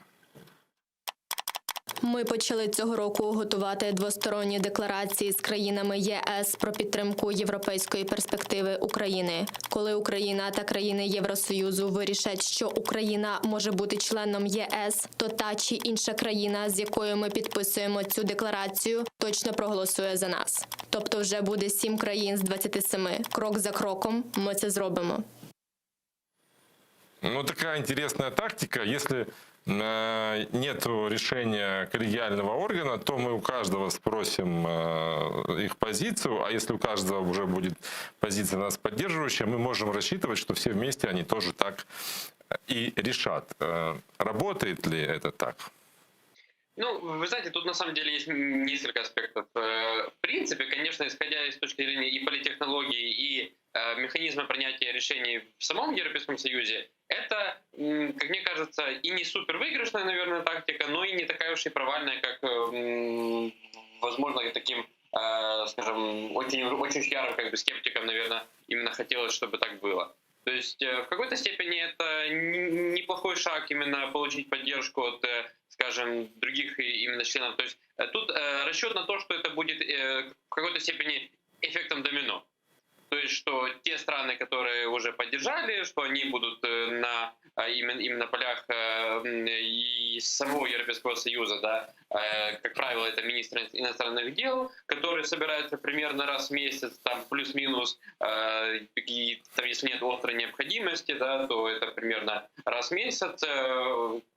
Ну, то есть, опять же, тут вопрос в том, что действительно остаются такие страны, которые не хотят, наверное, пока что подписывать, и, соответственно, это может говорить об их позиции касательно членства. Но в целом, вот буквально больше, чем месяц назад уже, да, вот и представители, и по-моему, Латвии как раз высказывались насчет этого, вот чуть после именно саммита Крымской платформы, что это, в принципе, неплохая идея, исходя с точки зрения того, чтобы убедить те страны, которые, как минимум, пока не готовы, да, именно подписать такие декларации. То есть это в какой-то степени необычная практика, но в целом тут ничего на самом деле плохого. Это в какой-то степени также и возможность, в принципе, наладить и укрепить двустороннее именно сотрудничество с этими конкретными странами, да, то есть, как мы видим, пока что подписали те страны, с которыми и так уже, скажем, на неплохом уровне именно двустороннее сотрудничество находится. Но, опять же, посмотрим, как бы, насколько это будет иметь решающее, в принципе, значение. Но, конечно же, это напрямую нас именно к членству или хотя бы к получению именно статуса кандидата на членство, конечно, напрямую не приближает, но в целом это не значит, что это настолько провальный путь, что этим нужно перестать заниматься. То есть это в какой-то степени это ложится в канву и, в принципе, общей линии и Министерства иностранных дел, да, и исходя из тех документов, которые были приняты в конце августа и в начале сентября, это новая стратегия внешней политики и новая стратегия национальной безопасности. То есть в какой-то степени это реализация тех задумок, тех планов, которые были намечены ранее. Ну, это наши инициативы. Даже вот заседает Кабмин, они считают, сколько процентов программы по ассоциации выполнено. Это наша работа. А готов ли сегодня в нынешних геополитических условиях Европейский Союз расширяться? Вот вы знаете, на самом деле это, конечно, очень важный вопрос и очень правильный, потому что несмотря на то, что да, и вот буквально на прошлой неделе был саммит Украины и ЕС, и даже есть отдельный департамент по расширению, да, и есть отдельный еврокомиссар даже по вопросам расширения Европейского Союза, но в целом, конечно, мы видим, что и такие программы, как Восточное партнерство, да, и другие такие, которые рассчитаны на те страны, которые не являются на сегодня именно членами, но хотели бы или же имеют вот такие, как Украина и Грузия, да, те, которые имеют соглашение об ассоциации, то, конечно же, такие программы, они в какой-то степени на сегодня находятся в замороженном именно состоянии, потому что их статус де-факто на будущее он непонятен. Они будут продолжаться или не будут, но в целом есть, конечно, мнение среди и наших аналитиков, да, и это подтверждают в и европейских политиков касательно того, что даже если условно завтра Восточное партнерство прекратит вообще в принципе свое вот, абсолютно полностью вымрет, да, то все равно будет какой-то аналог его и так далее. То есть какие-то программы будут, насколько они будут эффективными, тут, конечно, на сегодня большой вопрос. И как мне кажется, что уже отчетливо видно, что на самом деле Европейский Союз не готов пока что на такое масштабное расширение, на такие масштабные расширения, точнее, которые имели место в истории блока, да. Тут опять же, комплекс причин. Тут нельзя сказать, что это только там касательно Украины, это и внутренние проблемы есть, и общая геополитическая обстановка, если можно так сказать. Поэтому тут, конечно же, не так все просто. Но опять же, это не значит, что это те двери, в которые нельзя пробовать стучать хотя бы. То есть в какой-то степени, лично мне кажется, что все-таки благодаря нашим контактам и благодаря, в том числе, и соглашению об ассоциации, то, конечно, вот так, если сегодня решить там, поставить ставку на вступление в НАТО или в Европейский Союз, мне кажется, что вступление в Европейский Союз все-таки, несмотря на то, что это тоже вопрос такой долгой перспективы, то мне кажется, что это все-таки может случиться быстрее, чем вступление в именно военный блок НАТО, конечно. Да, почему? Потому что, опять же, вот мы говорим, что есть очень много разных именно программ, и то есть в том числе у нас очень обширные контакты, которые, как мне кажется, не совсем именно резонно и часто являются такими непубличными, да, это все-таки влияние и участие Европейского Союза в той же и судебной реформе, да, это деятельность, которую проводит именно представительство Европейского Союза в Украине, то есть это много разных программ, как и именно грантовых, в принципе, так и напрямую мы получаем финансирование. Да? То есть в какой-то степени у нас, мне кажется, более высокий уровень понимания друг друга. И у европейцев уже, в принципе, несмотря на то, что, да, вот, если не ошибаюсь, накануне саммита была озвучена цифра 58% именно уровня имплементации соглашения об ассоциации, мы видим, что Европейский Союз после именно заседания Совета Ассоциации в феврале месяце до этого саммита, как минимум, они не откинули идею пересмотра соглашения об ассоциации. Да, это тоже говорит о том, что они понимают, они готовы идти на какие-то отдельные уступки, которые выгодны будут и Украине, и Европейскому Союзу. То есть тут, опять же, нету такого какого-то жесткого диктата, да. Да, есть такие заявления, которые мы слышали, там, вот уже бывшей именно президентки Эстонии, там, кстати, на 20 лет и так далее. Но, опять же, это значит, что есть просто так называемые именно евроскептики, да, и в принципе как бы сохраняется, и это нужно поддерживать, конечно, такие теплые отношения с теми оптимистами, да, которые, несмотря на все там наши внутренние какие-то неурядицы и проблемы, все равно, как минимум, не готовы именно на сегодня ставить крест на перспективе украинского членства в Европейском Союзе. Кстати, про саммит, который прошел на прошлой неделе, если я не ошибаюсь, он достаточно позитивно был так освещен в СМИ, говорилось про поддержку территориальной целостности, про транш, который получит Украина, несмотря на проблемы сотрудничества с МВФ.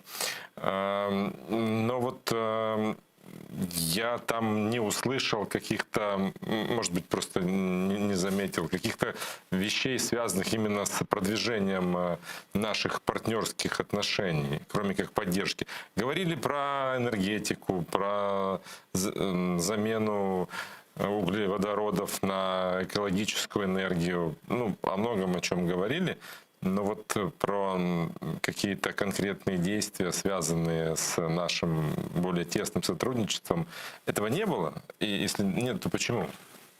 Ну, в принципе, тут есть несколько аспектов. Первый, это, конечно, непростое положение, и вы абсолютно правы, и с энергетикой в самом Европейском Союзе в том числе, да, это и разные именно глобальные вызовы. Мы видим, что президент Европейского Совета именно несколько раз уже высказывался касательно там автономии именно политической и военной Европейского Союза. Тут, хотя вот после этого очень странно было заявление от президентки Европейской комиссии, что именно ЕС никогда не стремился и не будет таким, который хочет под собой заменить НАТО и так далее. То есть тут на самом деле очень много аспектов конкретно вот наложилось вот в этот такой непростой период времени, но в какой-то степени, наверное, особых прорывов и не ожидалось, потому что их не может быть много.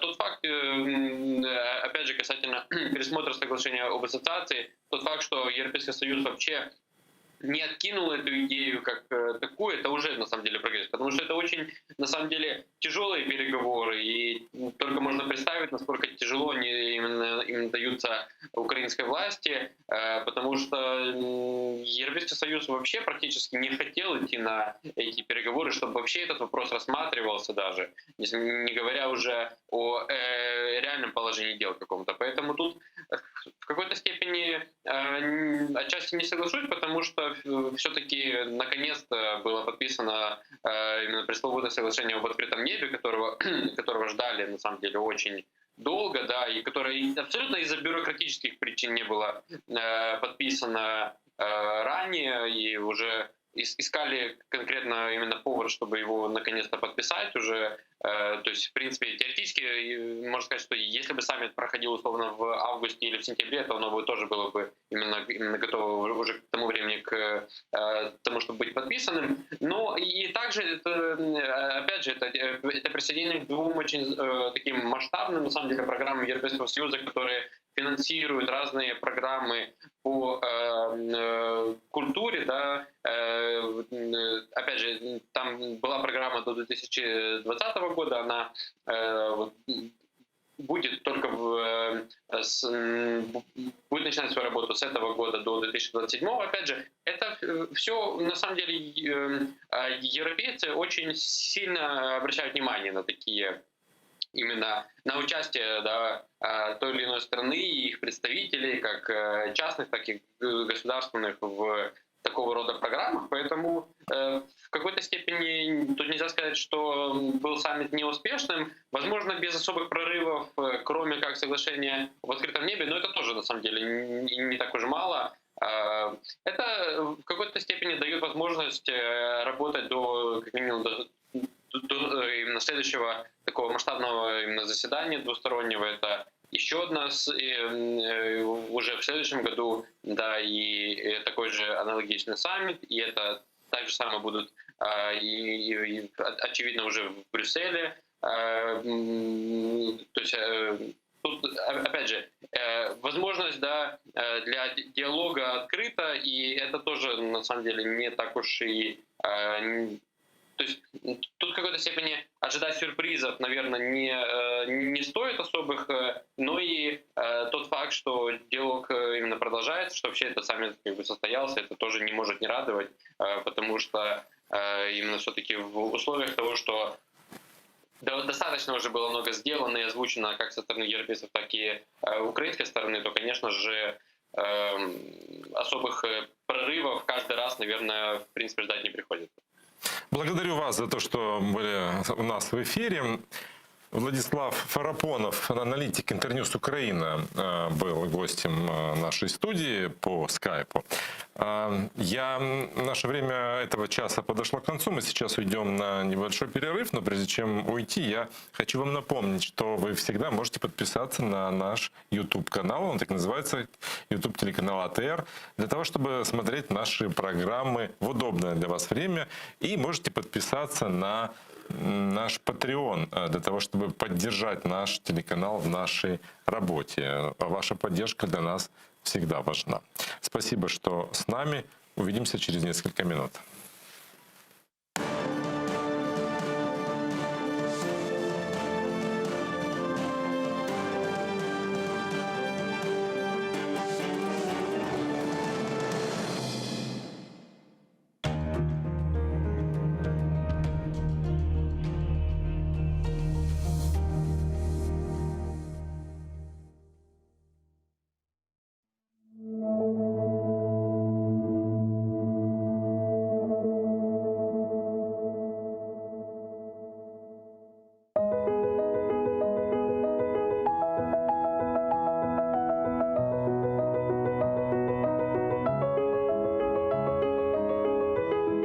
Қырым дегенімде жүрегім açılır.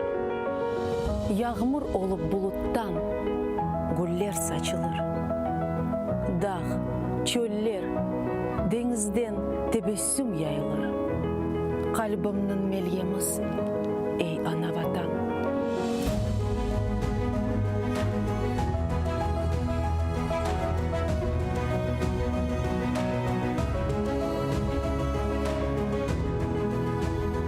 Adını aytım, yırlay bağlarda kuşlar, sümbüller dağlarımda takar sırgalar.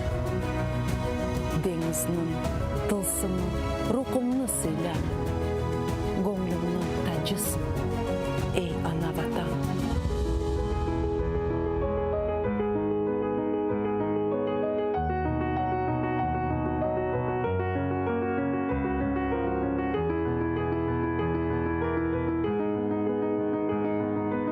Sayıller sokaklarda cennet havası. Bahçe bağlar kalkın için dertler devası. Budur asıl insanın omur sefası. Kozumnun nurusun, ey ana vatan.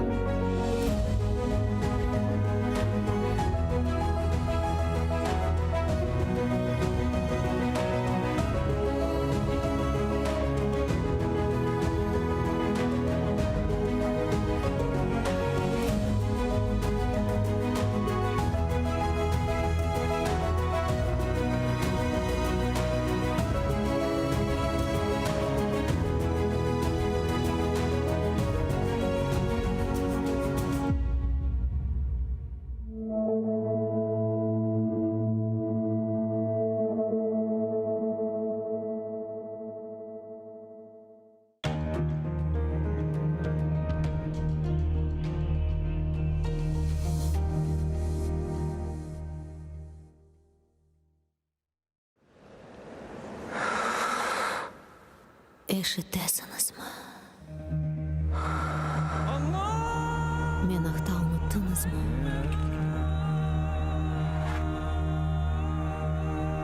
Men bundan. Bu mening toprağım. Mening Kırımım.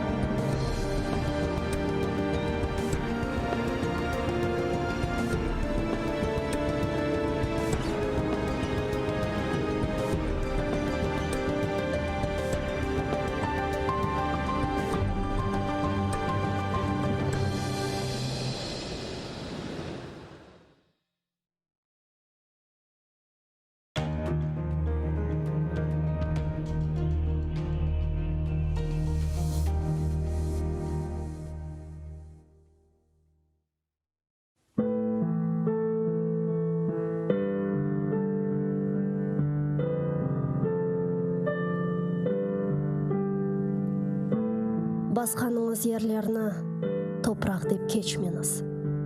О топырақларда сіздің адыңызны сақламақ үшін неше құрбанлар берілді. Бинлерce шейітлерінің қанлары бар о топырақларда. Құруды деп беллемеңіз. Алида синмеді шу қан топырақның ішіне. Кечкеніңіз ерлерні соқақ деп кечмеңіз. О соқақларда неше жесур аскерлер жүрді.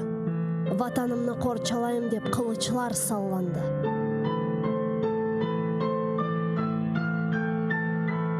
Жүргеніңіз аралықларда иханетлер де олды үлбет. Сапланды ханчерлер сыртларға. Көтергеніңіз байрақны тамғалы басма деп кечмеңіз. О байрақның үстінде шерефіңіз, намысыңыз, итибарыңыз бар. Көтеріңіз ең yüksеклерге, ең төпелерге, көк yüzüyle paylaşsın ренкіні. Керек олса оның үшін нишан олыңыз. Бір кеткен жан недір ки? 1000 жан кетсе феда олсын ona. Қиямет өлім ма? Бұ му фелекет? Асыл фелекет байрағымыздың ерде саврылмасыdır. Утаныңыз эфенділер, егіңіз башларыңызны. Тітрейдір шымдалымызға бақып еждатларымыздың кеміклері. Кірді евімізге дұшман қуа алмайық. Сесіміз чықмаз олды қорқуға далдық. Утаныңыз эфенділер. Ғайып болған рухыңыздан утаныңыз. Байрағыны көтеріп оламаған еллеріңізден утаныңыз. Мен утанам.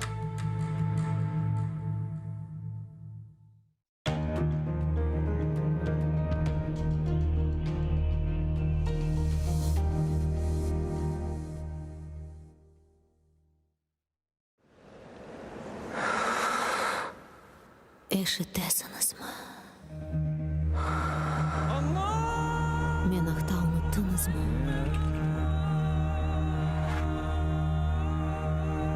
Мен мұндамын. Бұл менің топырағым. Менің қырымым.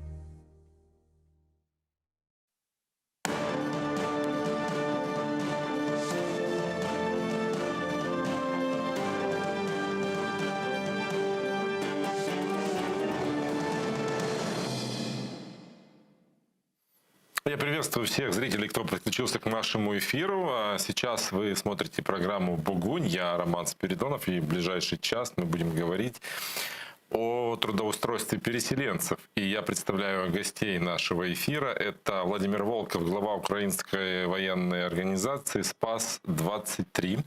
И Евгений Яранцев, исполнительный директор артели «Азов Рыба».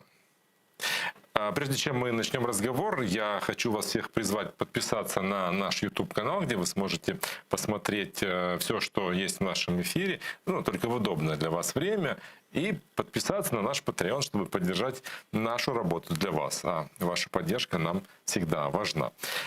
И начнем мы разговор с Владимиром. Вот вы занимаетесь именно, помогаете переселенцам найти работу. И связано это, я так понимаю, с югом, с Херсонской области. Вот что конкретно вы делаете? Расскажите. Ну, один из факторов как бы ассимиляции или прихода в нормальное состояние временно перемещенных лиц, которые, как для меня, являются гуманитарными, внутренними гуманитарными беженцами, потому что они потеряли свою жизнь, свои дома, свою среду, свои возможности.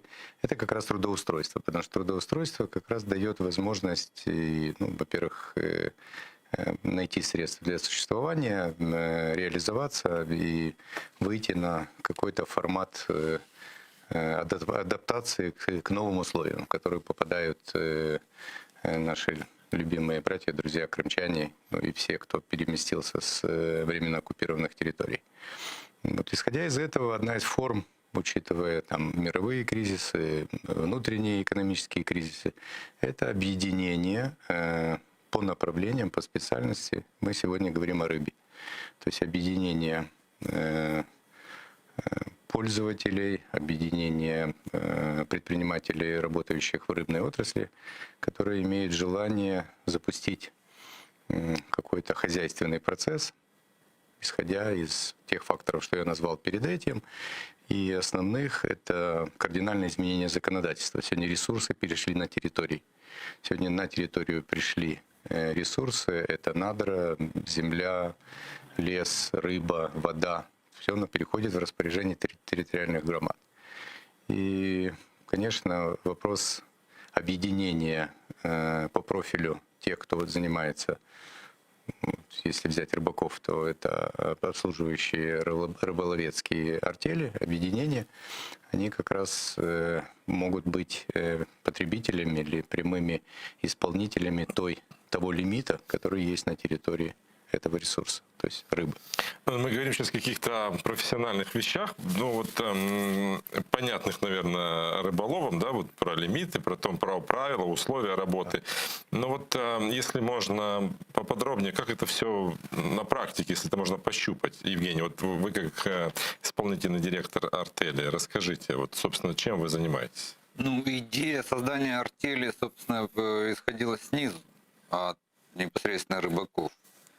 Артель в данный момент это что-то вроде профсоюза, наверное, рыбаков. Не секрет, что большинство рыбаков частники, и чтобы в неспокойном Азовском море, еще более неспокойном Азовском побережье Азовского моря как-то существовать и выживать, необходимо объединяться. И вот как раз так и возникла артель. Тем более сейчас возникла в ней надобность, когда меняются правила экономические. То есть исчезают квоты, появляются лимиты. Кроме того, структурные изменения происходят в рыбнадзоре, в водной полиции и так далее.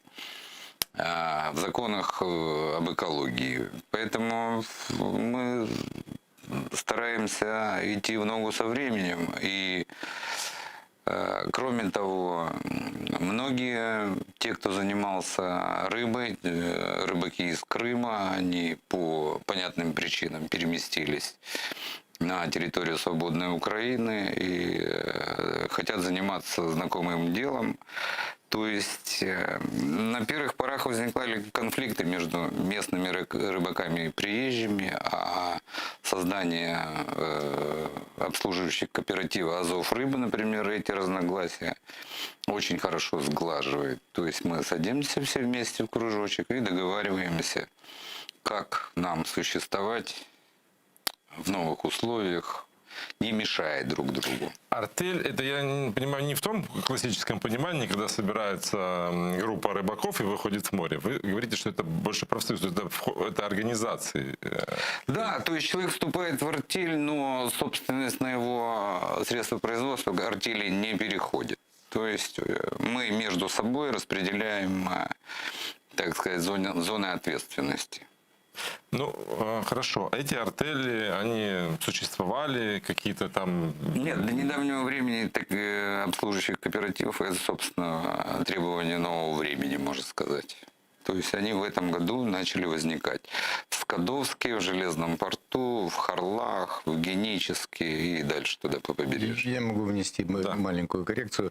Дело в том, что мы помним, был буренный 90-е, да, мы помним то время, или 86-87 год, начало движения кооперативного. Мы с кооперативов начинали, уходили от советской власти.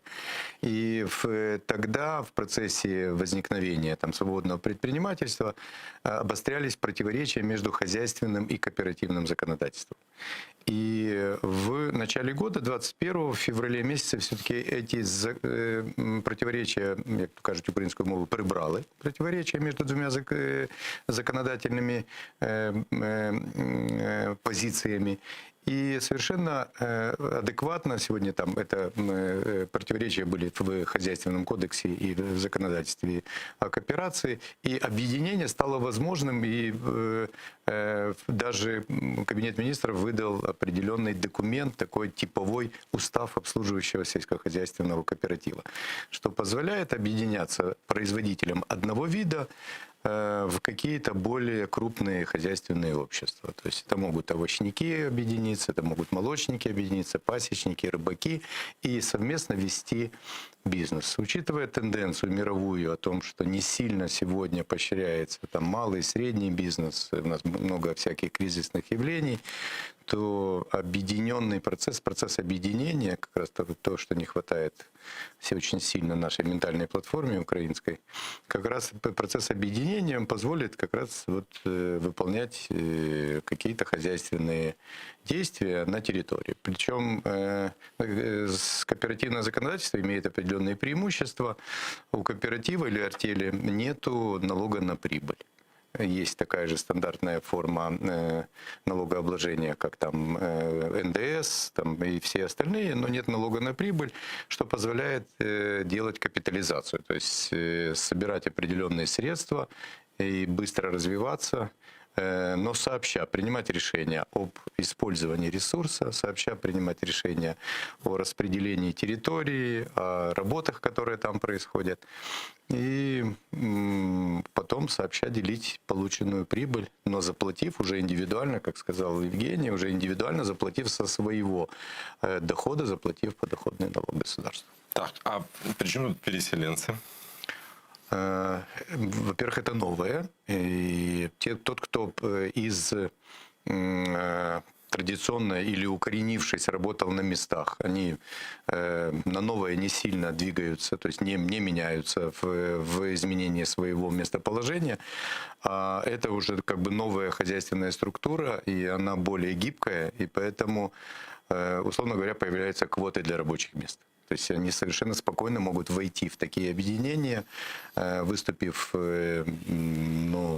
генераторами процесса, выступив пионерами этого движения. Тем более, что, как сказал Евгений, это как раз отвечает вызовам измененного законодательства и вызовам... А есть уже примеры, чтобы переселенцы из Крыма, например, приехали, создали свое хозяйство, рыболов? Переселенцы из Крыма вливаются в уже готовые структуры.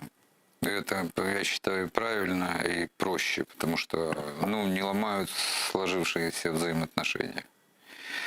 Все-таки переселенец, он вынужден будет играть на чужом поле первое время, а в составе артели это проходит безболезненно, на основе доброжелательного отношения к приехавшим.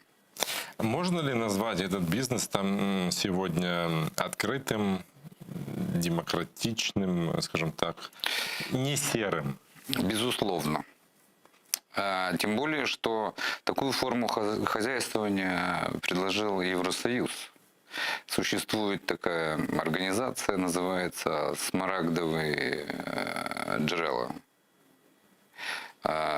И именно Евросоюз предложил такое объединение, тем более, что в Европе это все опробовано, и именно мелкие хозяйственники объединяются в такие кооперативы производственные, и там государство дает суды, дает деньги, тем более, что структура получается прозрачная, там невозможно ничего украсть.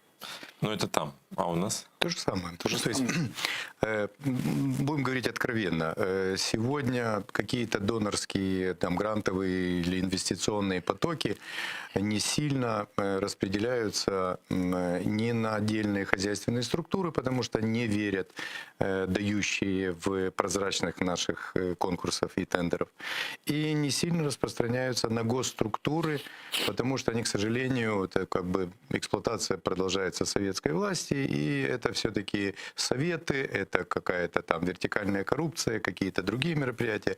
Поэтому мы сегодня не встречали случаи, чтобы, допустим, какой-нибудь европейский фонд финансировал территориальную громаду, потому что пропадает прозрачность использования средств, целевого назначения и всех остальных мероприятий. В случае как раз с кооперативным движением это очень удобная форма, это предусматривает законодательство. В кооператив нельзя не принять человека, желающего поступить с этой территории. То есть я занимаюсь ловлей рыбы, на территории есть рыболовецкий обслуживающий кооператив. По законодательству я подаю заявление, меня обязаны принять в этот кооператив. Я член громады, и я имею право на часть ресурса, которые находятся в этой громаде. Значит, любое действие административное, не соответствующее этому законодательству, судом моментально расширяется. То есть это публичное управление. Порядок предусматривает принятие решения более 2/3 голосов. То есть 75% участников кооператива должны проголосовать за это решение. То есть решение публичное, открытое. И открытые финансы. Ежеквартальный отчет, потом индивидуальная оплата, потому что в кооперативе каждый получает свой доход. Это все открытые публичные финансы. И вот такие формы демократические, как вы сказали, они очень актуальны, и их понимают, как сказал правильно Евгений, их понимают доноры и инвесторы Европейского Союза, особенно вот на территории Черного моря, Азовского моря. Это как объединение фондов, вот, к примеру, там повестка дня Черного моря, где объединены 3 фонда, 70 стран, они выделяют на голубую экономику деньги. То есть на то, чтобы инфраструктура берега была в чистоте, по экологическим стандартам, развивалась аквакультура, то, чем мы занимаемся.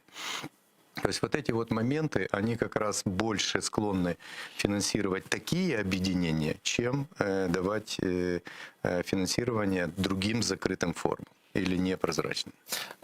Это прибыльный бизнес? Ну, я имею в виду, сейчас даже немного ли вы зарабатываете, да, а для региона, вот доля доходов региона от этого бизнеса какая? Ну, это высокая степень занятости.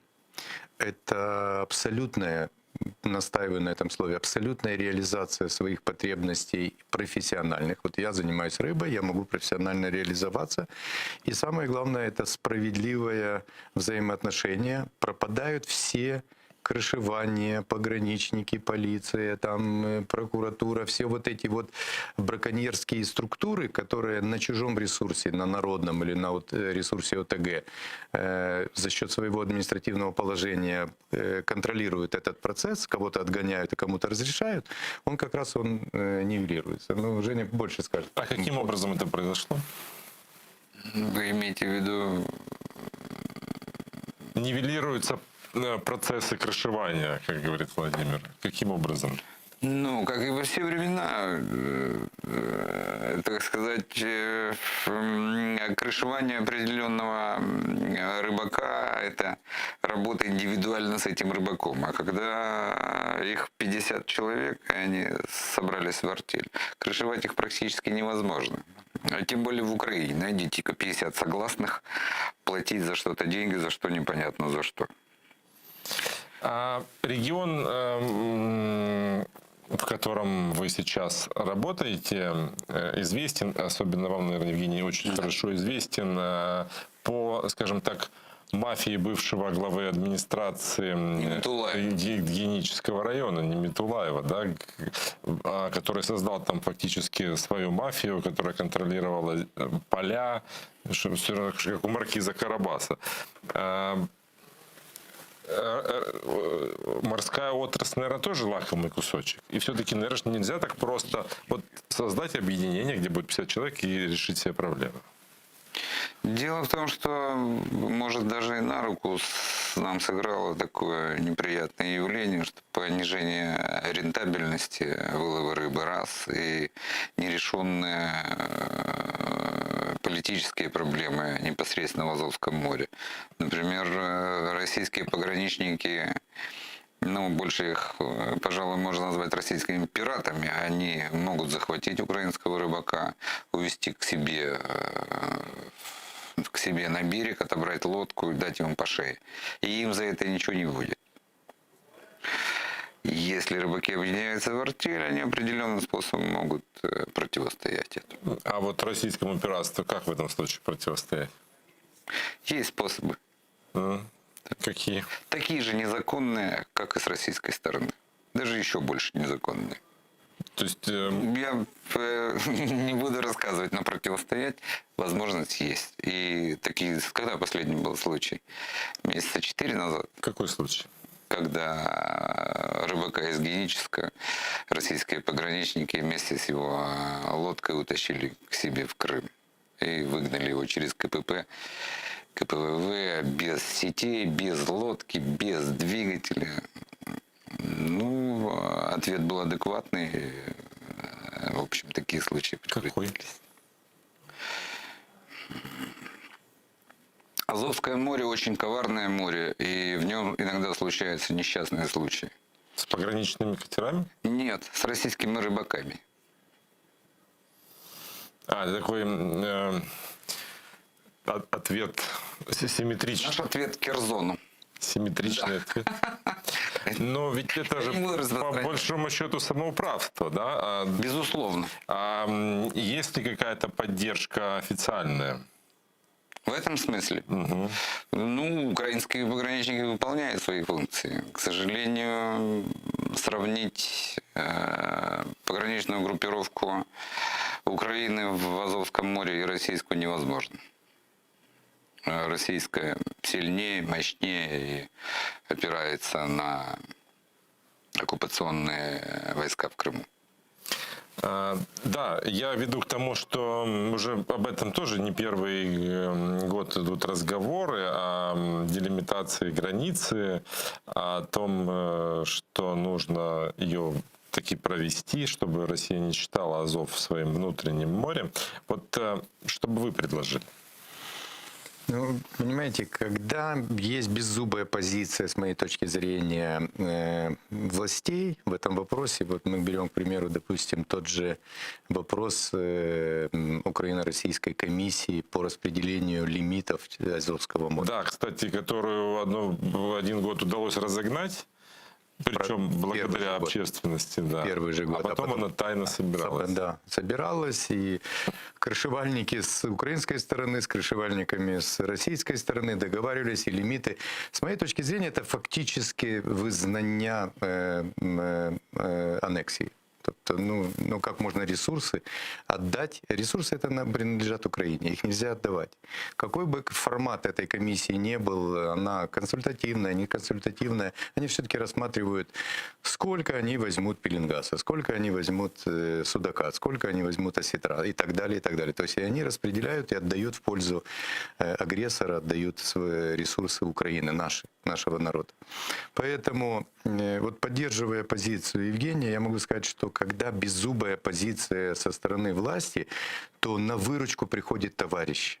Никто не может прийти на выручку. То есть начинается официальная, начиная от организации самого процесса антитеррористической операции, вместо того, чтобы называть это войной, назвать это агрессией и, соответственно, применять соответствующие методы. Отсюда начинаются такая, знаете, марлезонский балет игры в дипломатию. Давайте мы сейчас через официальные каналы, рыбака забрали, а мы обратимся, а тогда дадут нам ответ. А когда пытаются захватить рыбака, и выходят товарищи на помощь, и когда они видят, что это не один, не два беспомощные или там ограниченный в физических ресурсах человек, а выходит целая команда, и они хорошо настроены. Они это кто? Рыбаки. Нет, видят. Видят, ну, те же, потому что от пограничников, с моей точки зрения, этим занимаются отщепенцы. То есть, я не думаю, что в их уставе караульной службы предусмотрено издевательство над людьми, и там захваты, все остальные мероприятия. Может, они и относятся... Российские пограничники. Да, если предусмотрено, то команда из Москвы, скорее всего. Да.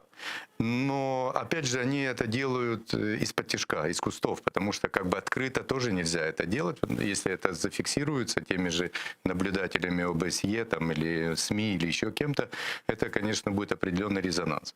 Поэтому действия их полубандитские. Соответственно, реакция может быть ответная только в консолидации. То есть выйдет десяток лодок и с инструментами, и, соответственно, они очень сильно подумают, есть ли смысл их трогать или нет. Есть ли смысл... Москитный флот. Да. Нет варианта другого никакого. На сегодняшний день из-за беззубой позиции нет никакого другого варианта. И трудно на самом деле себе представить, чтобы рыбаки вышли против пограничного катера Российской Федерации. Доведены до отчаяния. Могу вам сказать, что так оно и есть. А это понимают у нас? Власти, я имею в виду. Мы очень надеемся. Надеетесь, но не знаете? Не знаю. Почему вы никак не контактируете? Контактируем. Но сегодня на общем фоне не жесткого или четкого законодательства на воде сегодня оперирует водная полиция, пограничники, национальная полиция, прокуратура, Рибнадзор, экологическая инспекция, громадские формування. Я насчитывал до 11 организаций, которые сегодня управляются процессами на воде. О чем это говорит? О том, что нет четкого регламента. То есть нет четкой позиции. Законодательство, закон, допустим, изменения в Водном кодексе 2194, закон о децентрализации сегодня определил к территориальной громаде, определил водный фонд, и этот водный фонд, его ресурс принадлежит этой территориальной громаде. Да, закон о децентрализации предполагает создание ресурсного фонда внутри территориальной громады. Что такое ресурсный фонд? Это объединение активных жителей территориальной громады на распределение ресурса, который принадлежит громаде. Это земля, это надры, это вода, это лес, это рыба. Но зашли-то депутаты по старой модели. Они зашли еще как советская власть, как рада, как селищна рада. И им же хочется чуть-чуть поцарювати. То есть им хочется чуть-чуть пораспределять землю, выполнять свои какие-то программы. Поэтому они не сильно спешат быстро делать ресурсные фонды. То есть осознание того, что этот ресурс принадлежит громаде, он есть такой букварный, как в букваре. Да, написано. Но и осознания этого нету. Народ не требует справедливости от своих депутатов для того, чтобы они правильно распределяли. Но если уже закон предполагает, что ресурс, в частности, мы говорим о рыбе, он принадлежит этой территориальной громаде, то пусть представители громады, которые занимаются этим видом, между собой распределяют этот ресурс. То есть децентрализация, которая активно началась, по-вашему, буксует? Это, может быть, у вас сложилось такое впечатление, но я бы сказал, что она не буксует, она не имеет сегодня, с моей точки зрения, не имеет сегодня таких конструктивных предложений, как эту децентрализацию правильно проводить. Кстати, комиссия, о которой мы говорили по водным квотам, она последний раз, есть у вас информация, когда заседала, что там делили? Предыдущее руководство, если мы говорим о рыбе, предыдущее руководство внесло такое предложение, и квотный процесс они переместили на 5 лет. Один раз в 5 лет выделяли квоты на вылов. И, опять же, по стечению обстоятельств, положительному или ровному, в этом году, в 2021 году, закончился 5-летний срок распределения. И в этот момент подоспел закон о децентрализации, в этот момент подоспел закон о изменении в Водном кодексе.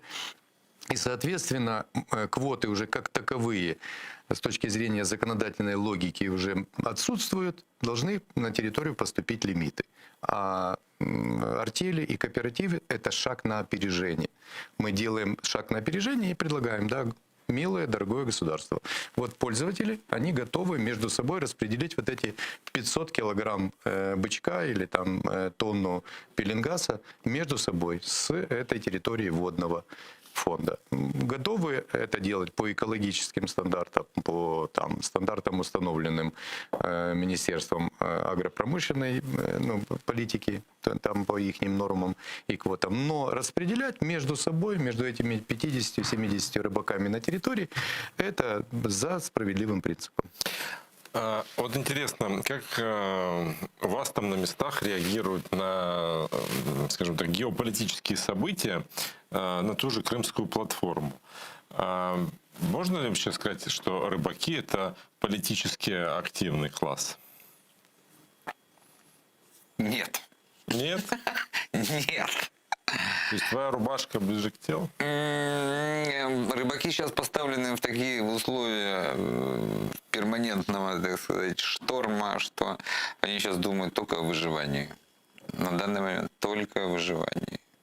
Они за Украину, они... Но им некогда всем этим заниматься. Просто некогда. А почему? Ну, это же вроде... По пирамиде Маслоу они на уровне в самом низу. Это потом, когда, наверное, когда распределят лимиты и исчезнут оккупационные войска, и мы победим на море в каком-то сражении с российскими пограничниками, тогда, наверное, они будут участвовать или думать о Крымской платформе. Так а выживание связано именно с тем, что опасно выходить в море? Или другие какие-то экономические? Я бы сказал, накладно выходить в море. Ну вот я и спрашиваю, речь идет о рисках, связанных с выходом попасть под облаву российскую, или просто эта отрасль нерентабельна? Насколько я могу наблюдать, я вижу, что опасность рыбака подстерегает и в море со стороны природы, и в море со стороны российских пограничников, и со стороны украинского рыбнадзора, и со стороны украинской водной полиции, и, в общем, со всех сторон. И пограничники не брезгуют. Все, да. все. Вот как раз артель и для того и была предложена, чтобы большую часть вот этих неприятных моментов как-то нивелировать. Ну, ведь артель, она же не может просто вот, потому что там собралось большое количество людей, и уже всех перестали трогать, да? Большое количество людей предполагает влияние на выборных начальников. То есть это уже все-таки политический Безусловно. процесс. Ну, это вряд ли имеется в виду Крымская платформа, а вот на городское начальство, на депутатов влиять уже можно. 100 рыбаков, это значит 400 человек избирателей примерно. То есть уже любой депутат, если ему жалуется один рыбак, он может его как-то игнорировать. А когда артели 100 человек, то есть 400 избирателей, начинает задавать вопросы, тогда уже деваться некуда. Надо как-то и подхватив эстафету Евгения, он Маслоу вспомнил, опустимся, вернемся к истокам, к Макиавелли, где находится критическая масса населения, там власть. То есть вот единомыслие в одном направлении, где критическая масса этой идеи, там вот это и есть власть. То есть вот если 50 рыбаков находятся на этой территории и попытаются кого-то выдернуть из этого конгломерата, это сделать невозможно. То есть, опять же, здесь очень хорошо срабатывает ментальность наша, потому что приезжает пограничник, к примеру, вы пограничник, говорит, ты незаконно вылов, извините к исполнительному директору. Я член кооператива, у меня есть задание моего руководства. Вы можете прийти туда, в контору, спокойно проверить документы, посмотреть правила, сделать и все остальное. И на мою точку зрения он 100 раз подумает, пойдет ли он председателю кооператива и скажет, что мне нужна рыба на юшку, потому что приезжает начальник. Или мне нужно, я привык все время брать рыбу на этой территории. Он придет, ему нужно предъявить председателю законодательные требования. То есть требования, базирующиеся на регуляторных документах, либо на законе. Почему он это делает? Он скажет, вот там твой рыбак находится на территории, он ловит. А вы защищайте границу, не лезьте в этот процесс. А рыбинспекция, да, пожалуйста, вот наши квоты, вот наши разрешения, то есть, условно говоря, лимиты. Вот наши размеры ячеек, по которым мы ловим. Будьте любезны. Вам нужны учетные документы. Вот столько мы сегодня поймали, вот столько мы вчера. Вот сегодня это пошло на переработку, тем более в современных условиях. Если все еще оцифровано, то мы можем точно сказать, как этот хвост, когда попал в сеть на реализацию. То есть это как раз тот механизм, где он плотно закрывает стеной, и нет щелочки, чтобы туда залез нечистоплотный этот администратор со стороны государства. Ну, я так понимаю, объединение набирает у вас силу, и, может быть, это даже превращается уже в какой-то политический проект. Вы как-то собираетесь влиять на жизнь громады? В прикладном смысле, конечно. Что такое в прикладном?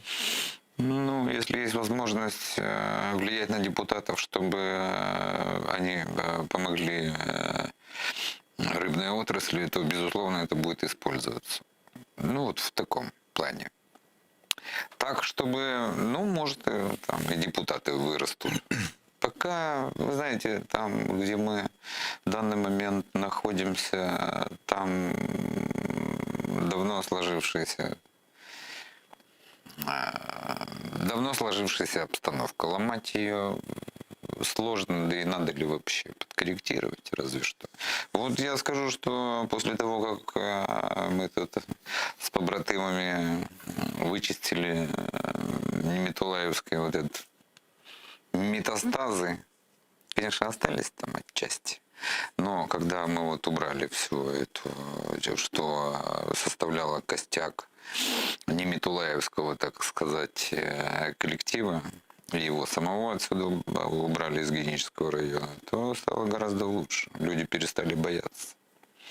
То есть, если на первых порах откровенно заявляли, что скоро придет хозяин Неметулаев, вернется, вам всем покажет, сейчас уже такого не говорят. Никуда он не вернется и ничего не покажет. Люди понимают, что это их ресурс, что они являются хозяевами своей территории, у них просыпается какое-то чувство достоинства, что они управляются здесь на месте. Я вам конкретный пример приведу. Вот есть водоем, он относится к системе водного хозяйства, то есть оросительные каналы или накопители. И руководитель административный назначает конкурс. И к нему приходит артель и говорит, что у нас все желающие разводить рыбу собраны у нас. А вы объявляете конкурс, на котором побеждает предприниматель-стоматолог. Он имеет клинику в центре Генического, и он побеждает и получает этот водоем в аренду. Он рыбу ловить не будет и не разводить ее тоже не будет. Он не хочет это делать. Он идет к рыбакам, их нанимает и ставит, чтобы они там это делали. И вот такой уже процесс, когда происходит объединение, тогда, по крайней мере, людям рассказывается. И ему доносится, что, дорогой товарищ, это же видно, что явно, что это, чистой воды коррупция. Не будет стоматолог разводить рыбу. Вашими руками. Да, то он все равно придет это и будет нанимать кого-то на это. Поэтому почему бы самое близкое расстояние между точками — это прямая. Отдайте это пользователям, которые занимаются непосредственно этим видом деятельности. А браконьерство сильно вредит вашей отрасли? Оно концептуально невозможно, когда есть территория, вот на этой территории есть 50 участников этого процесса, из этих 50 никто не браконьер, кто зайдет на эту чужую территорию. А есть кто-то, кому, да, это артель, у меня есть лодочка, я поеду. Как говорил Евгений, это возможно. Почему крышевальники работают индивидуально с рыбаком? Они могут его обеспечить гарантиями. Петя, Вася, не бойся, иди, мы за тебя постоим, если вдруг что-то возникнет, мы тебя везде прикроем. Но в 9, или, как я выражаюсь, любимое мое выражение, в 12 из 10 случаев они всегда первыми убегают в кусты, крышевальники. И рыбак всегда попадает туда, куда необходимо. Браконьерство базируется только на нечистоплотности государственного служащего. И вот его крышевание как раз и предполагает, что он имеет уверенность, имеет тыл, и он идет это делать. На территории, которая принадлежит громаде и принадлежит этим 50-70 рыбакам на территории, он не полезет, потому что каждый из участников этого процесса, работающий в другом стиле, в справедливом сегменте, он первым будет как раз противником этого процесса, он его не пустит. И даже если у него за спиной его стоит начальник полиции или там прокурорчик какой-нибудь, то соберутся все, скажут, вот прокурор такой-то на такой-то территории, там посылает такого-то человека, давайте эту ситуацию. Это лекарство от той прорехи, которая позволила вот этим вот спиногрызам организовывать такие процессы. Ну, ваш процесс на определенно взятой территории, вот конкретно на какой? Геническ, Новотроицк, Чаплынка, Каланчак, Скадовск, дальше идет Железный порт, идем дальше Голая пристань до Очакова, дальше спускается это... А тогда практически все побережье. Вот. И абсолютно, и дальше спускается Одесская, Николаевская, Херсонская. И я верю в то, что буквально за год это охватит всю Украину. Потому что вот хотя и рыбаки не являются политическим сегментом, но с моей точки зрения, на побережье возникла цивилизация. Рыбаки были первыми инициаторами организации государства. Это очень мужественная профессия. И поэтому я думаю, что вот те нововведения, инновации, которые они делают, они очень актуальны. И вот в этом сегменте, и в сельскохозяйственном сегменте, как раз кооперация – это решение. То есть это приведет к определенной кластеризации. 2-3 кооператива сделают свой комбикорм. Апостолов были рыбаками. Свой комбикормовый завод, свою цех переработки. И таким образом будет рыбный кластер на территории, где это предусмотрено природными условиями. Там, где зерно, будет зерно, там, где молоко, там будет молоко. Но такой процесс, он очень будет стимулировать трансформацию существующей экономики. Вот Евгений уже сказал, что выживают, да, сегодня рыбаки. А почему? Ну, я причину вам назвал. Ну, смотрите. Ну, мы сейчас говорили о каких-то административных процессах, да, о прозрачности, но... Политические ошибки вы хотите? Нет, я хочу про экономическую. Экономические ошибки заключаются в том, что начиная с какого-то там года основной приоритет законодательной ветви покупался и оплачивался импортерами рыбы. У нас сегодня во всех сетях находится только рыба с добавленной стоимостью, которая завезена из Вьетнама, из Норвегии, из Европейского Союза, там, из Африки и так далее, и так далее. И сегмент внутреннего искусственного выращивания был полностью уничтожен в угоду импортерам. 2019 год 600 тысяч тонн, 2020 год 450 тысяч тонн рыбы завезено. Это очень удобно, потому что импортерами являются 4-5 объединений предприятий. Могу перечислить по названиям, могу просто, поверьте мне на слово, они контролируют весь рынок завезенной рыбы. И им это очень удобно. Им подыгрывают сети, потому что сети удобно взять такую рыбу, она запакованная, зафасованная, замороженная, отдали и так далее. Это было сделано специально, потому что был уничтожен флот в свое время, постовой Тинка Кучмой. Шведенко был министром. Это было все сформировано таким образом, что импортеры внешние захватили рынок рыбы. Украинец без рыбы жить не может. Он съедает приблизительно 18-19 килограмм рыбы в год. Исходя из этого, он четко понимает, что этот сегмент надо заполнить. Лучше всего заполнить его импортом, а добавленную стоимость и откат оставить за границей. Вот в 2008 году я Юлии Владимировне предложил, говорю, давайте мы дадим не косяку 50 копеек за цыпленка, а дадим рыбе, пенсионеру 5 гривен. Потому что если пенсионер, мама с ребенком, сможет взять 2 килограмма рыбы вместо 1 килограмма мяса, то моментально мы опустим цены на продовольственном рынке ровно в половину. Потому что потребитель, он имеет один кошелек и одну сумму. Он возьмет либо 2 килограмма мяса, то есть 2 килограмма рыбы, либо килограмм мяса. И он больше склонен будет брать рыбу. И это простимулирует искусственное выращивание. Попытки были там и в Одессе, или вон в Ильичевске, Попов, он умер, Царство Небесное, там, и в Мариуполе, и еще где-то искусственно начинали что-то выращивать, но скатились до аренды озер, и программы искусственного выращивания так и не было запущено. Потому что импортеры, с моей точки зрения, очень сильно давили на регуляторные механизмы, чтобы искусственное выращивание на территории Украины не происходило. Хотя Украина до 1991 года поставляла на бывшую территорию Советского Союза 23% всей рыбы. Артели – это шанс изменить эту ситуацию? Да, очень большой. Почему?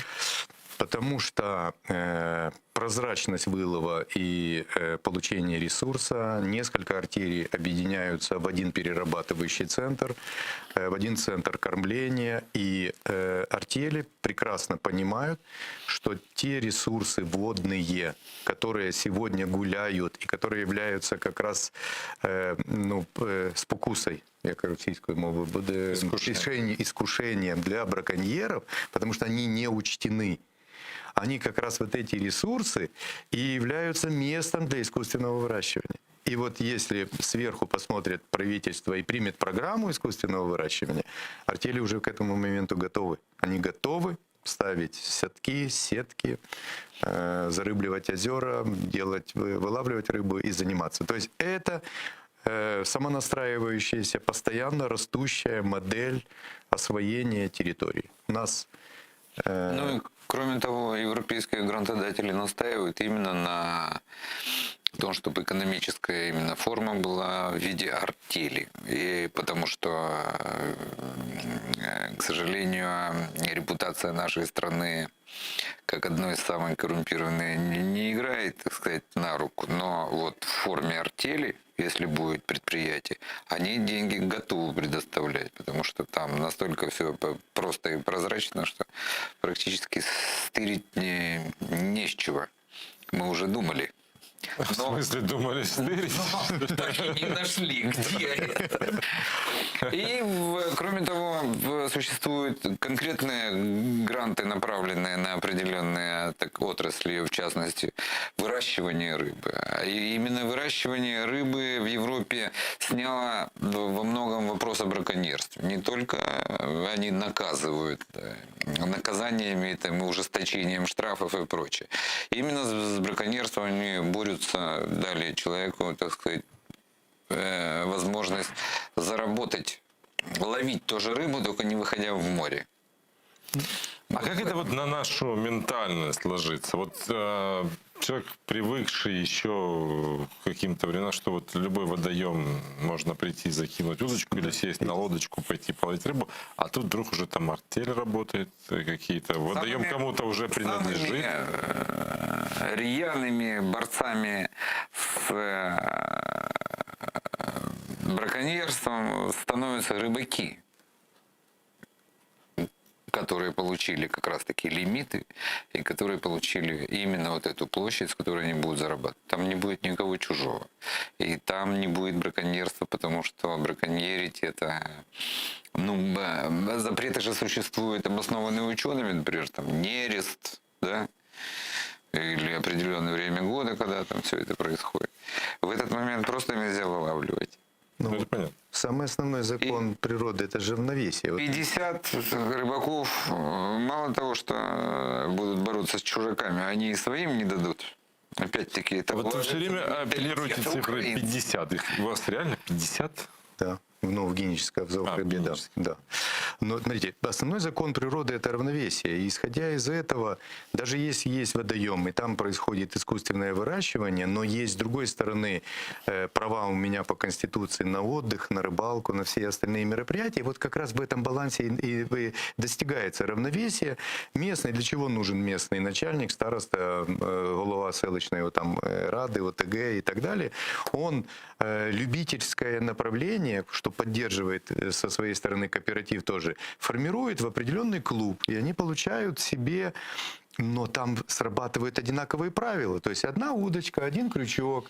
Если это для отдыха, значит для отдыха. Вот определяется территория, но в нерест нельзя. Ну, это понятно. Да. Я имею в виду, что, конечно, не такое браконьерство, а вот как ментальность человека, которому казалось раньше, что все мое народное, то там я приду на озеро, а мне скажут, тут нельзя уже рыбу ловить. Ну, не потому что нерест, а потому что уже кому-то принадлежит. Ну, когда с ним борется полицейский или рыбнадзор, или еще там кто-то из этого, то у него возникает справедливый гнев, что это мое, как это, вот меня тут щемят. А когда побратим рядом приходит, скажет, да, дружок, ну, извини, но ты же как раз берешь и мою часть тоже. Вот здесь мы вот, вы там рыбу имеете, а я нет. Заходи в кооператив, будешь заниматься рыбой. Нет, я водитель или я врач, я занимаюсь этим. Тогда вот любительский лов, пожалуйста. Ну, вы расписали схему, как это все заработать, когда будут приняты программы. То есть я так понимаю, что это очень трудоемкий и долгий процесс. Нет, мы быстро это делаем. Быстро это насколько быстро? Ну, к примеру, мы летом начали, уже 5 кооперативов есть, то есть 5 артелей по побережью. Я думаю, к концу года все Черноморское побережье, включая там Измаил, Вилково, Дунайские территории, они уже будут охвачены таким движением. Ну, если выражаться современным языком, оно имеет вирусный характер. То есть оно двигается как раз именно таким образом, потому что очень долгое время стояли в тамбуре и не понимали, что дальше делать. То есть не понимали, как, куда двигаться, все как бы разваливалось, и нельзя было выйти на какой-то формат. Поэтому я думаю, это очень быстро. Почему я так уверен в этом? Потому что даже внутренние водоемы сейчас, там Хмельницкая область, Ровенская, уже выходят за документами. Дайте документы, дайте положение. Хотя эти документы появились в марте месяце, Кабмин своим постановлением выдал типовой устав, все как положено, но все равно говорит, да, у вас уже есть опыт, где, как. Даже между собой общаются регистраторы, потому что первые регистраторы, вы как раз были пионерами, инициаторами, они даже с первого раза зарегистрировать не могли. Они говорят, подождите, мы не сталкивались с такой формой. И потом оно дальше. Уже друг с другом регистраторы соединяются, договариваются, как это делается, какой необходим набор документов, там, как вызначить кінцевого бенефициара, как то сделать, как это. То есть быстро приходит этот процесс. И сигналом является внутренний водоем. То есть внутренние водоемы, там, где нет выхода на море, они уже тоже идут по пути объединения. Благодарю вас. Благодарю за разговор. Владимир Волков, глава Украинской военной организации «Спас-23», был нашим гостем. И Евгений Ранцев, исполнительный директор артели «Азов Рыба». Еще раз благодарю за то, что пришли. А наше время в эфире подошло к концу. Я напоминаю, что вы всегда можете подписаться на наш YouTube-канал atr.ua для того, чтобы в удобное для вас время смотреть те программы, которые пропустили в прямом эфире. И можете подписаться на Patreon, чтобы нас поддержать. А ваша поддержка всегда для нас важна. Спасибо, что были с нами. Не переключайте. Эфир телеканала АТР продолжается.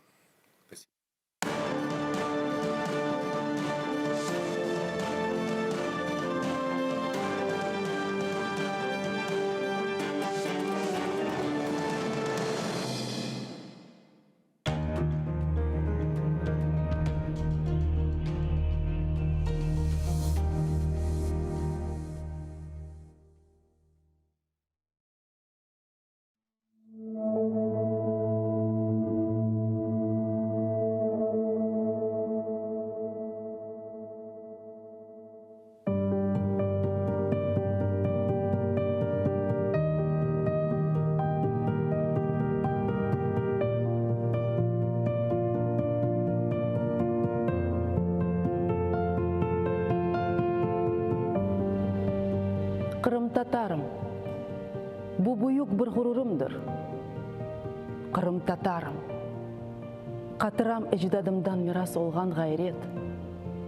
Қырым татарым. Ақ жесүр қалқым, көргенсін сен неже беля ве фелакет. Көрдің үжрет, ақаретлер, амма йықылмай.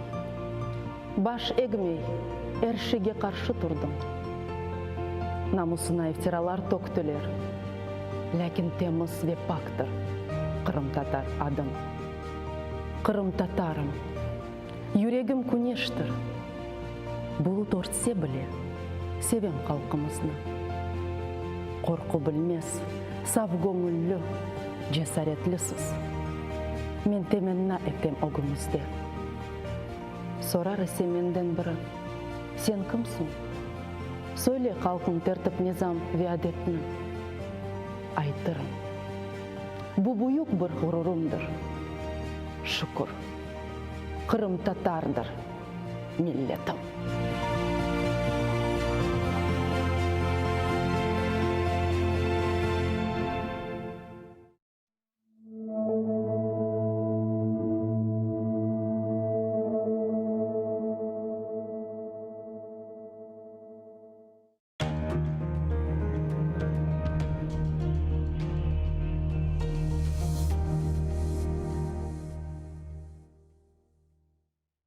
Маарифчы, нешырчы, драматург ве публицист Асан Сабри Айвазов Алупка көйінде майсының 6-сында 1878 сенесі дүнияға келді.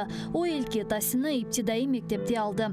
Медреседе оқыды. Медреседе оқуыны бітіріп, мектеплерде муалlimlik yaptı. Sonra bilgi seviyesini yükseltmek maqsadıyla ketip, İstanbul ve Kayır üniversitetlerinde tahsil aldı. Асан Сабри Айвазов çetel memleketlerden qaytып келген son, başta Baku şehrinde neşir etilgen Hayat adlı gazetada muarir olup çalıştı. Sonra Karasu Bazar şehrinde Abdurrashid Mediyev ile beraberlikte Vetan Hadimi namında gazeta çıkardılar. Асан Сабри Айвазов Vetanı Kırım'a avdet olgan son 1913 senesinden başlap Kadimi Bahçesaray'da İsmail Gaspralı tarafından çıkarılgan Tercüman gazetasında çalışa başladı. İsmail Gaspralı 1914 senesi vefat etken sonra Асан Сабри Айвазов tercümanın baş muariri oldu. Sonra o Ahmetçit şehrinde Millet dep adlandırılgan gazeta neşir etti ve aynı zamanda Kırım Milli Kurultayı reisi vazifesinde bulundu. Асан Сабри Айвазов publitsist olmak ile beraberlikte hem yazıcı, hem dramaturg, hem de acayip edebi tercüman edi. Anneciğim neredesin? Kel, neden bu alga kaldık? Gibi bedi eserler ile bir sırada Ivan Turgenev, Anton Çekhov, Lev Tolstoy, Avrupa edebiyatından Knut Gamsun, Longvili gibi müelliflerinin işlerini Kırım Tatar tiline tercüme etti. Асан Сабри Айвазов'ның icadi umur faaliyeti gayet gürlegen vakitte o Bolşevikler tarafından represiyaga uğrap 1938 senesi aprelinin 17'sinde vahşice öldürüldü. Асан Сабри Айвазов'ның Neden bu alga kaldık piyasasından küçük bir parça. Seyitbek, şimdi biz ne işleyelim? Avrupalılarının kulturası fenadır diye cahil mi kalalım? Abdülislam, hayır evladım. Hoşa sim hoşa. Hazreti Fahir-i Kainat Efendimiz sallallahu aleyhi ve sellem beşikten mezara kadar ilim aranız buyurdukları gibi ilim nerede olsa da gidip alınız buyurmuştur. Avrupalılarının ilimi ve marifini, fenoni ve sanayisini alınız. İhtirat ve keşfiyetlerini de öğreniniz. Milli mekteplerimize sokunuz. Ana lisanınızga tercüme ediniz. Binaenaleyh Avrupa'ya gideceğinizde bir-birinize lisan-ı milli bulunur ise size büyük bir siladır. Her yerde sizi selamete çıkarır. Elinizde İslamiyet, lisan gibi bir kuvvet olur ise Avrupa'nın ateşi sizi yakamaz. Mamafih ne Frankistan'ın Paris'i, ne Almanya'nın Berlin'i, ne de İngiltere'nin Londra'sı, ne de Avrupa maişeti millet ve kavmiyetinizi unutturamaz.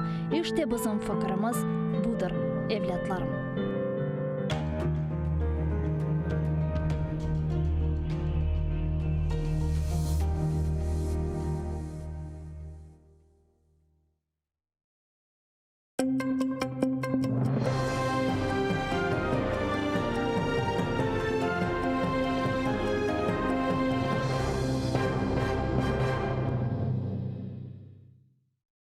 диски з нібито доказами ховали у кількох конвертах з початками, але він виявився порожнім. Про це заявила адвокат Ліля Гімеджі після засідання Південного окружного військового суду Ростова-на-Дону. Там розглядали справу Олега Федорова та Ернеста Ібрагімова, яких звинувачують у тероризмі через нібито причетність до Хізбут-Тахрір. Утім, доказів цьому окупанти навести не змогли, оскільки носій, де буцімто зберігалися аудіозаписи таємних зібрань бранців, виявився порожнім.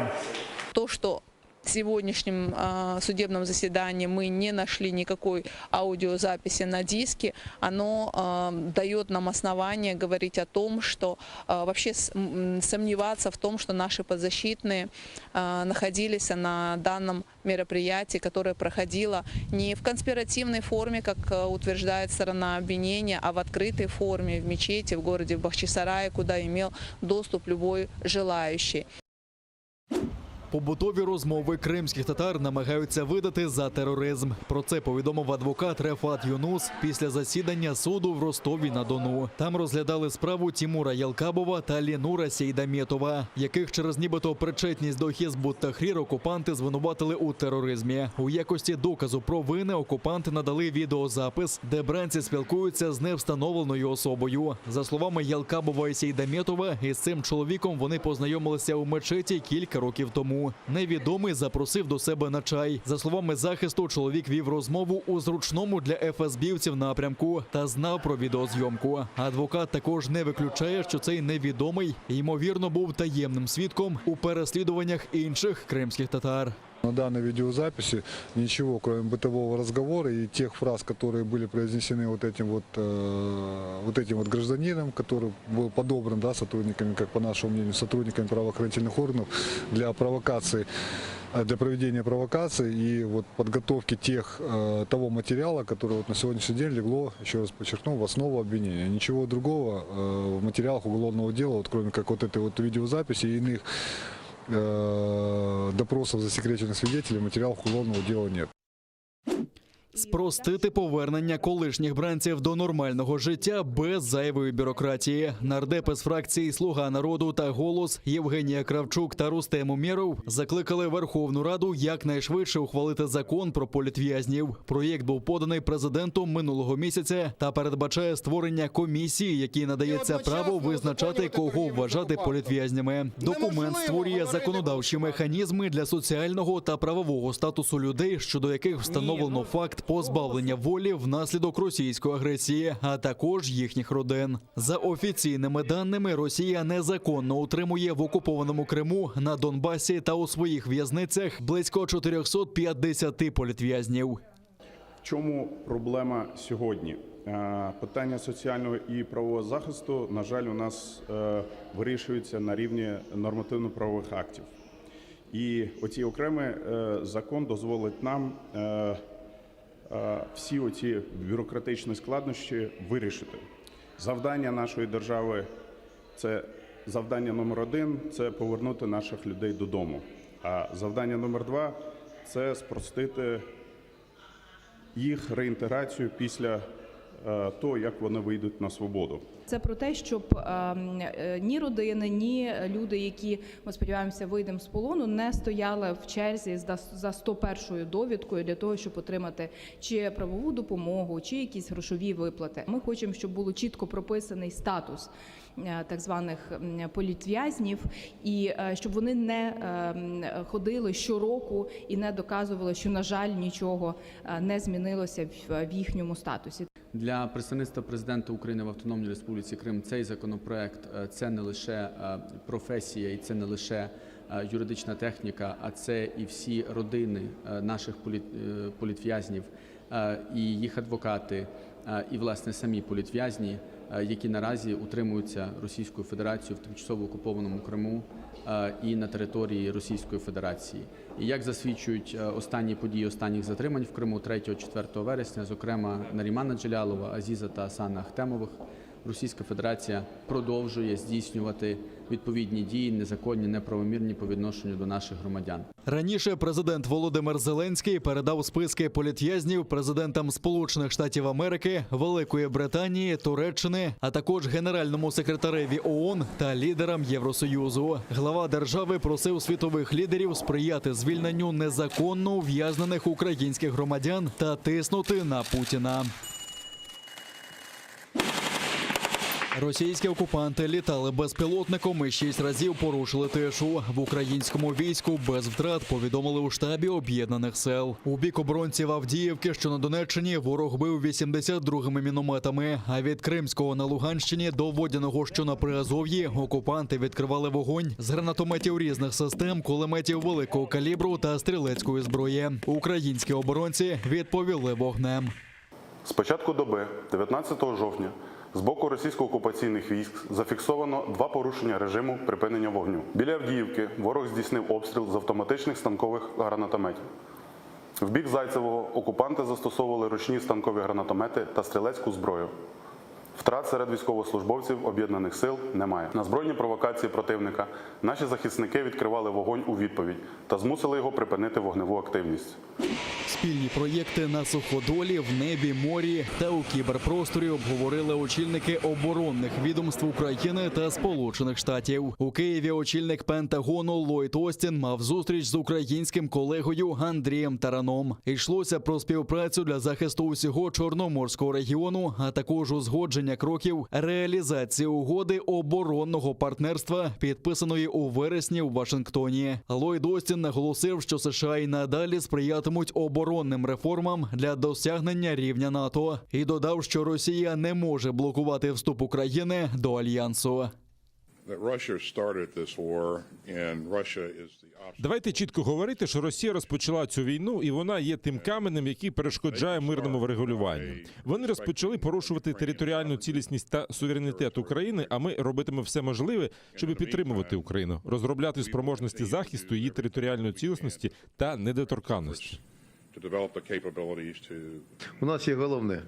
У нас є Збройні сили, які підготовлені, пройшли суворий вишкіл під час війни з російськими окупантами.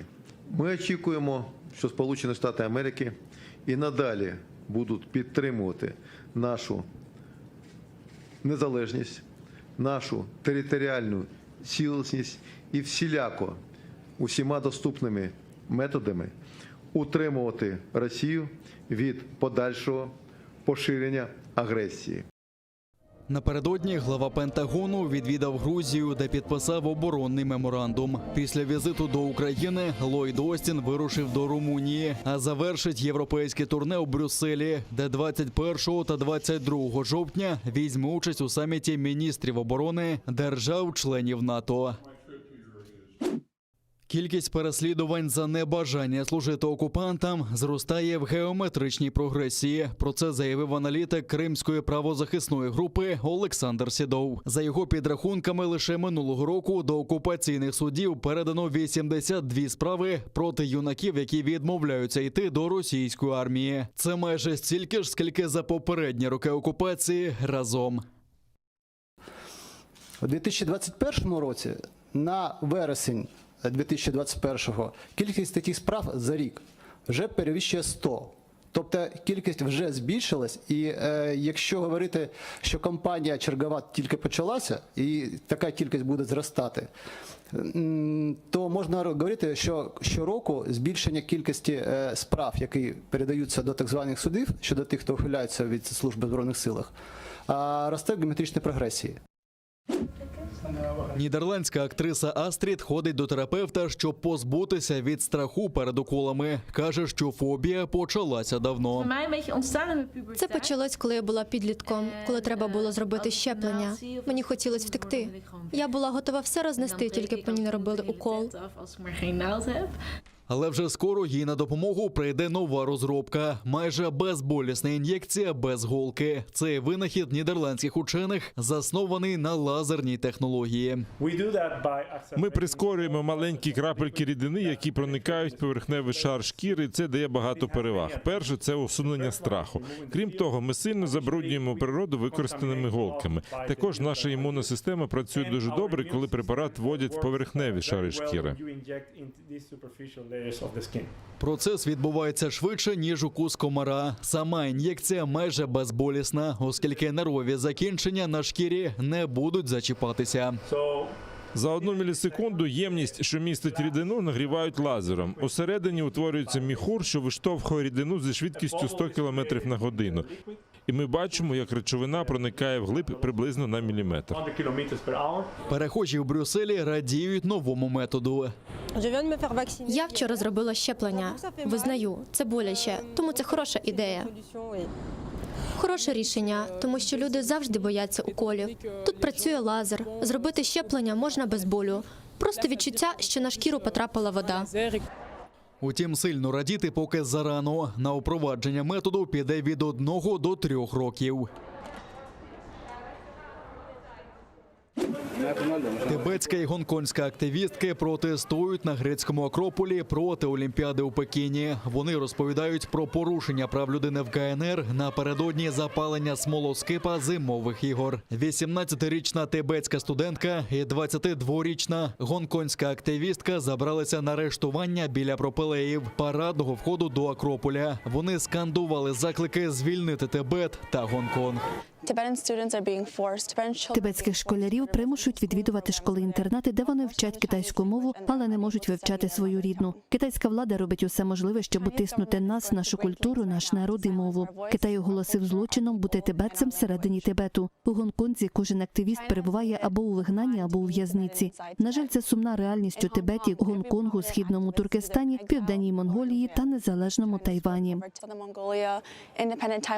Активістки беруть участь у кампанії «Ні Пекіну-2022». Вона закликає Міжнародний олімпійський комітет скасувати рішення провести зимові ігри 2022 року у Пекіні. Невдовзі після початку протесту поліція їх затримала. Ми закликаємо повністю бойкотувати зимову олімпіаду 2022 року в Пекіні, бо Китай проводить геноцид уйгурів та небувалі репресії щодо жителів Тибету, Гонконгу, Південної Монголії та демократичного Тайваню. Олімпіада у Пекіні починається у лютому. Міжнародний олімпійський комітет критикують за рішення знову провести ігри у Китаї. Багато організацій вже закликали спортсменів бойкотувати захід. Серед них Усесвітній уйгурський конгрес, Тибетський інститут дій, Китай проти смертної кари, студенти за вільний Тибет та кампанія за уйгурів. Приєднуйтесь до сім'ї АТР та підпишіться на сайт нашого телеканалу. Для цього наберіть в браузері atr.ua, натисніть на кнопку «Вступити в сім'ю АТР», виберіть суму і натисніть кнопку «Підтримати АТР». Після цього заповніть дані своєї картки та електронної пошти. Оберіть регулярність платежу, погодьтеся з умовами програми та натисніть кнопку «Оплатити».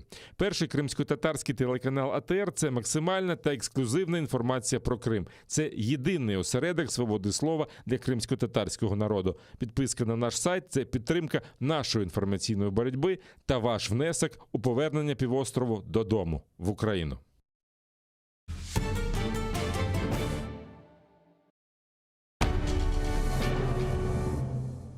Ізраїльські вчені створили унікальний засіб, що містить природні інгредієнти. Краплі імуноков покращують імунітет при коронавірусних та респіраторних захворюваннях, а також сприяють полегшенню постковідного синдрому. Імуноков – надійна допомога.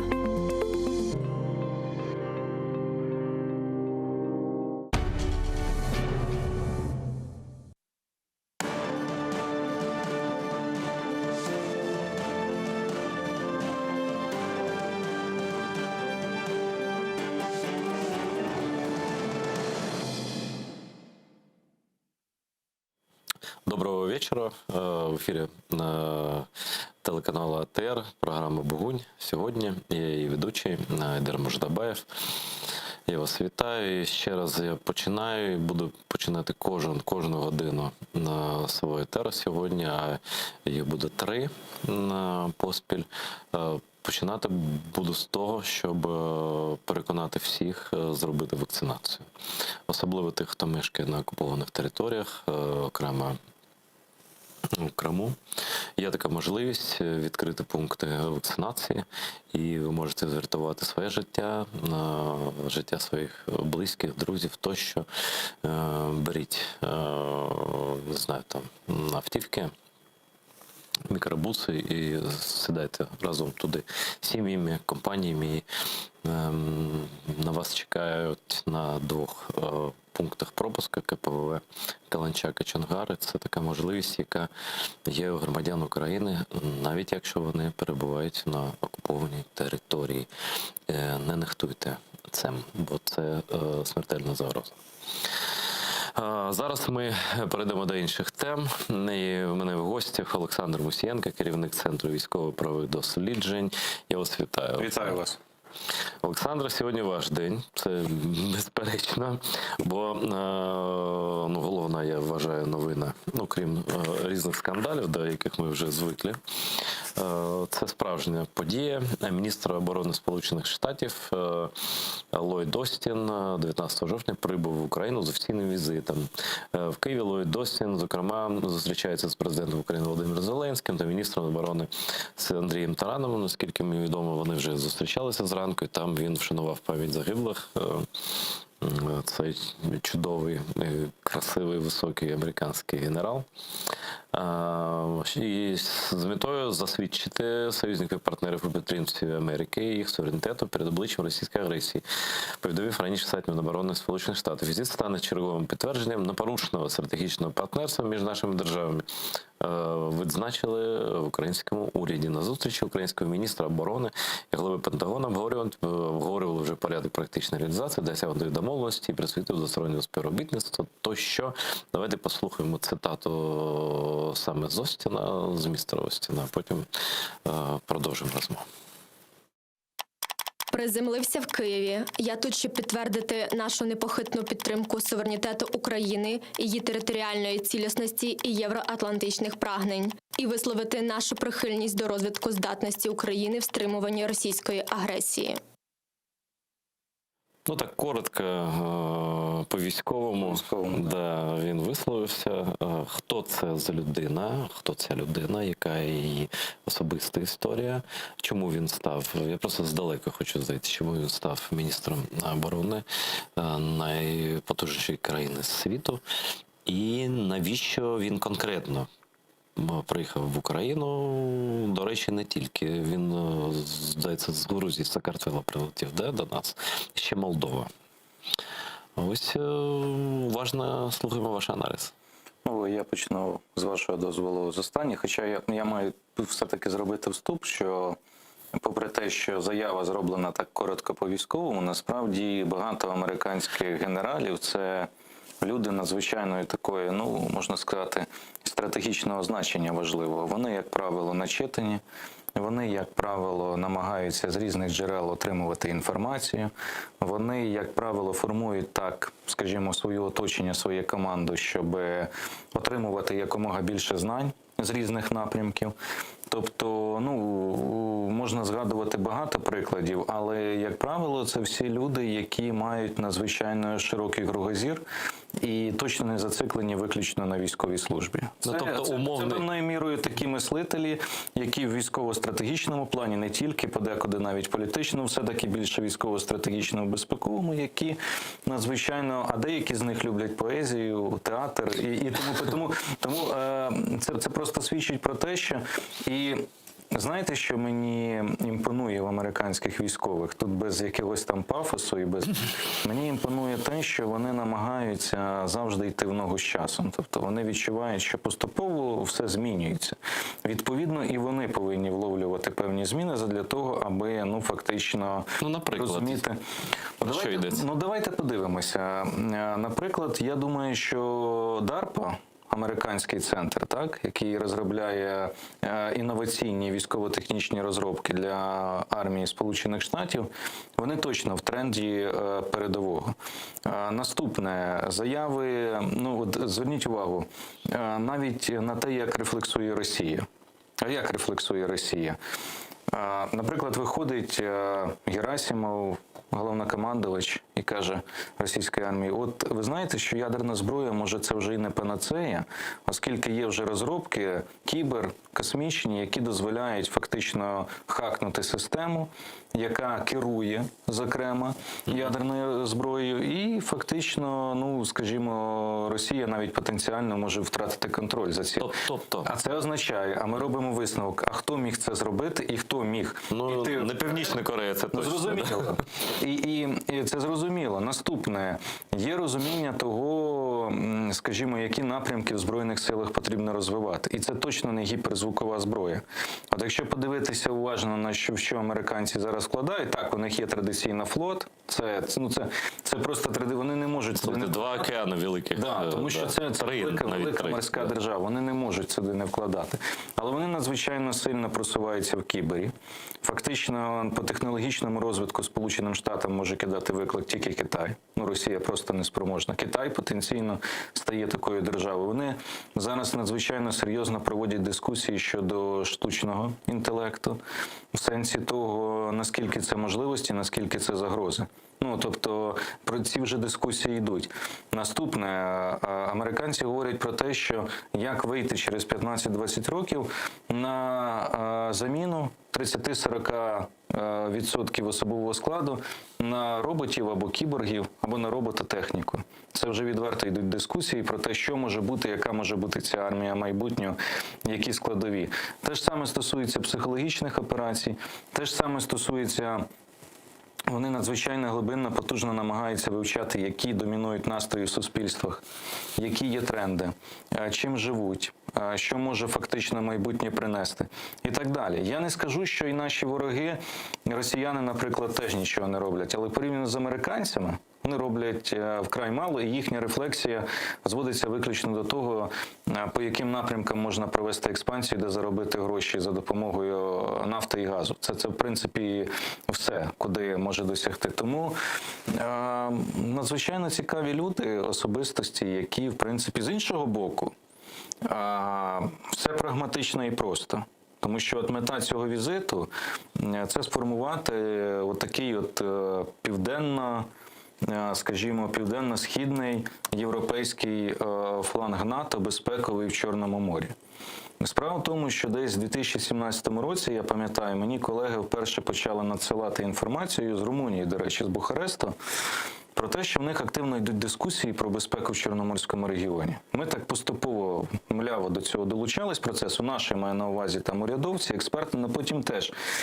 А в чому вона полягає? В тому, що уже тоді проводилися конференції, заходи, де, скажімо, передбачалось і говорилось про те, які загрози поступово може становити Росія. 2017. Це активно вже говорилось, як протидіяти.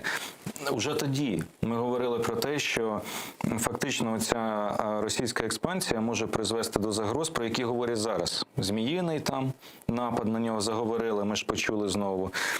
Заговорили про те, що можуть бути відрізані торговельні маршрути.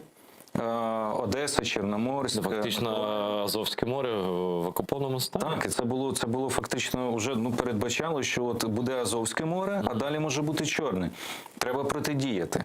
І оці способи протидії, вони зараз і випрацьовуються. Не даремно пан Остін згадує Україну, Румунію, Грузію, а також Молдову. Тому і Болгарію. До кого ще згадувати? Це всі чорноморські держави. Є ще Туреччина, яка відіграє важливу роль і, в принципі, з якою в нас є дуже серйозні військово-технічні програми, які, я маю надію, будуть розвиватись. Там є серйозний дуже потенціал. Взаємовигідна, до речі, співпраця. І зараз вкрай важливо, щоб фактично зміцнити оцей фланг і якщо ми говоримо саме про Чорне море, то тут треба розуміти, що нас уже Сполучені Штати в цьому регіоні починають розглядати як повноцінного союзника, нехай не члена НАТО, але практично на рівні. А по чому це видно? По зразкам озброєння нового, яке постачається. Ось нещодавно ж літак приземлився в нас тут, да, з новою зброєю. Ну, ми можемо говорити і про катери. Марк 4, ми можемо говорити про катери типу Island. Ну, скажімо так, є там, в принципі, подекуди справедлива критика, що, можливо, не найпередовіша зброя, яка потрібна, але потрібна. Я тут, до речі, якщо ми візьмемо, наприклад, британців, ми можемо сказати про суму, так, це кредит. Але кредит все-таки на сприятливих умовах 1,3 мільярди. Ну, щоб було розуміння, це трошечки більше, ніж наше оборонне замовлення на всю армію. І треба розуміти, що якщо ми говоримо з британцями, домовляємося про цих 1,3 мільярди, а у нас на цей рік, на 2022, наступний точніше, закладається сума приблизно 33 мільярди гривень на все оборонне замовлення. Британія готова виділяти ці кошти на спільне виробництво катерів, фактично, які будуть застосовуватися і які будуть використовуватись військово-морськими силами України в Чорному морі, які будуть захищати нас в першу чергу, нашу державу, і фактично виділяти на це кошти. Я вважаю це дуже добре, тому що з нашим оборонним замовленням і спроможностями, на жаль, які є, ми би довго це... Стосовно флоту, це точно, абсолютно. Це не просто довго, це ми не спроможні швидко це зробити. Це велика підтримка, але є ще інший фактор. Зараз все, що ви казали, стосувалося Чорного моря і безпеки Чорноморського регіону, але є ж така... Ну, доволі вірогідна небезпека, якщо вони все ж таки вирішать втручатися повномасштабно, тобто вивести Україну де-факто війну по всьому фронту, то там є ще протиповітряна оборона. І от нещодавно тут інший військовий експерт був у мене в етері, і він казав, що це головна наша мета – отримати дуже якісну, сучасну протиповітряну зброю. Абсолютно погоджуюсь, і я можу сказати, що ця інформація, вона виникла ні звідки. Справа в тому, що у нас вже затверджено, і цього року, я маю надію, ми закінчимо роботу, держава наша закінчить, наші органи, зокрема Кабінет міністрів, ухвалить всі підзаконні акти, які потрібні, тому що стратегічно ми вже стратегії, доктрини і стратегії розвитку оборонно-промислового комплексу затвердили. Вона набула чинності от недавно, буквально в серпні. Там визначено один із пріоритетів протиповітряна оборона, я абсолютно погоджуюсь. Питання в тому, якими засобами її досягти. Бо є три шляхи. Перший шлях – ми закуповуємо виключно, шукаємо шляхи, як купити кредити, не знаю, влазимо в ці кредити, в борги, просимо надати, якісь розстрочки, кредитні гарантії, тобто за різні варіанти накупуємо за кордоном. Залізний купол, Петріоти, я не знаю. Ну, Залізний купол – це мало реально, я думаю, враховуючи яку довжину фронту. Треба розуміти, чи готові нам. Знаєте, треба бути реалістами і розуміти, чи нам готові продати. Це ж теж... Ноу-хау – це ізраїльське, маєте на увазі. Ну, це спільна ізраїльсько-американська розробка, насправді. Але... це питання вже дискусії. Ми купуємо, це перший шлях. Другий шлях, ми пробуємо комбінувати. Це означає, що ми пробуємо щось купити зараз для того, щоб вирішити оперативні потреби. І в той же час фінансуємо наші розробки. На ті, які визначені, зокрема, і Кабінетом міністрів. І третє, це ми йдемо виключно тим шляхом, що нам нічого не треба ні звідки. Ми самі спроможні себе захистити, і ми зараз. Як на мене, другий шлях, він є найоптимальнішим. Тому що він дає відповідь, по-перше, зараз захистити те, що ви запитуєте про оперативні потреби. Залучити союзників до спільної праці, до речі. Якби нам вдалося, скажімо так, залучити сюди для локалізації виробництва і спільного виробництва, це було б ідеально. Бо той же Ізраїль згаданий, все-таки компанія «Рафаель», якби вони не уклали співпрацю з Райтеоном, я думаю, що їм би було важче набагато. Але весь світ сьогодні, всі провідні компанії, от візьміть список, не знаю, елементарно найбанальніше з Вікіпедії і подивитися, всі компанії між собою кооперують. Європа вся кооперує. Airbus – це класичний приклад технології, як вони виробляють той же свій винищувач там, і цивільні літаки. І нам треба, звичайно, шукати цих шляхів, обов'язково. І до цього потрібно прагнути. Це один момент. І друге, паралельно розвивати свої. А у нас, наприклад, той же КБ «Луч», конструкторське бюро, який розробляв «Вільху» і «Нептун», тобто це підприємство, яке продемонструвало, що вони можуть і здатні робити ракети, які приймаються на озброєння, проходять випробування. Вони, в принципі, заявили про те, що вони здатні розробити зенітно-ракетний комплекс протиповітряної оборони. Для цього їм потрібно на завершення випробувань, вони заявляли про $50 мільйонів. Я думаю, їх варто знайти і дати, бодай спробувати. Це не така сума, да. А потенційно це залучити і партнерів. Під це потенційно це вийти на зовнішні ринки озброєнь. Розумієте, в нас ще є проблема, над якою зараз треба активно працювати, це все-таки зовнішні ринки збуту.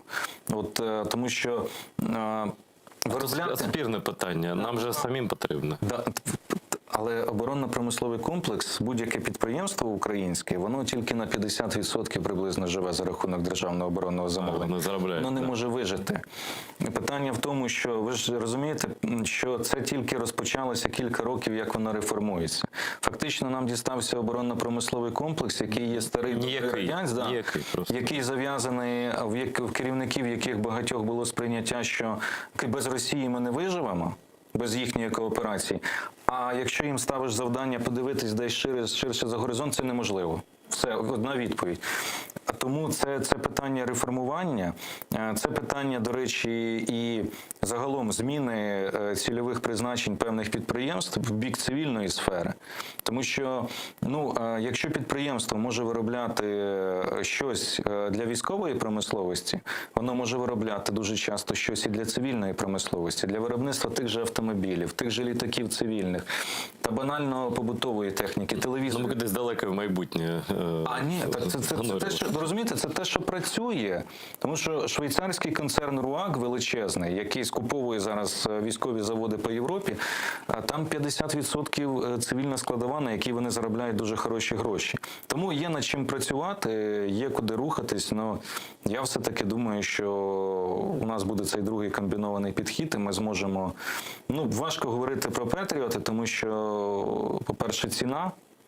По-друге, нам, щоб змінити фактично систему, скажімо, змінювати, а тут уже фахівці військові теж можуть підказати, що нам тоді потрібно повністю цикли управління змінювати і так далі. Тобто нам потрібно, якщо ми беремо Петріот, це не одна установка. Нам потрібно критичний, щоб налагодити систему. А це гроші. Це серйозні гроші. І питання, хто це профінансує. Взагалі, знаєте, якщо так думати на перспективу, надійно, це ми вже, напевно, вважаємо кордон з Білорусі, це теж потенційний фронт, так? Яка там довжина фронту загалом, 2000, я не знаю, кілометрів, не менше. І все це потенціально небезпечні місця. І тут є і повітря, і на суші, і тощо. Тобто це просто мільярди, може трильйони доларів. Я просто наших чи там в кооперації з кимось. Ви так спочатку багато компліментів відсипали американському військовому керівництву. І правда, там люди дійсно досвідчені, дійсно освічений, тобто там не може якийсь там мовний черевик якийсь стати генералом чи там тим більше міністром оборони. До речі, міністр оборони це ж така більш-менш, за що він же не командувач, так? Він не командувач, він політичне керівництво. І як правило, це має бути цивільна людина. До речі, всі генерали, які були, і цивільні у відставці. Вони у відставці. Але ось тут є, чи не спростовує всі ці, правильні, в принципі, тиради на їхню адресу ситуація з Афганістаном, де 20 років нічого не відбулося позитивного. Ви казали, що він вивчає ситуацію, стежить за суспільством, за думками людей, аналізує. Може, хто і аналізує, але ми бачимо втрату декількох трильйонів доларів Це просто це такі суми, яких вистачило б Україні для того, щоб залізний купол просто по всьому кордону встановити. Так? І потім політичне керівництво Сполучених Штатів приймає рішення вийти і залишити майже всю зброю, м'яко кажучи, ненадійним партнером, якщо взагалі партнерами можна назвати. Це Талібан, це терористична організація. Ви що на це скажете? І чи зроблено якихось висновків з цього? По-перше, нікого, попри компліменти, не можна ідеалізувати. І всі допускають помилки, в тому числі і держава. Так, але давайте подивимося на це із цієї точки зору, що навіть в статусі держави Афганістан вона отримувала надзвичайно багато. І це питання також до внутрішнього, до афганського уряду і до їхньої корупції, до речі. Чому вони не змогли забезпечити собі на користь для, в першу чергу, навіть захисту себе? Вони навіть себе не змогли. Я думаю, що вони набагато більше корумповані за наших чиновників. Абсолютно. Просто в 100 разів, в 1000 разів. Да? Абсолютно. Але і гроші їм давали набагато більше, ніж нам, починаючи з 2014 року. Вони отримували дійсно зброю, яку їм залишили. Але давайте подивимося на це з іншої точки зору. Уявіть собі, якби в Україні, а була тут в Україні фактично присутня американці окупували би частину України. Давайте назвемо речі своїми іменами. Фактично, американці, вони тримали в окупації частину цієї території, і завдяки цій окупації ніхто не зміг піднімати голову з терористів, фактично, там за поодиноким. Вони йдуть. Вони кажуть, ми вам залишаємо зброю, ми підготували ваших спецпризначенців. Величезну армію, одну з найвеличезніших армій світу і регіону. Це теж дискусія, тому що якщо порівнювати, наприклад, з Іраком, я пам'ятаю штурм, коли був терористами Ісламської держави Масула, і коли іракські командувачі запевняли офіцерам, ми піднімемо зараз 200-250 тисяч. Вони від сили змогли підняти 2000, і вони, звичайно, програли. Але потім вони мобілізували зусилля і все-таки відтіснили терористів і забрали Масул. І Ірак, до речі, у цьому прикладі, він все-таки більш гідний якогось там похвали. Ми просто спротиву майже не бачили. А тут нічого не було. І в тому то й питання, що, вибачте, я це порівнюю з таким, що от ви сидите на березі, і це от банальний приклад, але він працює. І ви кажете, я хочу їсти. Вам приносять вудку, вас вчать ловити цю рибу, вас вчать її готувати, і потім все, вас залишають. І ви сидите, а що робити? Нічого не... Але ж вас вчили? Вам же дали знаряддя, щоб цю рибу зловити? Вам же сказали, як її приготувати? Чому ви сидите тоді? Хто несе за це відповідальність? В такому разі. Звичайно, вони дали зброю, вони підготували окремі бойові частини. Вони сказали, от вам можливості, будь ласка, давайте боріться, якщо хочете. А якщо не хочете... Якщо ви не хочете, тоді виникає запитання. І оце запитання, яке вжевріло дуже сильно в американському суспільстві. Ви ж подивіться, Байден ухвалив таке рішення, але до нього хотів це зробити Трамп. А до Трампа це хотів зробити ще Обама. А чому вони хотіли це зробити? Очевидно, через те, що вони бачать внутрішнє суспільно, їх же ж обирають все-таки американці. При всій повазі міжнародна преса, суспільство, люди по світу дивляться, критикують американців. Вони допустили помилку, але подивимося на результатах виборів. Чи стратегічно це використала інформаційна Росія, пішло і на користь? Так. Інформаційно-пропагандистська Росія це надзвичайно розкрутила. Але чи створила це для неї якісь там перспективи в регіоні? Я не думаю. Я не думаю, що таліби це настільки договороздатна організація, їхні представники, що з ними можна про щось домовлятися конкретно там, що Росія намагається робити. Тому так, пішло це на користь Росії для того, щоб вони показали і виставили Сполучені Штати в невигідному світлі і сказали, дивіться, які союзники. Подивіться, приклади бувають абсолютно різні. Того, як ці союзники допомагають, і того, як ці союзники, і реакції на цю допомогу. От і все. А якщо, наприклад, давайте подивимося, якщо зброя американська надходила в Європу, країни в Європі, і фактично піднімалося НАТО, тому що НАТО від початків це Сполучені Штати, це треба визнати. Європа після війни розбита, грошей немає, бідність і так далі. Так і зараз майже так само. Абсолютно. Вони ж несуть на себе, і Трамп, до речі, дорікав, пам'ятаєте, там Столтенбергу, що ми вас тут годуємо, а ви не хочете внески свої робити, там тощо. Навіть іракська армія. Оце може більш вдаліше порівняння, ближче до афганського.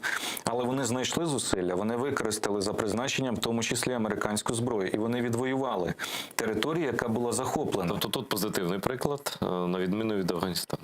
Ну, Афганістан, можливо, я думаю, що помилка була в тому, як відбувався цей вихід. Сам він був настільки, ми ж бачили це все.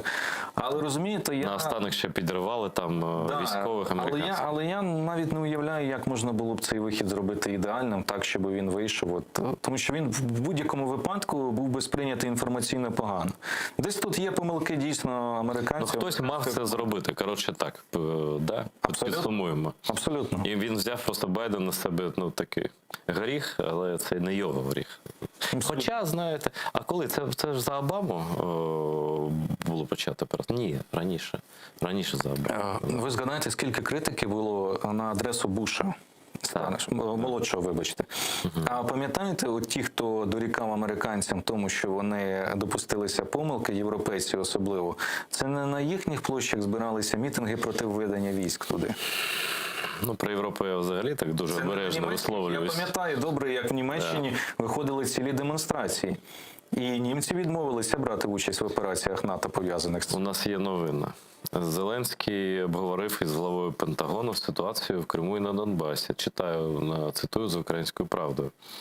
Президент України Володимир Зеленський на зустрічі з міністром оборони США Ллойдом Остіном обговорив поглиблення практичної взаємодії між країнами та безпековою ситуацією в Криму і на Донбасі. Зеленський відзначив, що Україна, вибачте, я просто вчуся говорити українською мовою. Зеленський відзначив, що... Чи відзначив? Відзначив. Допомагайте. Зеленський відзначив, що Україна намагається активізувати роботу всіх переговорних форматів задля досягнення миру на Сході та відновлення суверенітету територіальної цілісності. Говорили про НАТО, безпеку, міністр оборони Сполучених Штатів.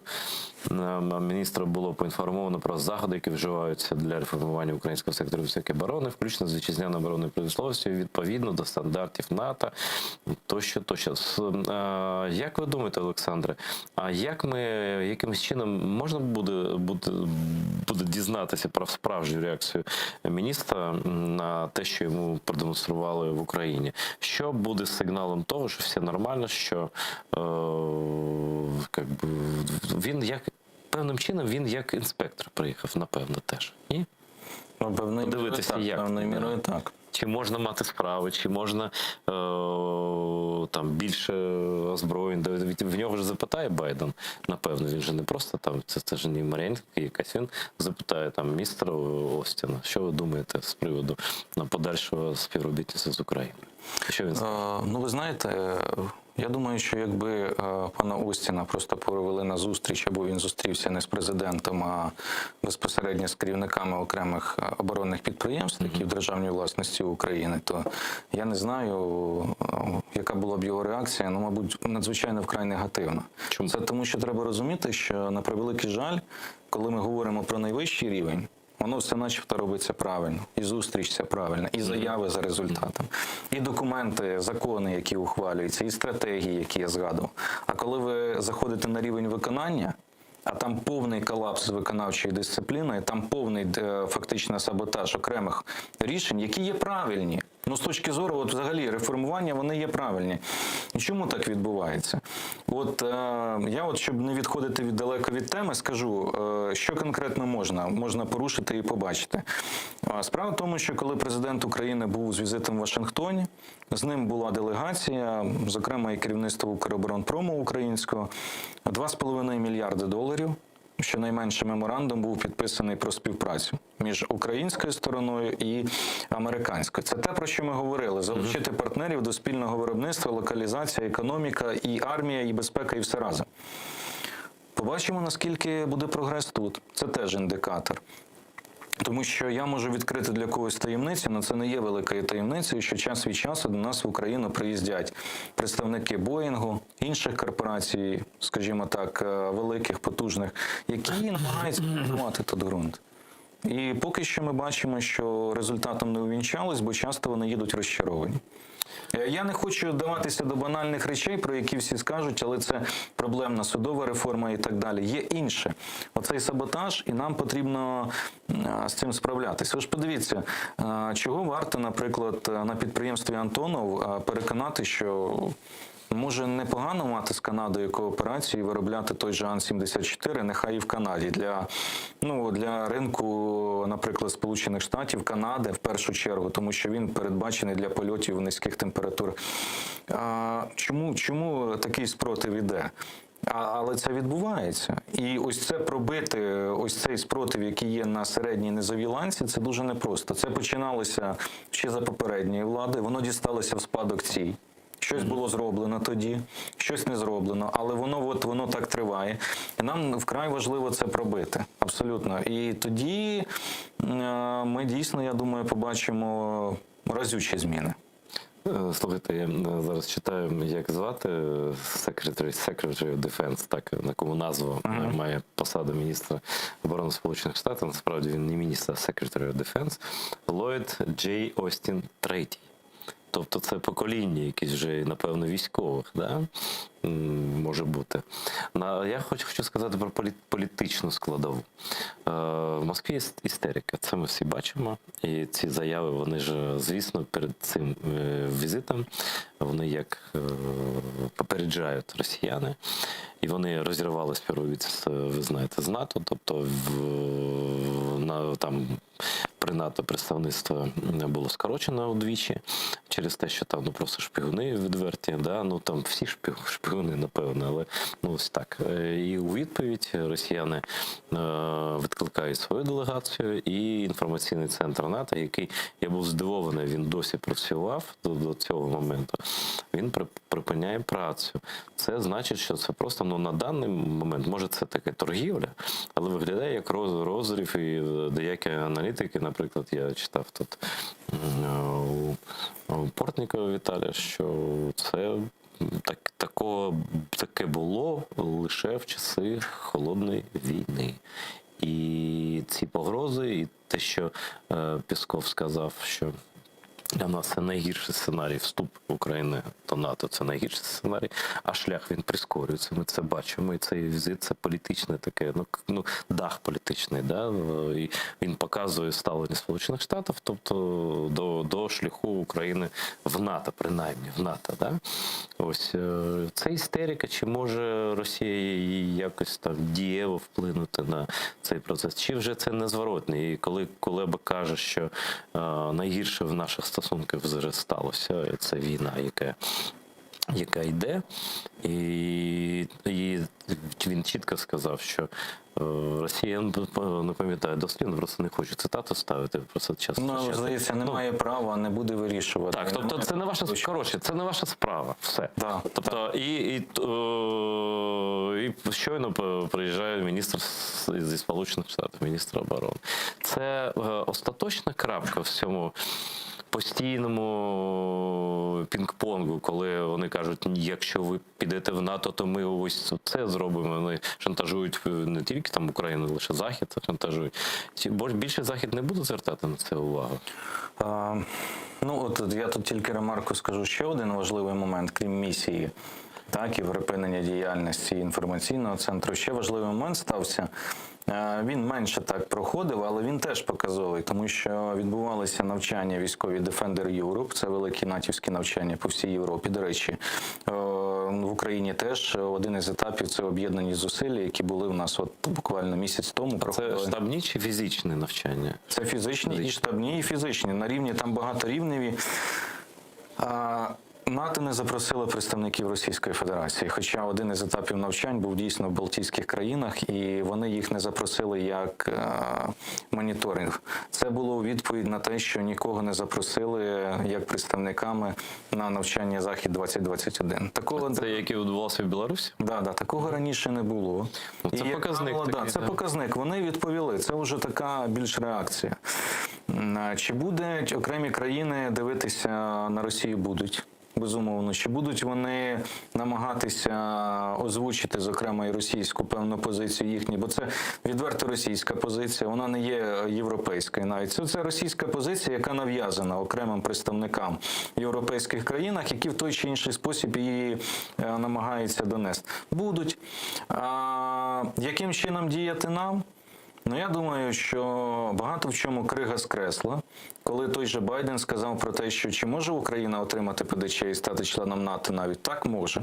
Я думаю, що це шокувало навіть багатьох європейців. І він вимушений потім був додати, що але це залежить не тільки від мене, сказати. Фактично вплив Сполучених Штатів в НАТО, він величезний. І це була певною мірою відповідь на, тому що мені здається, у нас останній рік-два була така трошечки гарячка в цьому питанні. Ми якось так, знаєте, дайте нам гарантії, коли ми вступимо, коли точно дати. Для чого це? Мені видається, що це не зовсім правильний підхід. Треба спокійніше діяти, виваженіше, прагматичніше.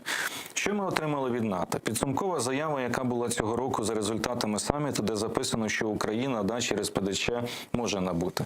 Там написано ряд пунктів, які просять Україну виконати. Вони стосуються, до речі, не тільки оборонної чи безпекової, вони стосуються політичної частини. І судова реформа, демократичні перетворення і так далі, і так далі. Це все, що там записано. І я думаю, що нам треба бути розумнішими і десь усвідомлювати, що нам посилають певні сигнали. Ви будете. Але для цього мають скластися ряд умов і обставин. До речі, не так багато вони вимагають. Це ж нам потрібно, не їм. Абсолютно. Закон про олігархів нормальний, закон про реалізацію судової реформи, яка, до речі, вчора ж скандальна ситуація була, коли знову ж там... З Конституційним судом. Скандал за скандалом. Просто це саботаж відвертий. І, напевно, американці теж це бачать. Я коли кажу про саботаж, я в тому числі оце зробити. Якщо ми це робимо, і нам посилають сигнал, мають зійтися ряд умов. Які це можуть бути умови? Теоретично ми можемо припустити, що позиція Росії коли зміниться, але я не думаю. Але ми можемо допустити сценарій, коли в Росії буде відбуватися зміна влади, чи перехід від одного клану еліт так званих до іншого, чи гризня між ними. Будь-що. Будь-яка дестабілізація. Так, коли їхній кругозір не зможе і їхнє бачення вийти далі Кремля, чи Красної площі, бо вони будуть зайняті боротьбою за владою. І далі холодильники, якщо криза економічна буде. І тоді, для нас можливі, читайте російську історію, смути в них завжди були такі. Тоді у нас теоретично. Але нам треба бути готовим до таких сценаріїв. Яким чином? Виконати те, про що нас просять. Щоб ми тоді, нам Німеччина, Італія чи Угорщина не сказали, а у них корупція, їх не можна прийняти. А у вас немає корупції. А ми скажемо, дивіться, є, ясно, що є. В них така корупція, якої у нас немає. Тобто прем'єр-міністр, канцлери працюють колишні на Росію. Слухайте, це зрозуміло, і багато цих аспектів, які... Тоді оце нам треба розуміти, а до цього, я думаю, що нам не треба іноді оцю істерику і гарячку. У нас є план. Давайте розпочнемо з меншого. Давайте спробуємо побудувати оцей південний фланг у нас з Чорного моря. Але реалізувати його нормально, без корупції, без якихось зловживань, без розкрадань, показати, як ми можемо робити. А в нас є для цього потенціал. Далі поступово виходити на інший рівень, на протиповітряну оборону. Я розумію, що хтось може сказати, що це час, а загрози вони от зараз. Так, це так. Але ми ж повинні виходити з того, що ми мусимо досягти чогось можливого, реального. Я думаю, знаєте, Олександре, наш час добігає кінця. Я думаю, що попри всі там негаразди і якісь проблеми з реформами, то, що Зеленський має унікальний шанс в історії України. Жодний президент України не мав таку, таку суму влади. Да? Тобто, якщо зараз цей шанс буде втрачено, це просто не можна буде вибачити, бо шанс насправді є. Американці протягують руку і кажуть, просто зробіть, будь ласка, це небагато чого, і це нам потрібно. І нам, от ось вам, іншим людям, які стежать уважно за корупцією, там, десь там, за нереформованими підприємствами тощо. Це ж, до речі, це останнє питання. Міноборонпром краще працює зараз? Ви маєте на увазі Укроборонпром чи Міністерство оборони? Укроборонпром? Вибачте, я просто... Ну, скажімо так, мені подобається, що нарешті ухвалено закон про реформування. І це індикатор. Він тільки от 6 жовтня набув чинності. І ви розумієте, або ухвалений в червні місяці. Це теж питання, до речі, як у нас іноді з Конституцією. І з Конституцією, хоча президент мав би його все-таки підписати раніше. А от у нас розрив між ухваленням закону і його набуття чинності 3 місяці. Я не думаю, що в таких питаннях ми можемо втрачати 3 місяці. Слухайте, я цього не знав, а це максимальний термін, да? Ні, бувають і більше. Хоча, якщо я зараз пригадую по пам'яті, я не боюсь помилитись, але президентові дається 15 днів, аби підписати закон, або повернути його за Я думаю, що нам не можна втрачати часу. Просто за нами спостерігають уважно, і просто наше існування залежить від того, наскільки ми відповідальні люди. Дякую за те, що прийшли. Ми надовго не прощаємося. Зараз будуть новини українською мовою, а потім, після новин, новий гість, не менш цікавий, ніж Олександр, якому я ще раз дякую за те, що прийшов до нас. Не перемикайтеся.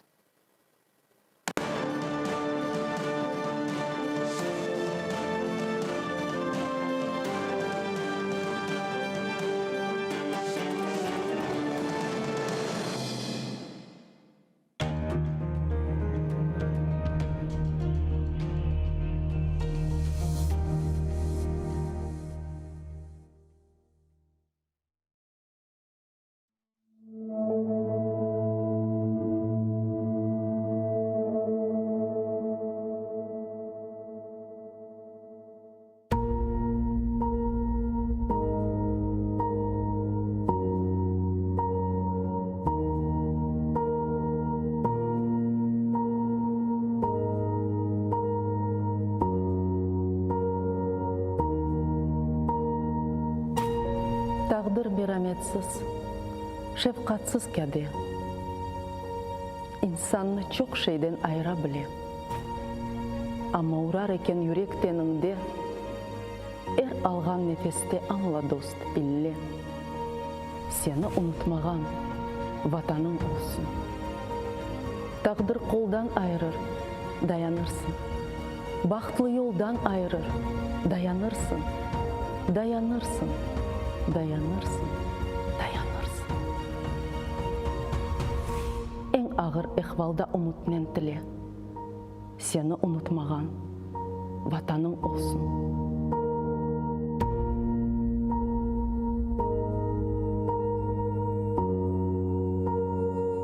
Ayaksız yürgenler yok mu dünyada? Bebeksiz korgenler yok mu dünyada? Açlıktan ölgenler yok mu dünyada? Ama baxtlı olar vatanı ile. Seni unutmagan vatanın olsun. Kozumnun bebeği nursuzlanacak. Omur ne? Altın mı? Kırsızlanacak. Ebedi ne şöhret ne şan kalacak. Unutma kendini bilgenden bile.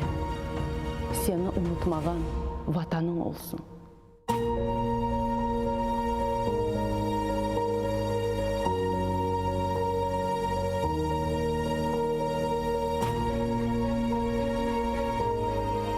Kaydadır jürükке minip çapsan da, dumanlar артында yolsuz kalsan da, ecnebi toprakta Allah olsan da, kozunun o günde tursun os kullen, seni unutmagan vatanın olsun.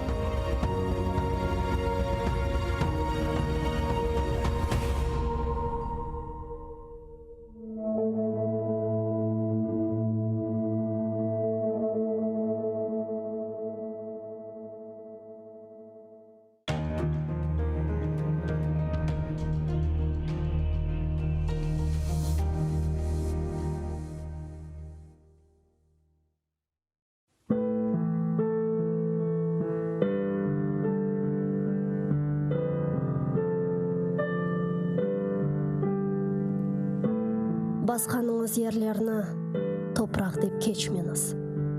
О топырақларда сіздің адыңызды сақламақ үшін неше құрбанлар берілді.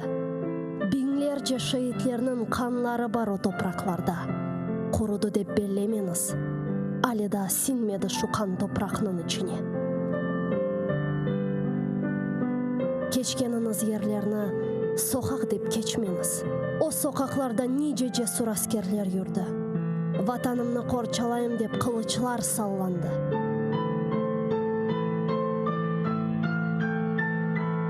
Жүргеніңіз аралықларда иханетлер де олды үлбет. Сапланды ханчерлер сыртларға.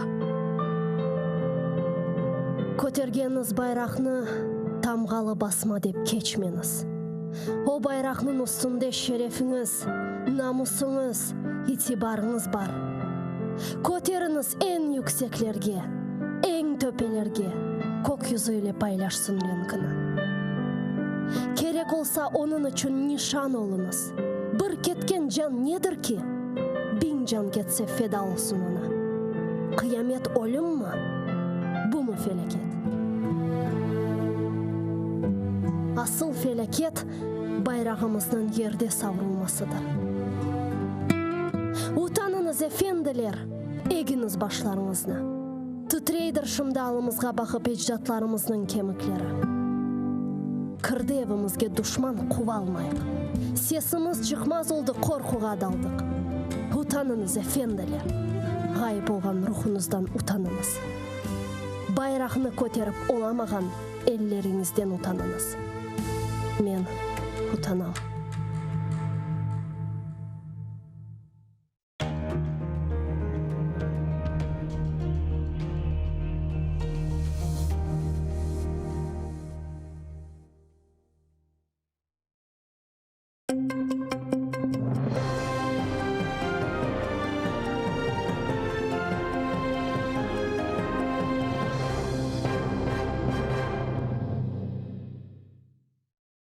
Диски з нібито доказами ховали у кількох конвертах з початками, але він виявився порожнім. Про це заявила адвокат Ліля Гімеджі після засідання Південного окружного військового суду Ростова-на-Дону. Там розглядали справу Олега Федорова та Ернеста Ібрагімова, яких звинувачують у тероризмі через нібито причетність до Хізбут Тахрір. Утім, доказів цьому окупанти навести не змогли, оскільки носій, де буцімто зберігалися аудіозаписи таємних зібрань бранців, виявився порожним.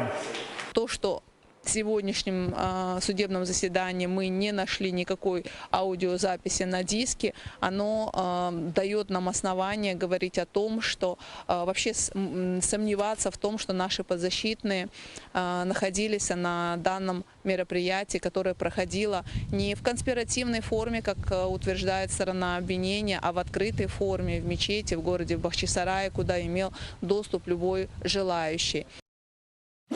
Побутові розмови кримських татар намагаються видати за тероризм. Про це повідомив адвокат Рефат Юнус після засідання суду в Ростові-на-Дону. Там розглядали справу Тимура Ялкабова та Ленура Сейдамєтова, яких через нібито причетність до Хізбут Тахрір окупанти звинуватили у тероризмі. У якості доказу про вини окупанти надали відеозапис, де бранці спілкуються з невстановленою особою. За словами Ялкабова і Сейдамєтова, із цим чоловіком вони познайомилися у мечеті кілька років тому.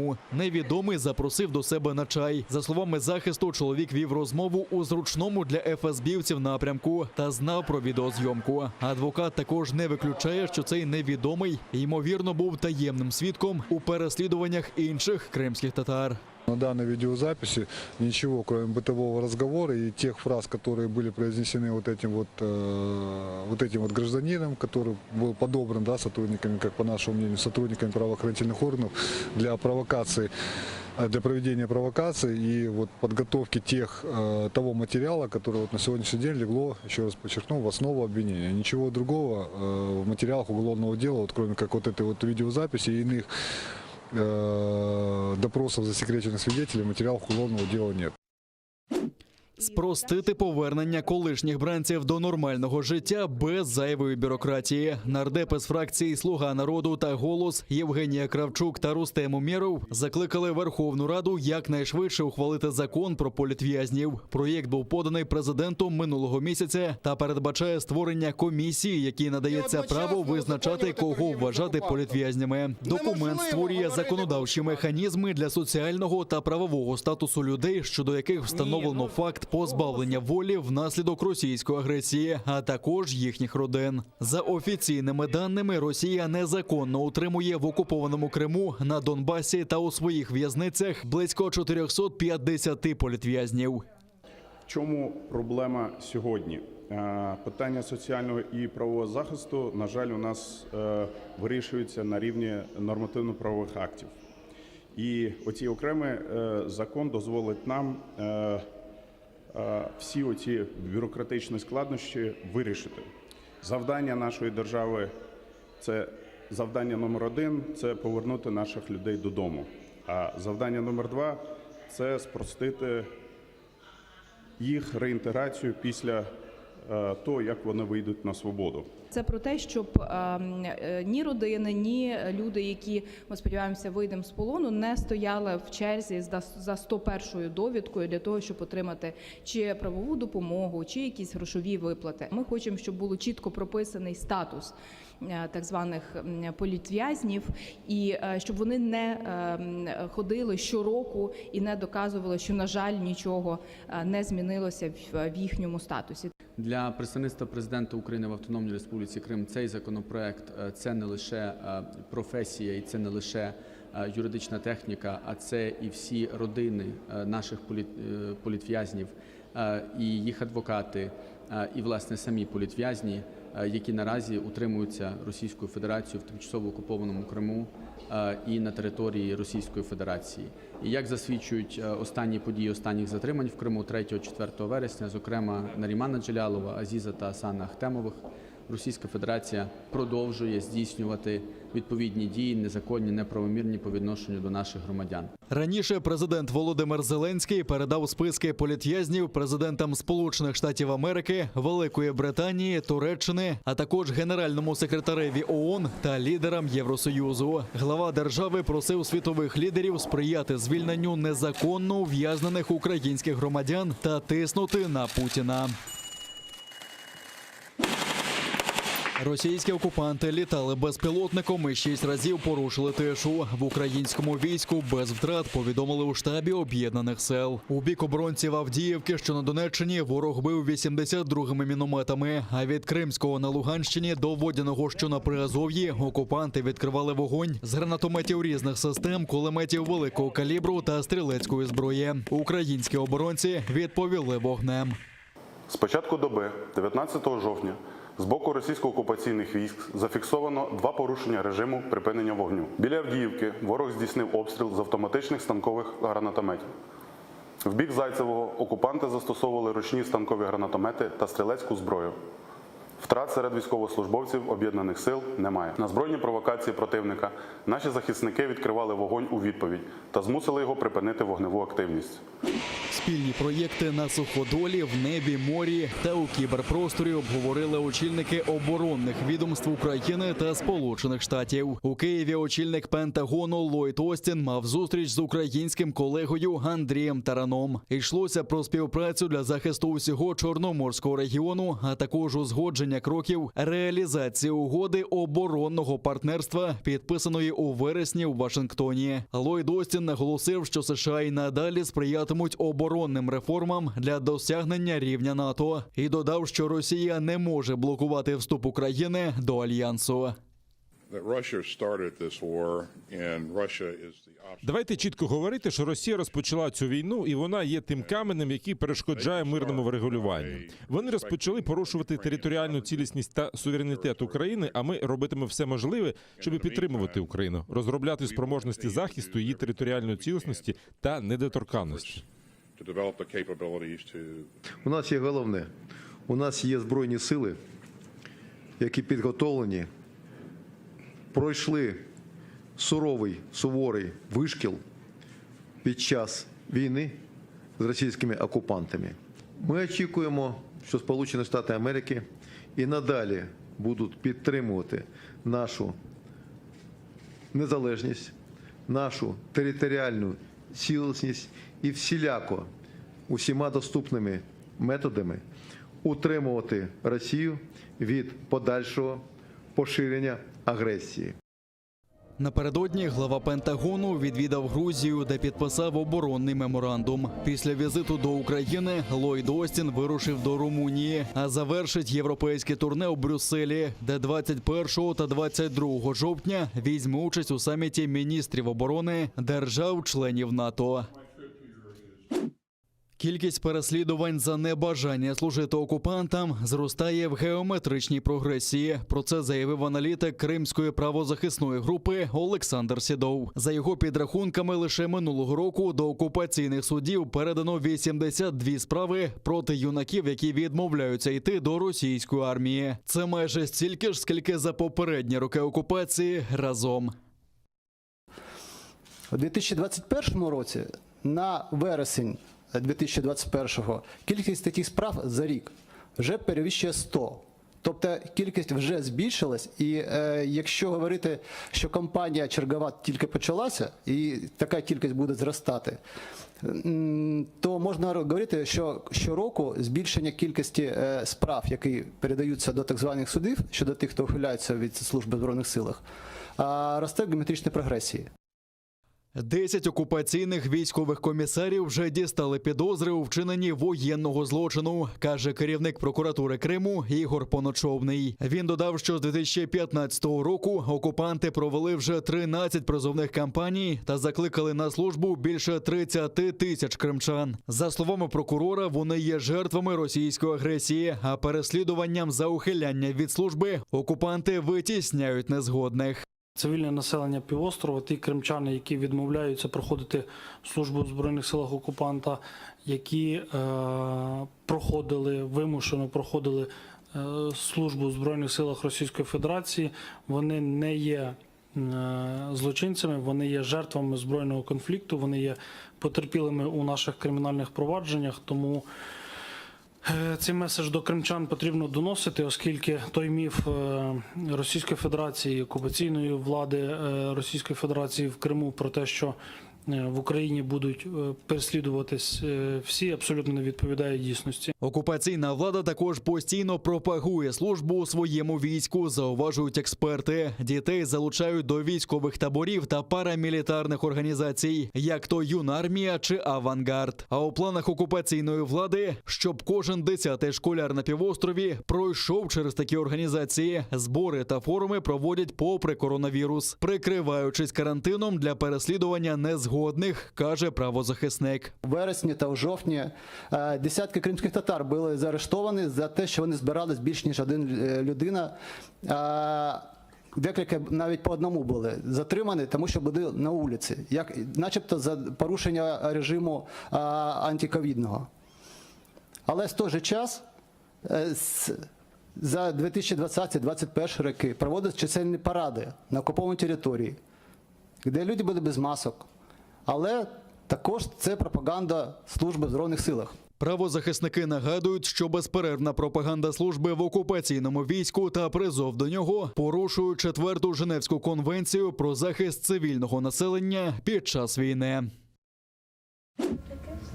Нідерландська актриса Астрід ходить до терапевта, щоб позбутися від страху перед уколами. Каже, що фобія почалася давно. Це почалось, коли я була підлітком, коли треба було зробити щеплення. Мені хотілося втекти. Я була готова все рознести, тільки б мені не робили укол. Але вже скоро їй на допомогу прийде нова розробка. Майже безболісна ін'єкція без голки. Цей винахід нідерландських учених заснований на лазерній технології. Ми прискорюємо маленькі крапельки рідини, які проникають в поверхневий шар шкіри, і це дає багато переваг. Перше – це усунення страху. Крім того, ми сильно забруднюємо природу використаними голками. Також наша імунна система працює дуже добре, коли препарат вводять в поверхневі шари шкіри. Процес відбувається швидше, ніж укус комара. Сама ін'єкція майже безболісна, оскільки нервові закінчення на шкірі не будуть зачіпатися. За 1 мілісекунду ємність, що містить рідину, нагрівають лазером. Усередині утворюється міхур, що виштовхує рідину зі швидкістю 100 км на годину. І ми бачимо, як речовина проникає вглиб приблизно на міліметр. Перехожі в Брюсселі радіють новому методу. Я вчора зробила щеплення.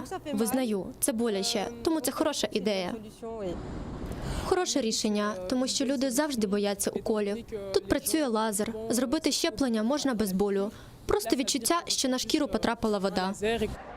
Утім, сильно радіти поки зарано. На впровадження методу піде від 1 до 3 років.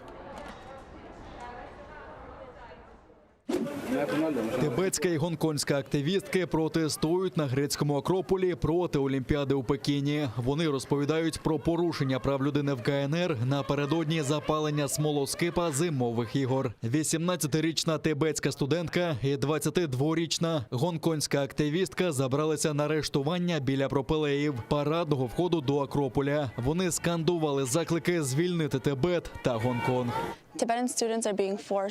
Тибетських школярів примушують відвідувати школи-інтернати, де вони вчать китайську мову, але не можуть вивчати свою рідну. Китайська влада робить усе можливе, щоб утиснути нас, нашу культуру, наш народ і мову. Китай оголосив злочином бути тибетцем всередині Тибету. У Гонконзі кожен активіст перебуває або у вигнанні, або у в'язниці. На жаль, це сумна реальність у Тибеті, Гонконгу, Східному Туркестані, Південній Монголії та незалежному Тайвані. Активістки беруть участь у кампанії «Ні Пекіну-2022». Вона закликає Міжнародний олімпійський комітет скасувати рішення провести зимові ігри 2022 року у Пекіні. Невдовзі після початку протесту поліція їх затримала. Ми закликаємо повністю бойкотувати зимову олімпіаду 2022 року в Пекіні, бо Китай проводить геноцид уйгурів та небувалі репресії щодо жителів Тибету, Гонконгу, Південної Монголії та демократичного Тайваню. Олімпіада у Пекіні починається у лютому. Міжнародний олімпійський комітет критикують за рішення знову провести ігри у Китаї. Багато організацій вже закликали спортсменів бойкотувати захід. Серед них Усесвітній уйгурський конгрес, Тибетський інститут дій, Китай проти смертної кари, студенти за вільний Тибет та кампанія за уйгурів. Приєднуйтесь до сім'ї АТР та підпишіться на сайт нашого телеканалу. Для цього наберіть в браузері atr.ua, натисніть на кнопку «Вступити в сім'ю АТР», виберіть суму і натисніть кнопку «Підтримати АТР». Після цього заповніть дані своєї картки та електронної пошти. Оберіть регулярність платежу, погодьтеся з умовами програми та натисніть кнопку «Оплатити». Перший кримсько-татарський телеканал АТР – це максимальна та ексклюзивна інформація про Крим. Це єдиний осередок свободи слова для кримсько-татарського народу. Підписка на наш сайт – це підтримка нашої інформаційної боротьби та ваш внесок у повернення півострову додому, в Україну.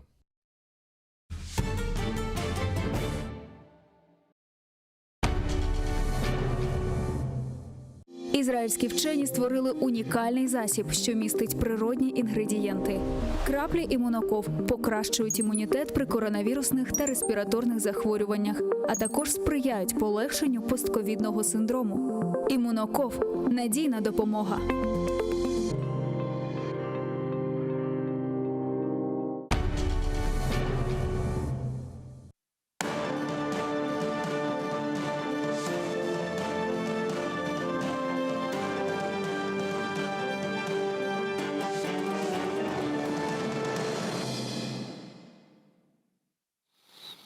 Доброго вечора, і ми знову у прямому етері. Телеканал АТР продовжує роботу. І це моя друга година сьогодні.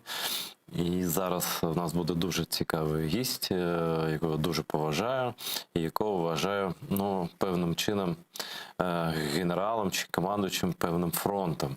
Зараз ви зрозумієте чому, бо це Антон Дробович, керівник Українського інституту національної пам'яті. Салям алейкум, Антон. Алейкум ассалям. Ну, майже кримсько-татарською.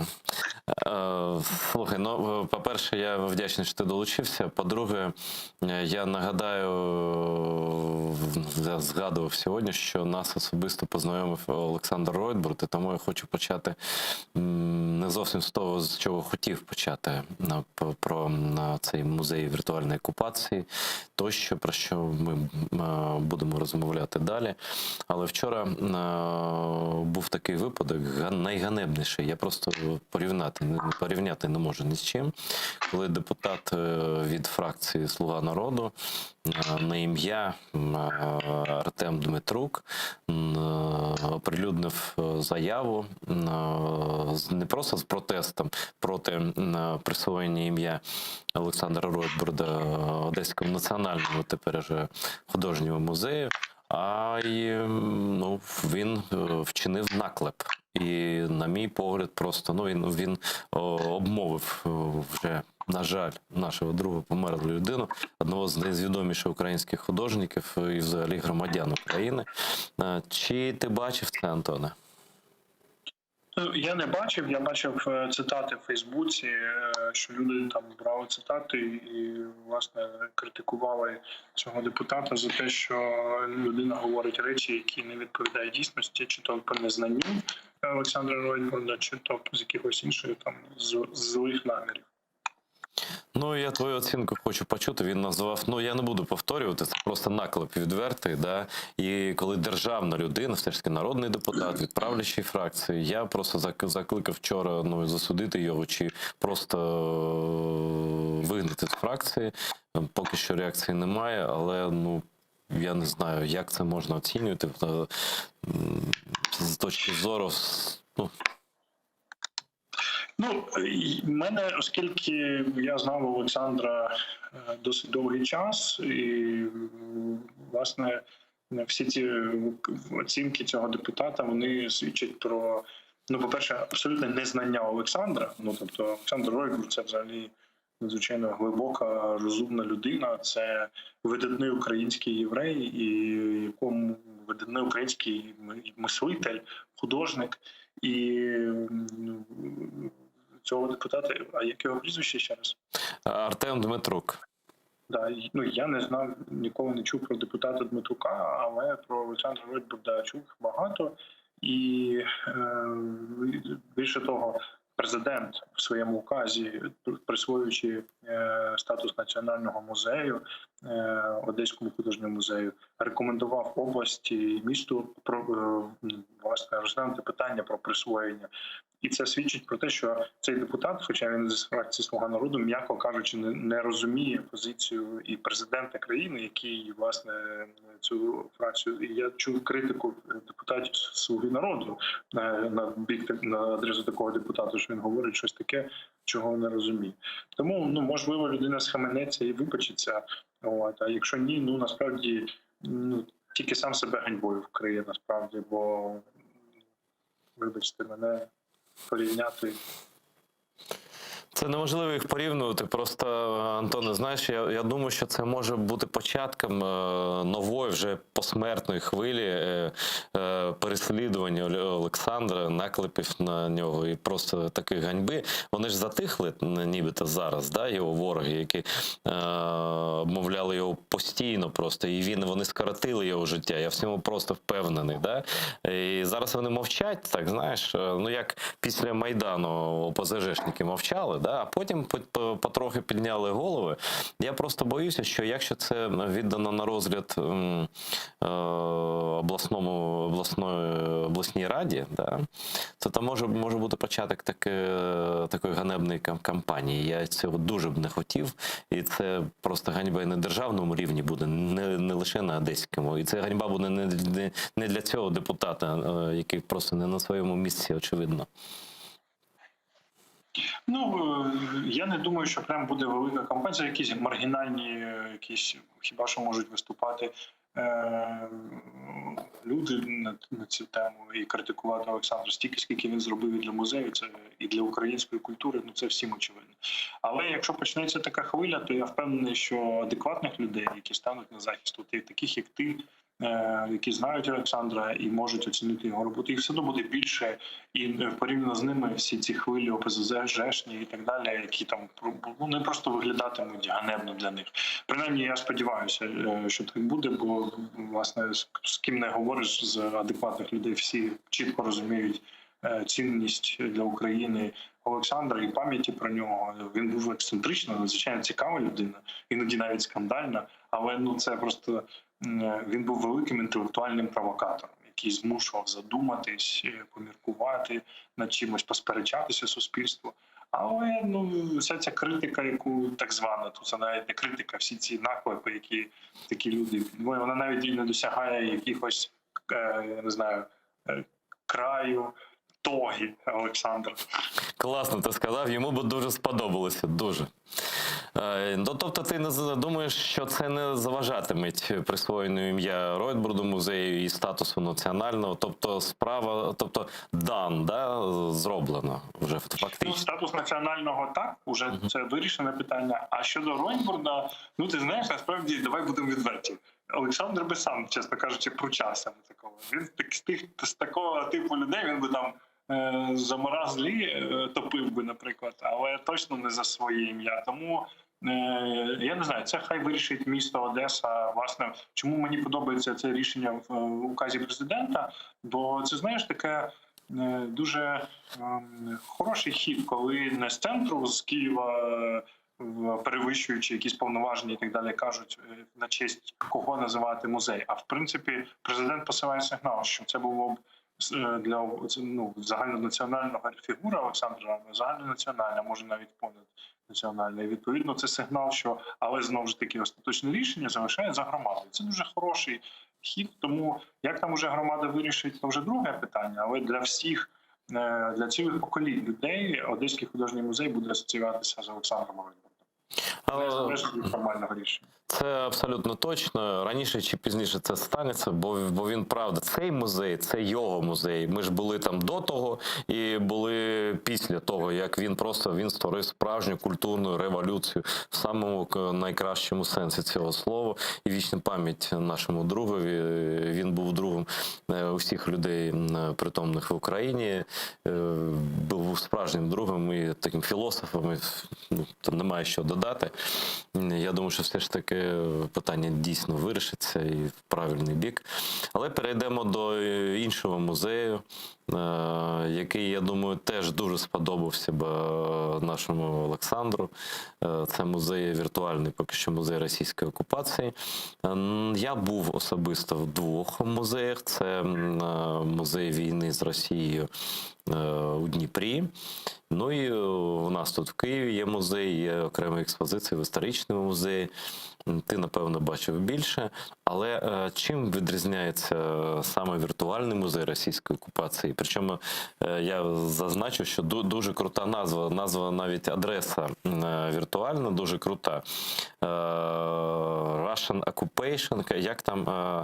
Government... Rus Aggression Gov.ua. Да, то просто прямо в лоб. rusaggression.gov.ua. То есть это правительственный сайт Украины, который рассказывает о российской агрессии без всяких лишних якихось там кривих слів. Да? Розповідай, будь ласка, дуже цікаво. Тим більше ти вчора написав, що завтра всіх там поплавить в Росіюшки. Думаю, що поплавило, просто не стежив, не слідкував за їхніми... Я теж. Хай собі там розважаються своїми. Я розкажу, насправді я впевнений, що там поплавиться, але нам треба, насправді, це ми живемо своїм життям. Це для нас, це нам потрібно в першу чергу. Так. І я тобі хочу сказати, знаєш, таку річ, трішки такий відступ. У нас є таке своє життя зі своїми викликами. Ми будуємо незалежну Україну, намагаємося краще жити, досягати нормальних якихось результатів, перемог. І насправді ми вже давно позабули про ту Росію. Якби вона на нас не напала, не відібрала Крим, не намагалася витіснити кримських татар з Криму, не вчинила ці злочини, ми б насправді вже б забували про ту Росію. І можливо, знаєш, це як хулігани. Вони недолюблені і привертають до себе увагу якимись такими дикунськими кроками. Тому в цьому питанні мені, знаєш, навіть трошки дивлюся на це, звісно, викликає якесь, не те, щоб співчуття, бо ворог вбиває наших людей, але, м'яко кажучи, це дуже несерйозна поведінка в 21 столітті займатися такою ерундою. Але менше з тим, переможемо, деокупуємо і все буде добре. І будемо з тобою водити дітей в Сімферополі в музей, справжній музей, який не буде віртуальним, а реальним, і всі будуть там і туристи, і з Росії будуть приїжджати, читати, як вони окупували, якщо Росія, звісно, буде існувати на той момент. Значить, що про музей розкажу? Це віртуальний музей, він побудований на історіях, це такий сторітелінг. На даний момент він двома мовами, українською і англійською. Можливо, трішки пізніше, як буде час і настрій, перекладемо російською, щоб там в Росії... Або, будь ласка, кримською мовою. До речі, дуже цікава пропозиція. Дякую тобі, Айдар, за цю думку. Значить, власне, в ньому він зараз побудований так, що це історії, конкретні історії про або конкретних людей, або конкретні об'єкти, які були там, наприклад, захоплені або пошкоджені, або конкретні злочини, здійснені російським окупантом. Вони охоплюють події з 2014 по 2021 рік. Через конкретні події, наприклад, от ми беремо кейс про захоплення військових об'єктів або захоплення органів влади в Криму. Конкретно, там, наприклад, Раду міністрів Криму, наприклад, захоплення будівлі. Через оцей кейс ми розказуємо про цілий блок явищ, як російські військові блокували, захоплювали об'єкти. І це історія, яка містить текстову частину, відео, наприклад, відео з камер спостереження, які показують, як вторгалися ці зелені чоловічки. Потім історія, яка може містити цитати людей, які учасники цих подій, може містити фотографії русських окупантів, які постили в соціальних мережах, і потім ми робили там принтскріни і так далі. Далі посилання на міжнародні документи ООН, або моніторингові місії, або громадські організації, або органи прокуратури українські, які розказують про перебіг справ. Тобто це історії конкретні, через які ми виходимо на великі проблеми, які пов'язані з окупацією. Наприклад, історія Рішата Аметова. Через історію Рішата Аметова, батько 3 дітей, який ненасильницьким способом протестував проти окупації, був викрадений і вбитий невідомими людьми. Скоріш за все, це, знову ж таки, слідство триває, але всім зрозуміло, якщо зайти на наш сайт і почитати історію Рішата Аметова, всім зрозуміло, хто чиї вуха торчать за цією всією історією. І більше того, з цієї історії ми відкриваємо сам феномен, який в Криму раніше не був до російської окупації – насильницьке зникнення людей. Коли люди серед білого дня зникають, і їх знаходять потім мертвими. Тобто через оцю історію конкретної людини, надзвичайно трагічну історію, її насправді кейс про Рішата Аметова не можна спокійно, рівнодушно прочитати. Ми приходимо цих подій. До цього кейсу, крім відео, крім посту його, там, який набрав колись 11 лайків, де він закликає людей. Також до цього матеріалу прикріплені посилання на рішення на моніторингові місії міжнародні, які кажуть про такі злочини, що їх стало значно більше за цей час. Тобто, по суті, це наративний музей, де експонатами є поки що, бо пізніше ми будемо додавати блоки з експонатами конкретними предметами, є історії конкретних людей, через які ми відкриваємо всі подробиці окупації. Я нагадаю наші глядачі, напевно, всі знають, що Рішат Аметов – це герой України посмертно, нагороджений званням героя, який став першою жертвою, першим українським громадянином, який загинув під час російської окупації. І це, до речі, була така, як би сказати, гібридне вбивство. Да? Вони ж не визнають досі, що це вони зробили. Хоча ми всі знаємо, що без наказу ФСБ з-під носу їхнього людину там в бусик запхати там, і відвести, катувати, там, бити звіряче, це просто неможливо. І звісно, я так думаю, що просто ваш музей має починатися з Криму. Це так. Так, ми показуємо зараз сайт, куди кожен може зайти, почитати. І багато уваги саме Криму приділено. Що там приділяється? Що там є ще цікаво, на що б ти особисто звернув увагу? Значить, абсолютно слушно ти зазначив, і от зараз, до речі, глядачі бачать інтерактивну карту, тобто можна дивитися таймлайн по подіям, а можна дивитися через карту, на якій позначені важливі точки і позначені конкретні події. Бачите, ці галочки з номерами – це номери кейсів. Власне, віртуальний музей російської агресії, він відкривається цією колекцією, збіркою історій про Крим. Перші 20 історій, вони про Крим, і їх буде ще більше, на жаль. Чому на жаль? Тому що за кожною цією історією, як правило, стоять злочини російських окупантів тимчасово. Тому, на жаль, ми сподіваємося, що якнайшвидше будуть вигнані окупанти і поповнення цих історій злочинних зупиниться. Але, відповідно, перший блок буде присвячений Криму. В найближчому півроку-рік ми відкриємо другий блок, який буде присвячений Донбасу. І там буде, власне, агресія, описані акти агресії, конкретні випадки, там захист Донецького аеропорту, MH17 історія з збитим Боїнгом росіянами і так далі. Тобто через ці кейси ми також будемо розповідати історію окупації тимчасової. Для нас, розумієш, тут важливо для нас, як Інститут нацпам'яті, важливо зараз зафіксувати свідчення людей, очевидців, матеріальні якісь факти зібрати, документи для того, щоб через 50-100 років люди, коли будуть вивчати історію України кінця 20-го, початку 21-го століття, вони розуміли, що там відбувалося. І коли вони будуть вивчати з 2014-го і історію російської агресії, у всіх цих людей буде повна інформація, щоб зрозуміти правду. Бо зараз, наприклад, про Другу світову війну ми бачимо дуже багато маніпуляцій і дуже мало достовірних фактів, свідчень людей, очевидців. От, наприклад, якби ми мали свідчення кримських татар, якби хтось зібрав, наприклад, багато усних історій кримських татар під час цієї насильницької депортації, яка насправді є геноцидною дією, так, ми б мали значно краще уявлення про події Другої світової війни і злочини комуністичного тоталітарного режиму. Але це тоді просто не було можливо. Зараз у нас є можливість зібрати ці свідчення про злочинні дії окупанта.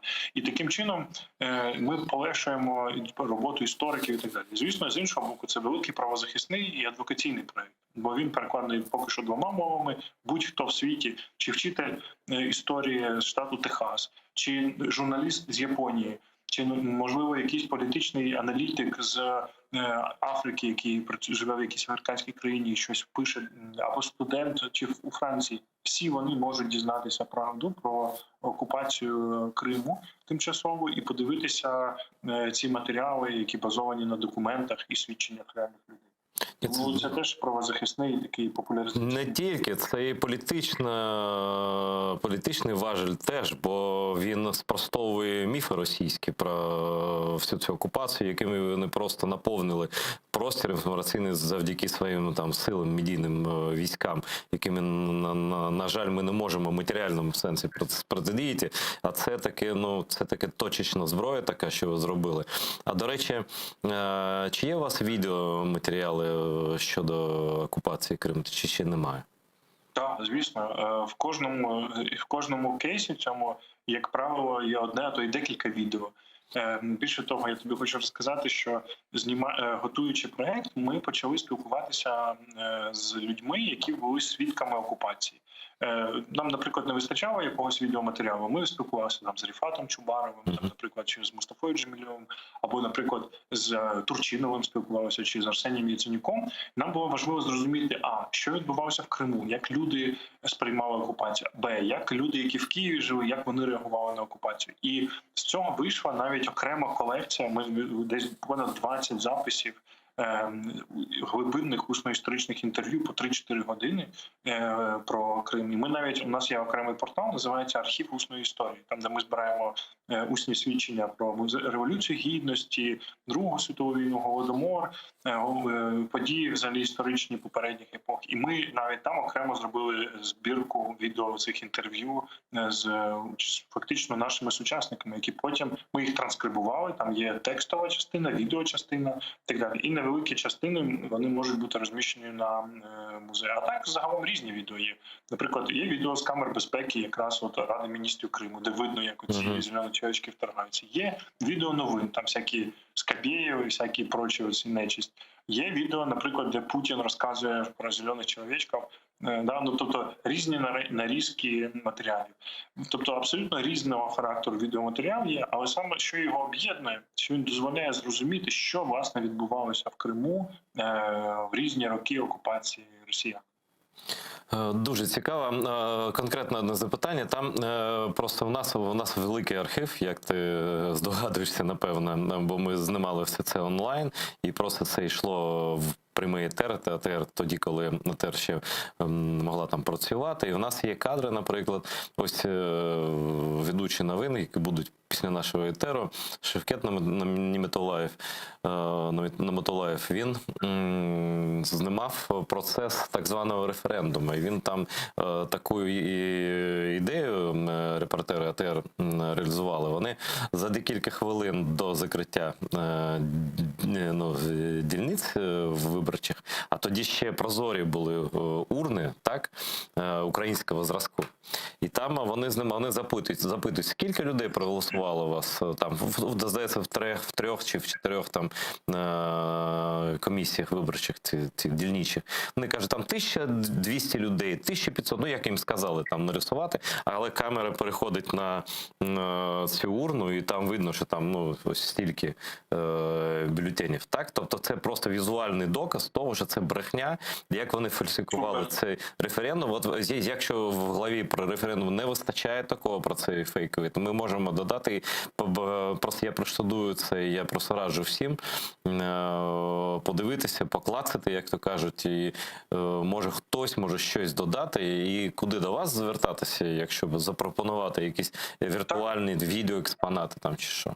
Так, якщо дивіться, це дуже дякую. Бачите, work in progress. Насправді проект відкритий до наповнення, і ми дуже закликаємо, якщо є цінні матеріали, ми, крім того, що ми їх передаємо прокуратурам, Офісу Генпрокурора і Прокуратурі Автономної Республіки Крим, ми також можемо інтегрувати відеоматеріали до музею, до діючих колекцій, до нових кейсів. І у нас якраз є, до речі, кейс про референдум, і це було б дуже слушно. Тому, якщо канал АТР дасть нам право на розміщення, звісно, бо для нас важлива ця історія з дотриманням прав. Там багато, просто ми, звісно, допоможемо, чим зможемо. Є такі історії в нас там про Відже Кашка, да, яку фактично вбили окупанти. Є багато кейсів таких. Є історія про блокаду Крима. Про все фактично є. Тобто ми будемо раді долучитися до співпраці. Просто нав'язувати це не красиво, але якщо ви Дякую. Скажете, що... бачиш, work in progress. Добре. Це дуже важливо, насправді, бо, знаєш, цей музей, він свідчить окупантам в режимі онлайн. Вони всі вміють користуватися інтернетом. І ось вночі такий сидить собі, умовний Аксьонов, так? І думає, який я класний хлопець, як мене Путін любить. Але ж з іншого боку думаю, я ще молодий відносно, да? І тут ось все перераховано, да? І що мені робити, да? Куди? Путін може там, коли буде тікати, візьме з собою Шойгу, а мене? А як я? І просто спати гірше через це. Це теж певний вплив. Я хотів тобі сказати, що у нас там є окрема рубрика «Особові справи». Там є госпожа Поклонська, господин Аксьонов і прочі дами і господа. І відповідно там, звісно, є інші люди. Є люди, які боролися за українську незалежність, тобто профайли тих людей. Але, знаєте, там зразу видно, ти коли читаєш кейси, ти бачиш, в якому контексті ця людина. Ми старалися дотримуватись нейтралітету. Ми не хочемо там доски позора при кого-то пригладити, але факти і вчинки людей, вони свідчать, хто був зрадником, хто був злочинцем, хто допомагав вбивати і катувати кримських татар, інших представників інших національностей, хто боровся і захищав свою країну. В принципі, це дуже видно, і тому ці показові речі, вони дозволять будь-якій людині скласти своє враження, хто чого вартий. І відповідно ці господа, вчителі будуть по всьому світу розказувати про окупацію Криму, використовуючи ці матеріали. І всі школяр, навіть п'ятикласник, зможе, подивившись відео про всяких там Путіних, Аксьонових, всю цю прочу шобу, скласти собі уявлення, хто є хто. Слухай, через те, що музей віртуальний, там же можна постійно оновлювати інформацію. Ось яка остання інформація? Чи є там інформація про репресії проти Нарімана Джелялова, який зараз просто знаходиться у в'язниці, і навіть в психлікарні його там роблять вигляд, що там хочуть обстежити. Ну, це просто ганьба, ганьбіще. Це такі радянські гулагівські часи, що просто соромно навіть дивитися на це і боляче. Чи є там, чи ви моніторите, коли ви додаєте події? Значить, кожен кейс, це насправді це невеликий текст, але над ним може бути навіть декілька місяців роботи. Основні кейси були написані протягом зими, весни цього року. Тому цього кейсу конкретно ще нема, тому що повнота по ньому інформації, ну тоді він ще не відбувся в тому вигляді, як ми знаємо. Тобто, хоча інші багато злочинів російських відбувалось до того. Але, відповідно, нам для підготовки кожного кейсу потрібно багато часу, декілька місяців, тому що важливо не тільки саму історію додати, але через цю історію розкрити цілий феномен, який пов'язаний з злочинами. Тому що, як правило, це ж не поодинокі випадки. Росія не просто взяла одну людину і, знаєш, проводять репресії чи незаконні утиски. І, як правило, це система. За кожною такою історією є десятки тих, про яких ми не знаємо. Да? Ми знаємо, наприклад, що росіяни здійснюють комплексне переслідування кримсько-татарського народу. Так? І лише просто ці історії для нас є точками входу. Так, ми багато чого ще не знаємо, багато чого люди не можуть розповісти, багато, ну просто там таке, коли це все стане наявним, ця картина буде дуже такою кричуч. Ну, вона і зараз погана. Я хотів запитати ось про що. Про команду. Хто робив? Це дуже важливо. Тобто я знаю, що такі речі, знаєте, це крафтова справа. Це не може зробити будь-хто. Да? Розкажи, будь ласка, чия ідея, по-перше, була, хто це фінансував і хто над цим працював і працює? Значить, загалом ідея виникла так, що у нас був минулого року, десь плюс-мінус цей час, був семінар, який Фонд відродження проводив, Українська Гельсінська спілка, здається, справ людей. Ну, семінар, який був присвячений темі документування злочинів, російських злочинів. І, власне, під час цього семінару у нас виникла думка, були представники прокуратур, представники музеїв, правозахисних організацій, органів влади, різних міністерств. І ми обговорювали, як би могла виглядати архітектура цих баз даних.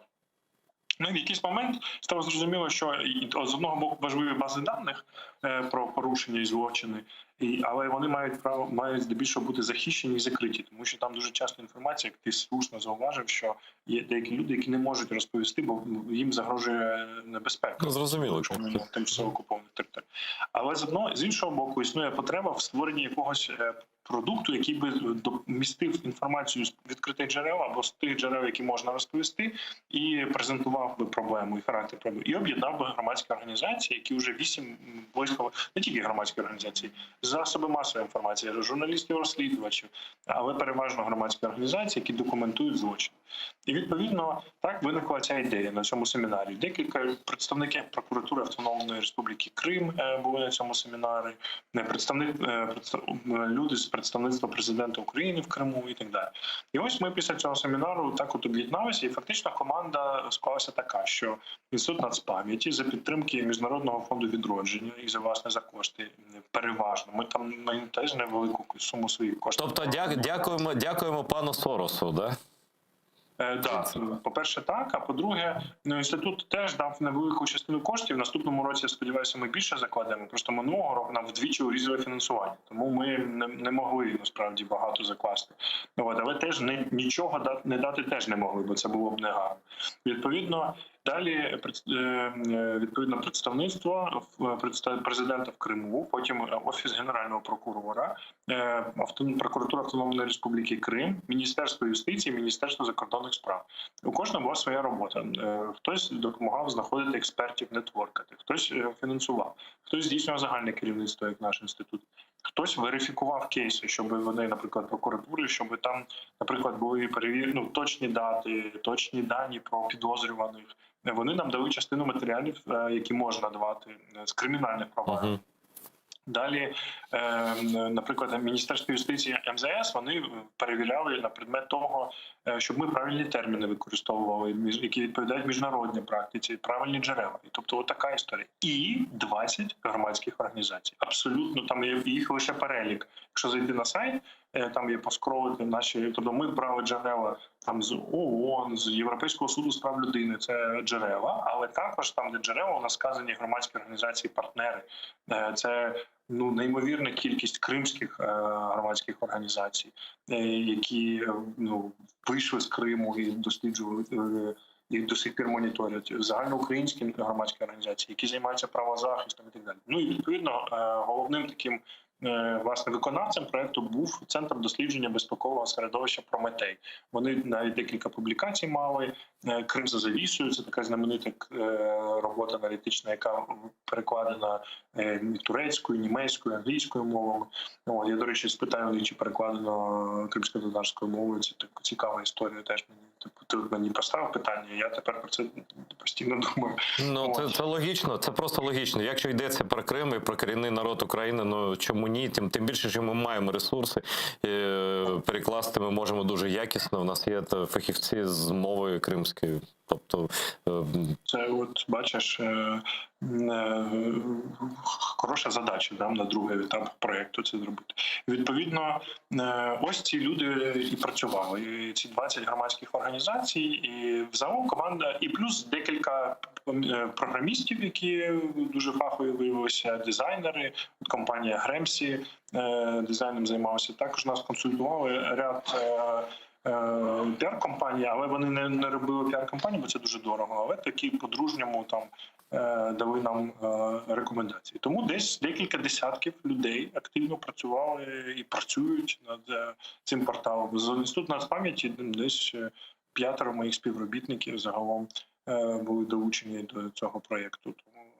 Тут зайве питання вже конкретно когось назвати просто ти не можеш фізично, бо перераховувати 100-200 людей ти не зможеш просто. Щоб нікого не образити, забув про когось. Я хоч щось не запитав відразу. А про АТР там є? Про АТР? Так. Там є кейс захоплення мовника, але АТР, є сюжети про АТР. І мені здається, матеріали згадки є, але окремого блоку, мені здається, окремого кейсу немає поки що. Знаєш, до речі, це достатньо цільний такий закінчений кейс. Тобто це показове знищення незалежного кримського ЗМІ просто від початку окупації і до логічного фіналу, коли вони поставили крапку, просто тупо заборонив мовлення АТР у Криму. Я не знаю, чи чує мене зараз Антон Дробович. Значить, да. От просто якась там якийсь щур російський перегриз дрот чи що, я не знаю. А ти знаєш, що ні, до речі, Антоне, ти знаєш, що напередодні Революції Гідності ось ця людина, наприклад, Могильов, який тоді був головою уряду Криму, він просто погрожував, ще не було окупації, але це вже вони щось відчували. Вони погрожували телеканалу АТР особисто Ленуру Ислямову, що якщо ми будемо показувати Майдан, я тоді не представив, якщо АТР буде показувати Майдан, то він казав, я вам там переріжу кабель. Ну, наприклад, да, це був початок, так? І такі факти, ну, далі окупація, вже далі репресії, далі ось кримінальні справи проти Гульсум Халілової, проти Ленуру Ислямова, проти Шевкета Наматулаєва і інших тут багато хто, наші журналісти, які там зараз, які знімали для нас, зараз вони у в'язницях російських на великі терміни затримані і обвинувачені там за брехливими, ну, звісно, це все зрозуміло. Тобто історія АТР – це такий закінчений собі кейс вигнання, кейс тиску на, ну не тиску на знищення свободи слова в Криму і переслідування за національною ознакою. Тобто може бути, я там бачив кадри, показували на екрані, там кадри АТР, звісно, зйомок багато, да, і це цілком зрозуміло. Великі журналістам, сміливим журналістам АТР, до речі, за те, що ці картинки, вони насправді дуже важливі. Це очі правди. Ми, якби їх не було, ми б мали доволі дивне уявлення про події, тому і неповне. Тому велике спасибі тим сміливим людям, які працювали і продовжують працювати. Ось цим я хочу на цьому завершити, напевно. Ось цим відрізняються епохи. Бо коли ти згадав про депортацію, яка насправді дійсно була геноцидом, просто за результатами і за способами, і за метою, просто зачистки території, тоді не існує жодної фотографії депортації. Жодної. Просто жодної. Тобто, на відміну від там нацистів, які, ну, може, техніки в них багато було, і просто там дозволяли фіксувати навіть страшні злочини їхні, да, навіть Бабін Яр, є фото з Бабіного Яру, наприклад, да, фото з депортації немає, жодного. Але зараз зовсім інша ситуація. Я вдячний вам за те, що ви систематизували це все. І це фактично в майбутнє, це вирок окупантам онлайн просто.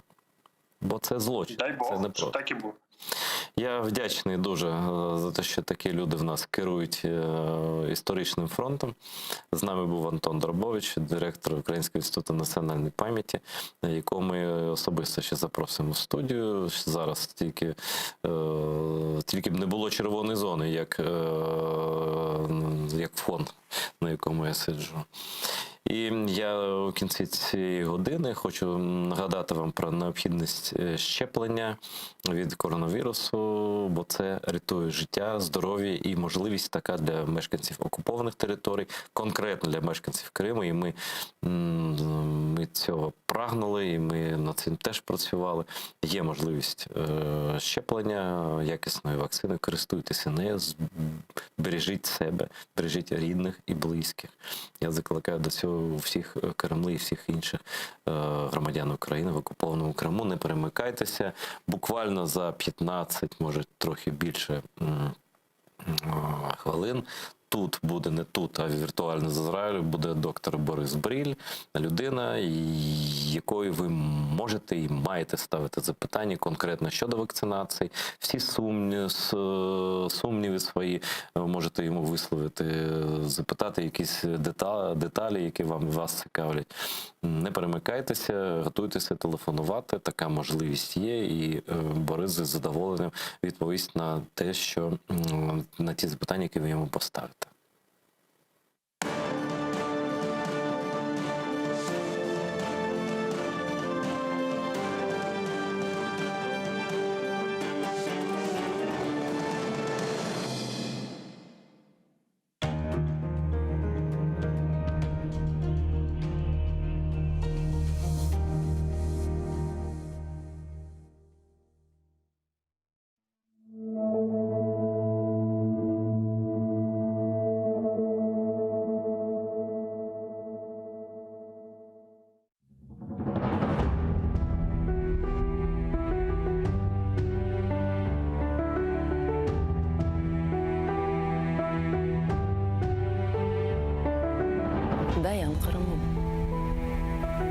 Біразда сабырелі. Ирадең бұйық. Қар түбінде алгүл олып ачасын. Сел олып, уфақ түфек ташыны елдан ювасын. Дақ қая кебе сусып тұрсаң біле.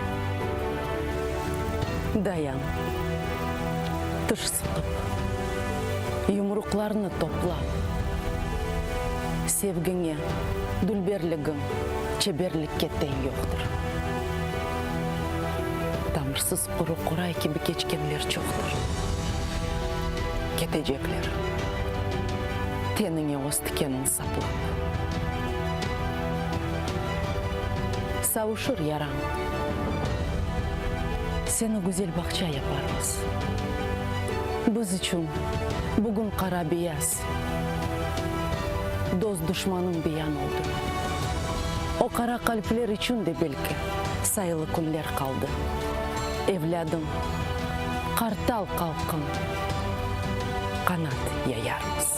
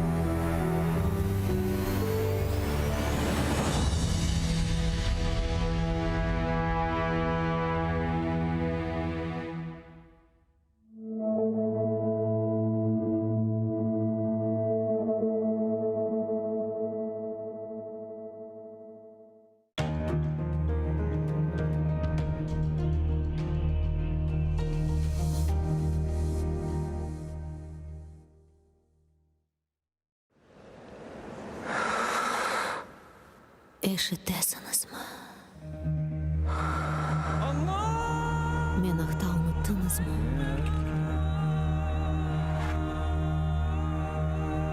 Мен мұнда. Бұл менің топырағым. Менің қырымым.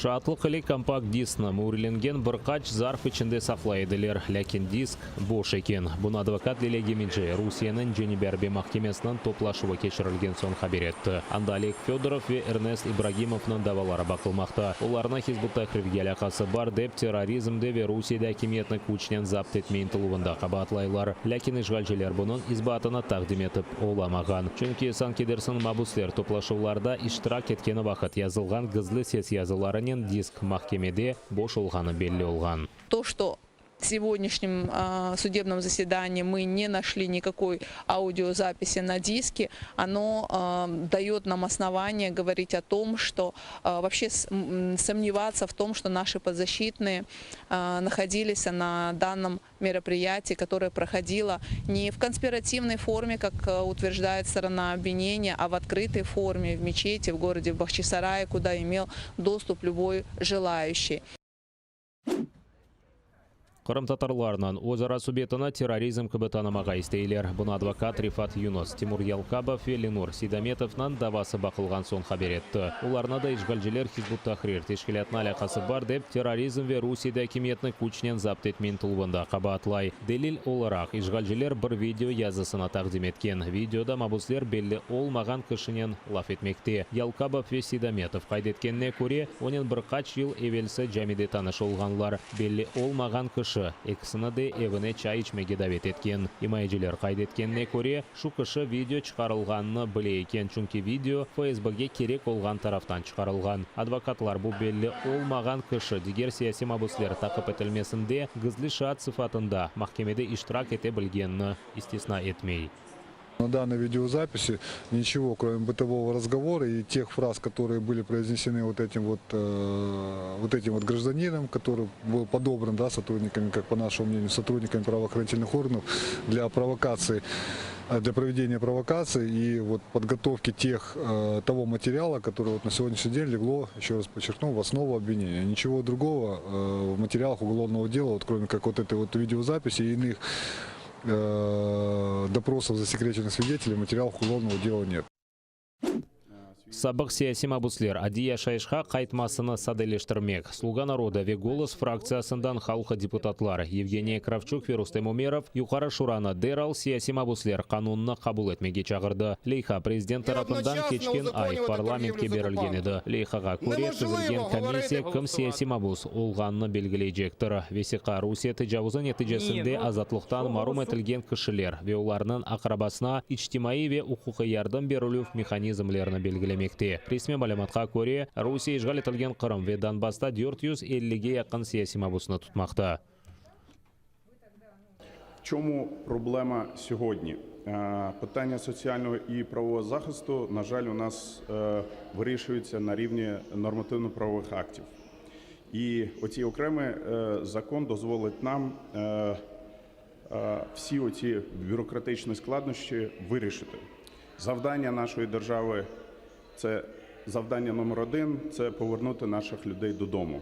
А завдання номер 2 – це спростити їх реінтеграцію після того, як вони вийдуть на свободу. Це про те, щоб ні родини, ні люди, які, ми сподіваємося, вийдемо з полону, не стояли в черзі за 101-ю довідкою для того, щоб отримати чи правову допомогу, чи якісь грошові виплати. Ми хочемо, щоб було чітко прописаний статус так званих політв'язнів, і щоб вони не ходили щороку і не доказували, що, на жаль, нічого не змінилося в їхньому статусі. Для представництва президента України в Автономній Республіці Крим цей законопроект – це не лише професія і це не лише юридична техніка, а це і всі родини наших політв'язнів, і їх адвокати, і, власне, самі політв'язні, які наразі утримуються Російською Федерацією в тимчасово окупованому Криму і на території Російської Федерації. І як засвідчують останні події останніх затримань в Криму 3-4 вересня, зокрема Нарімана Джелялова, Азіза та Асана Ахтемових, Російська Федерація продовжує здійснювати відповідні дії, незаконні, неправомірні по відношенню до наших громадян. Эбел президент Володимир Зеленский сияси мабуслер жедвеліні Америка Бірлешкен Девлетлері, Бuyuk Британия, Түркия лидерлері ве Бірлешкен Миллетлерінің ве Европа бірлігінің yol başçılarına берді. Украина девлет yol başçısı dünya лидерлеріні қанунсыз тұтылған Украина ватандашлары азат етілмесі үшін Русияге қаршы басқын арттырмаға чағырды. Русия ишгалжилері Донбасс семасында пилотсыз учужалет учырып 6 кере атешкес режимini бозған. Украина аскерлері арасында ғайыплар жоқ деп хабар еттілер Бірлешкен Құветлер операциясы штабында. Авдеевка жеварында ұлған Украина арбилері позициялары 82 калибрлы майнлар ile ұжым етілген. Луганск юнелешіндегі Крымская қасабасы тарафындан Азақ денізі ялысында ұлған Водяное қасабасына қадар ұлған позициялар чешет калибрлы граната ве құршын аты жетіртібатлары ile ұжым етілген. Украина емайжилері қаршы атеш açып, провокациялар тоқтатылмасына мejbur еткен. З початку доби, 19 жовтня, з боку російсько-окупаційних військ зафіксовано 2 порушення режиму припинення вогню. Біля Авдіївки ворог здійснив обстріл з автоматичних станкових гранатометів. В бік Зайцевого окупанти застосовували ручні станкові гранатомети та стрілецьку зброю. Втрат серед військовослужбовців Об'єднаних сил немає. На збройні провокації противника наші захисники відкривали вогонь у відповідь та змусили його припинити вогневу активність. Деңіз Сема бе Қарада умуми лейхаларына бұнен бәрібер кибер телекөслік сасында ишбірлікні Украина ве Америка Бірлешкен Девлетлерінің мұдафан әзірлері мұзакер етті. Пентагон етекшісі Ллойд Остин Киевде Украина мұдафан әзір Андрей Таран елі көрішті. Қарадыныз регионы имае тілмесі. Бұнен бәрібер сентябрь айында Вашингтонда имзалынған мұдафа ишбірлігі лейхаса мелге кечіріліп адымлары мұзакер етілді. Ллойд Остин қайдеткенне көре Америка Украина НАТО стандартларына ерішмесі үшін Украинаға қол тұтмаға девам етежек. Русия есе Украинаның альянс азасы олмайын тылуларыны блок етмеге аққы жоқ деді. Давайте чітко говорити, що Росія розпочала цю війну, і вона є тим каменем, який перешкоджає мирному врегулюванню. Вони розпочали порушувати територіальну цілісність та суверенітет України, а ми робитимемо все можливе, щоб підтримувати Україну, розробляти спроможності захисту її територіальної цілісності та недоторканності. У нас є головне. У нас є Збройні сили, які підготовлені, пройшли суворий вишкіл під час війни з російськими окупантами. Ми очікуємо, що Сполучені Штати Америки і надалі будуть підтримувати нашу незалежність, нашу територіальну цілісність і всіляко усіма доступними методами утримувати Росію від подальшого поширення агресії. Кеченлері Пентагон yol başçısı Gürcistan'ı ziyaret etti. Анда да мұдафа меморандумы имзаланды. Украинадан Ллойд Остин Романияға yol aldı. Авропа сияхаты Брюксельде екунленecek. Анда октябрьнан 21 ve 22 күнлері НАТО азалары olған devletlerinin мұдафа әзірлері топлашуы кечірілежектір. Ишгалчылерге қызмет етмеге істемегенлерінің тақып етілмесі артмақта. Бұны Қырым Ақ Қорчылайжы группасынан талелжесі Александр Седовқа беретті. Оның сөздеріне көре кечкен ел деваманда Русия ордысында қызмет етмектен вазгечкен 82 генчкен избетен давалар Ишгалчылер махкемелеріне берілген. Ишгалның башындан кечкен сенеге қадар даваларының сайысы айны миқдарда еді. У 2021 році на вересень 2021-го кількість таких справ за рік вже перевищує 100. Тобто кількість вже збільшилась, і якщо говорити, що кампанія чергова тільки почалася, і така кількість буде зростати, то можна говорити, що щороку збільшення кількості справ, які передаються до так званих судів, щодо тих, хто ухиляється від служби в Збройних силах, росте в геометричній прогресії. Он арби комиссар. Арби жинайет yapmasa қында Қырым прокуратурасы тарафындан шекленуп алды дей Қырым прокуроры Игорь Паначевный. 2015 сенесінден башлап ишгалчылер 13 аскерлікке чағырув кампаниясына кечіріп, 30 бен Қырым сакинні ордуға алып кетті. Прокурор қайдеткенне көре, олар тежавуз құрбанларыдыр. Русия есе ишгалнен разы олмағанларыны тақып етмекте. Цивільне населення півострова, ті кримчани, які відмовляються проходити службу в Збройних силах окупанта, які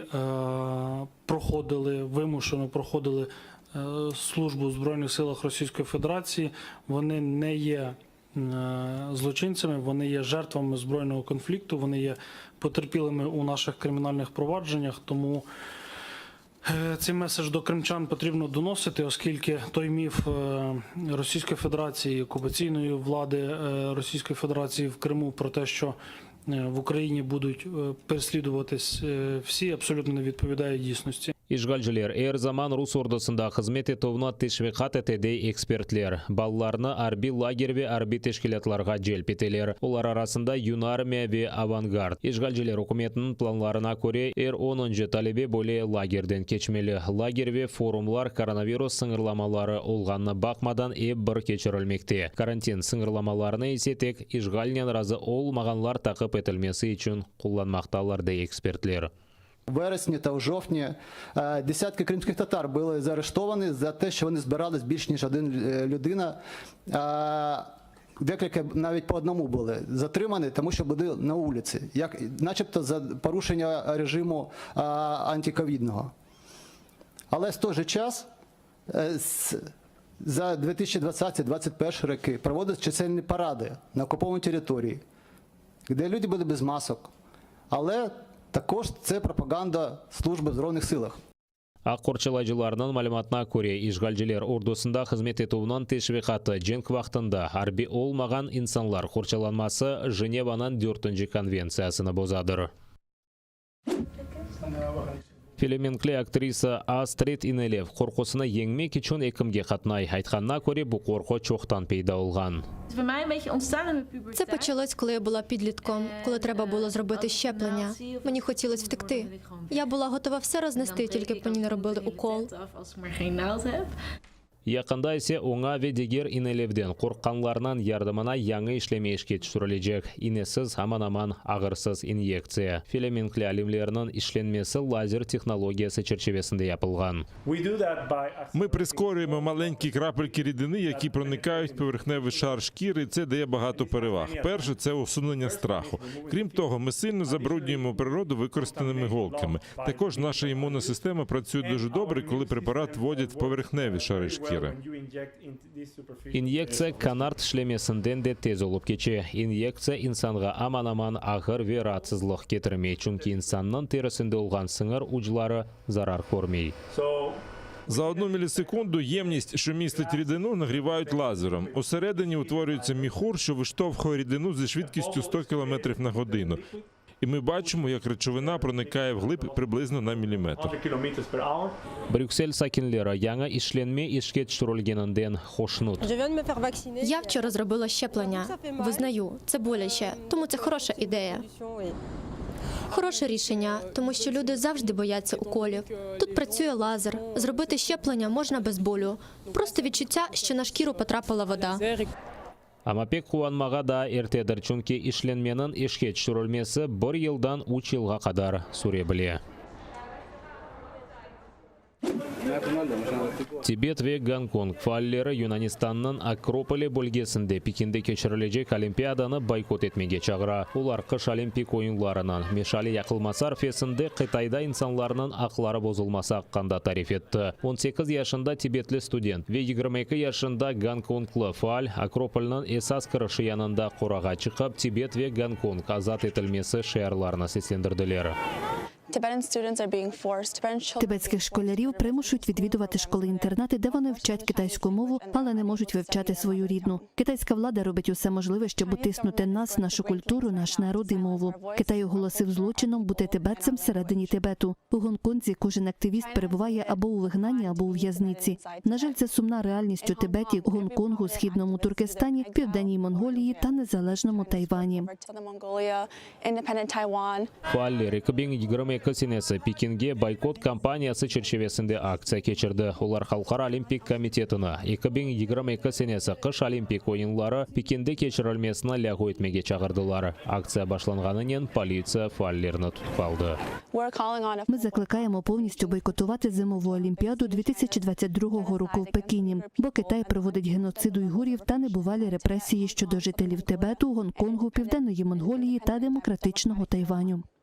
Пекинде Олимпиада кележек сене февраль айында башланмалы. Халқара Олимпик комитетіні ойынларына кенеде Қытайда кечірмек қарары үшін тенқит етелер. Бірчоқ тешкілят спортчыларына да ойынларда иштирак етмектен вазгечмеге чағыра. Олар арасында Бутун Дүния Уйғурлар конгрессы, Тибетнің Арекет институты, Қытай өлім жазасына қаршы студентлер Азат Тибет үшін уйғурларына дестеклеген компаниялардыр.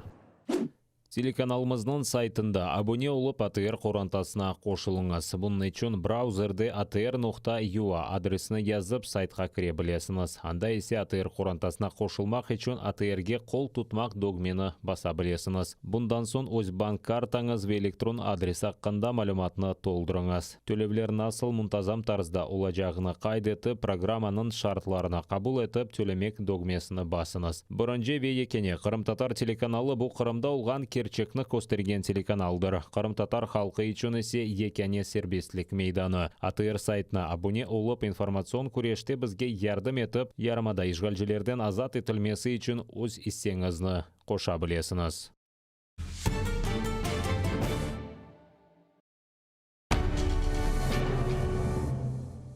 Ізраїльські вчені створили унікальний засіб, що містить природні інгредієнти.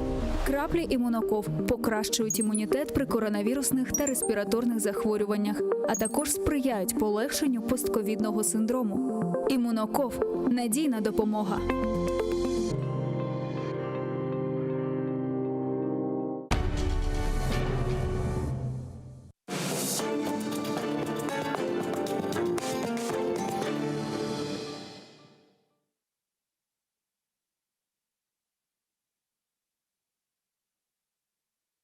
ТР Прайм, і сьогодні він присвячений найвеличезнішій проблемі, яка повернулася до нас. Ми так розслабилися трохи, але дарма. І ось коронавірус новою хвилею, здається, навіть в деяких країнах більш потужною за попередню, нас накриває. І, на жаль, серед країн, в яких найбільш така небезпечна ситуація опинилася Україна. Я вже не кажу про окуповані території, де взагалі навіть точної статистики ми не маємо.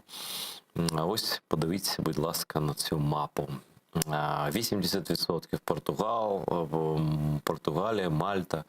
І ось ми тут менше, ніж 15% Україна і Вірменія. Ну що ж, це таке сумнівне братство по, я не знаю чому, не хочу висловлювати це якось там негативно, але свідчить це про одне, маючи на увазі, що вакцини зараз абсолютно доступні, різні, в селах, в маленьких містах, в невеликих містах, в великих містах, у столиці. Просто вакцинуйся не хочу, але багато хто не хоче, і це вже питання не забезпечення вакцинами, а бажання. Бажання припинити пандемію. Певна і велика частина наших громадян, як ми бачимо, немає. Але може щось і зміниться на краще, бо за останньою інформацією все ж таки черги зараз створилися на пунктах щеплення. Я коли попереджав, що там навіть ще на початку літа, що йдіть, вакцинуйтеся, бо немає черг взагалі, ніхто, звісно, не слухав. Якось все це повз нас пройде. Ми врятуємося. Так не буває, бо, знаєте, навіть в будь-якій релігії є таке правило, да? Я не знаю, як це правильно українською мовою сказати, не іскушай Бога. Да? Тобто турбуйся про себе сам, а тоді вже розраховуй на вищі сили, так? На якусь там допомогу чиюсь, в принципі. Да? Але зроби свій крок. Це, як знаєте, як у тому анекдоті про старого єврея, який там молить Бога, каже, що ж ти, я все життя хотів виграти в лотерею, ти ніколи мені не дав шанс стати багатою людиною. Бог йому каже, слухай, ти хоча б один раз купив лотерейний квиток? І щось таке. Може, він не дуже смішний анекдот, але він відповідає дійсності.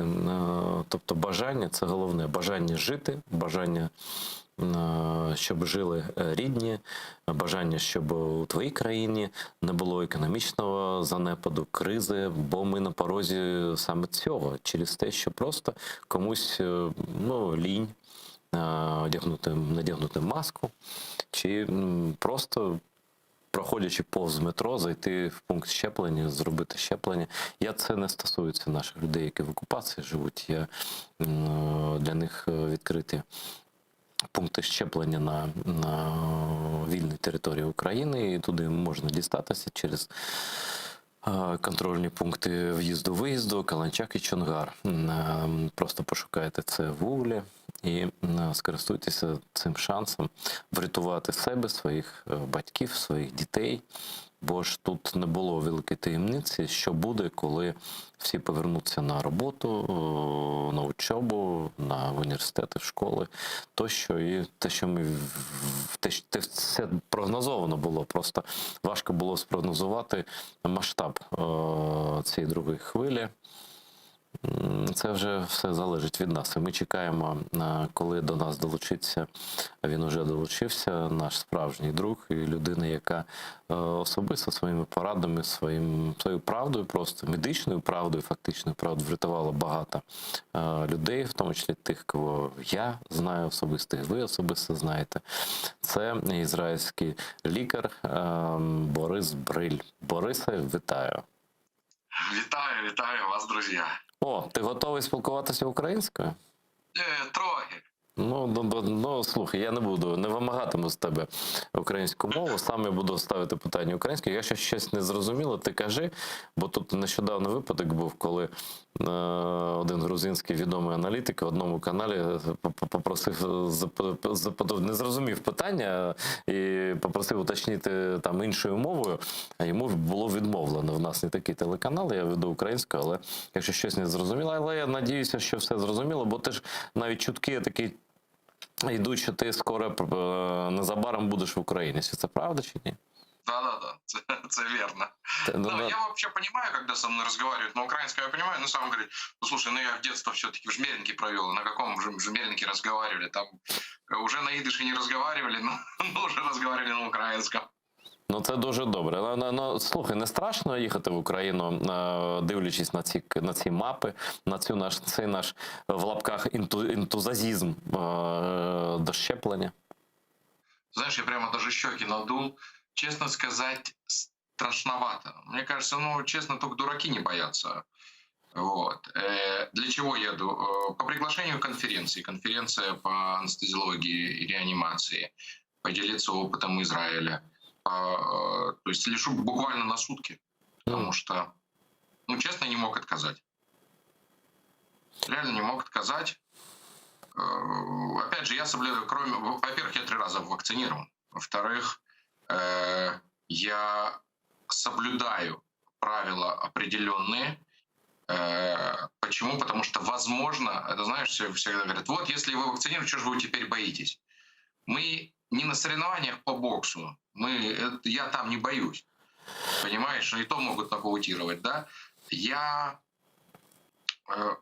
Болезнь может принести много сюрпризов, она уже много сюрпризов приносила. И если сумасшедший, конечно, он не оберегается, я ношу маски. Я не хожу в закрытые в общей массе заведения, то есть где есть какое-то количество людей, или я знаю обязательно, что эти люди вакцинированы. Если люди не вакцинированы, я просто не хожу. Веранда, пожалуйста, на улице, пожалуйста, встретиться, что-то такое. Я не вижу в этой острой необходимости для того, чтобы рисковать своим здоровьем и рисковать также и родственниками своими в том числе. І це, я підкреслюю, що каже Бориса, це після 3-ї дози вакцини. Це Pfizer, напевно, так? Чи інший? Абсолютно верно. Чтобы ты понимал уровень антител, я это взял специально. Это не нужно всем подряд делать, но я специально проверил уровень антител. У меня 62 тысячи по БАУ есть такая. Это запредельные значення. У нас колега одна нещодавно здала тест, вона вважає, що це дуже багато, в неї 29 тисяч. 62. Ти просто, якщо вживати термінологію цих антиваксерів, ти один великий чіп. Просто 5G. 5G, не, уже 6G, просто 62. Ти знаєш, що, Борисе, ти Wi-Fi точка, тобто від тебе будемо прикурювати тут. Це ж жарт. Раутер ходить. Давай так, усе людям найкраще доходить у порівнянні. Давайте порівняємо просто зараз ситуацію Ізраїль, Україна. Починайте, сер. Давай так. Основная масса людей, я такое вступление небольшое скажу, они читают только заголовок. И больше 100 знаков, букв, никто не читает. Никто — это 80% населения. Простите меня, граждане, кто меня слушает, но это так. Вот журналист, замечательный профессиональный журналист, он не даст не отсовать, что многие читают только заголовок и, может быть, первый абзац.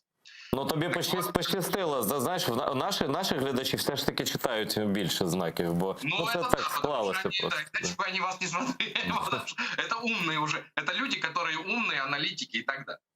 Но весь мир пестрил, точнее, даже, так скажу, не мир, вот в Украине пестрили. Вот в Израиле всплеск заболеваемости, несмотря на это. Очень люблю бороться с мракобесием, потому что в данной ситуации это мракобесие является цена человеческих жизней.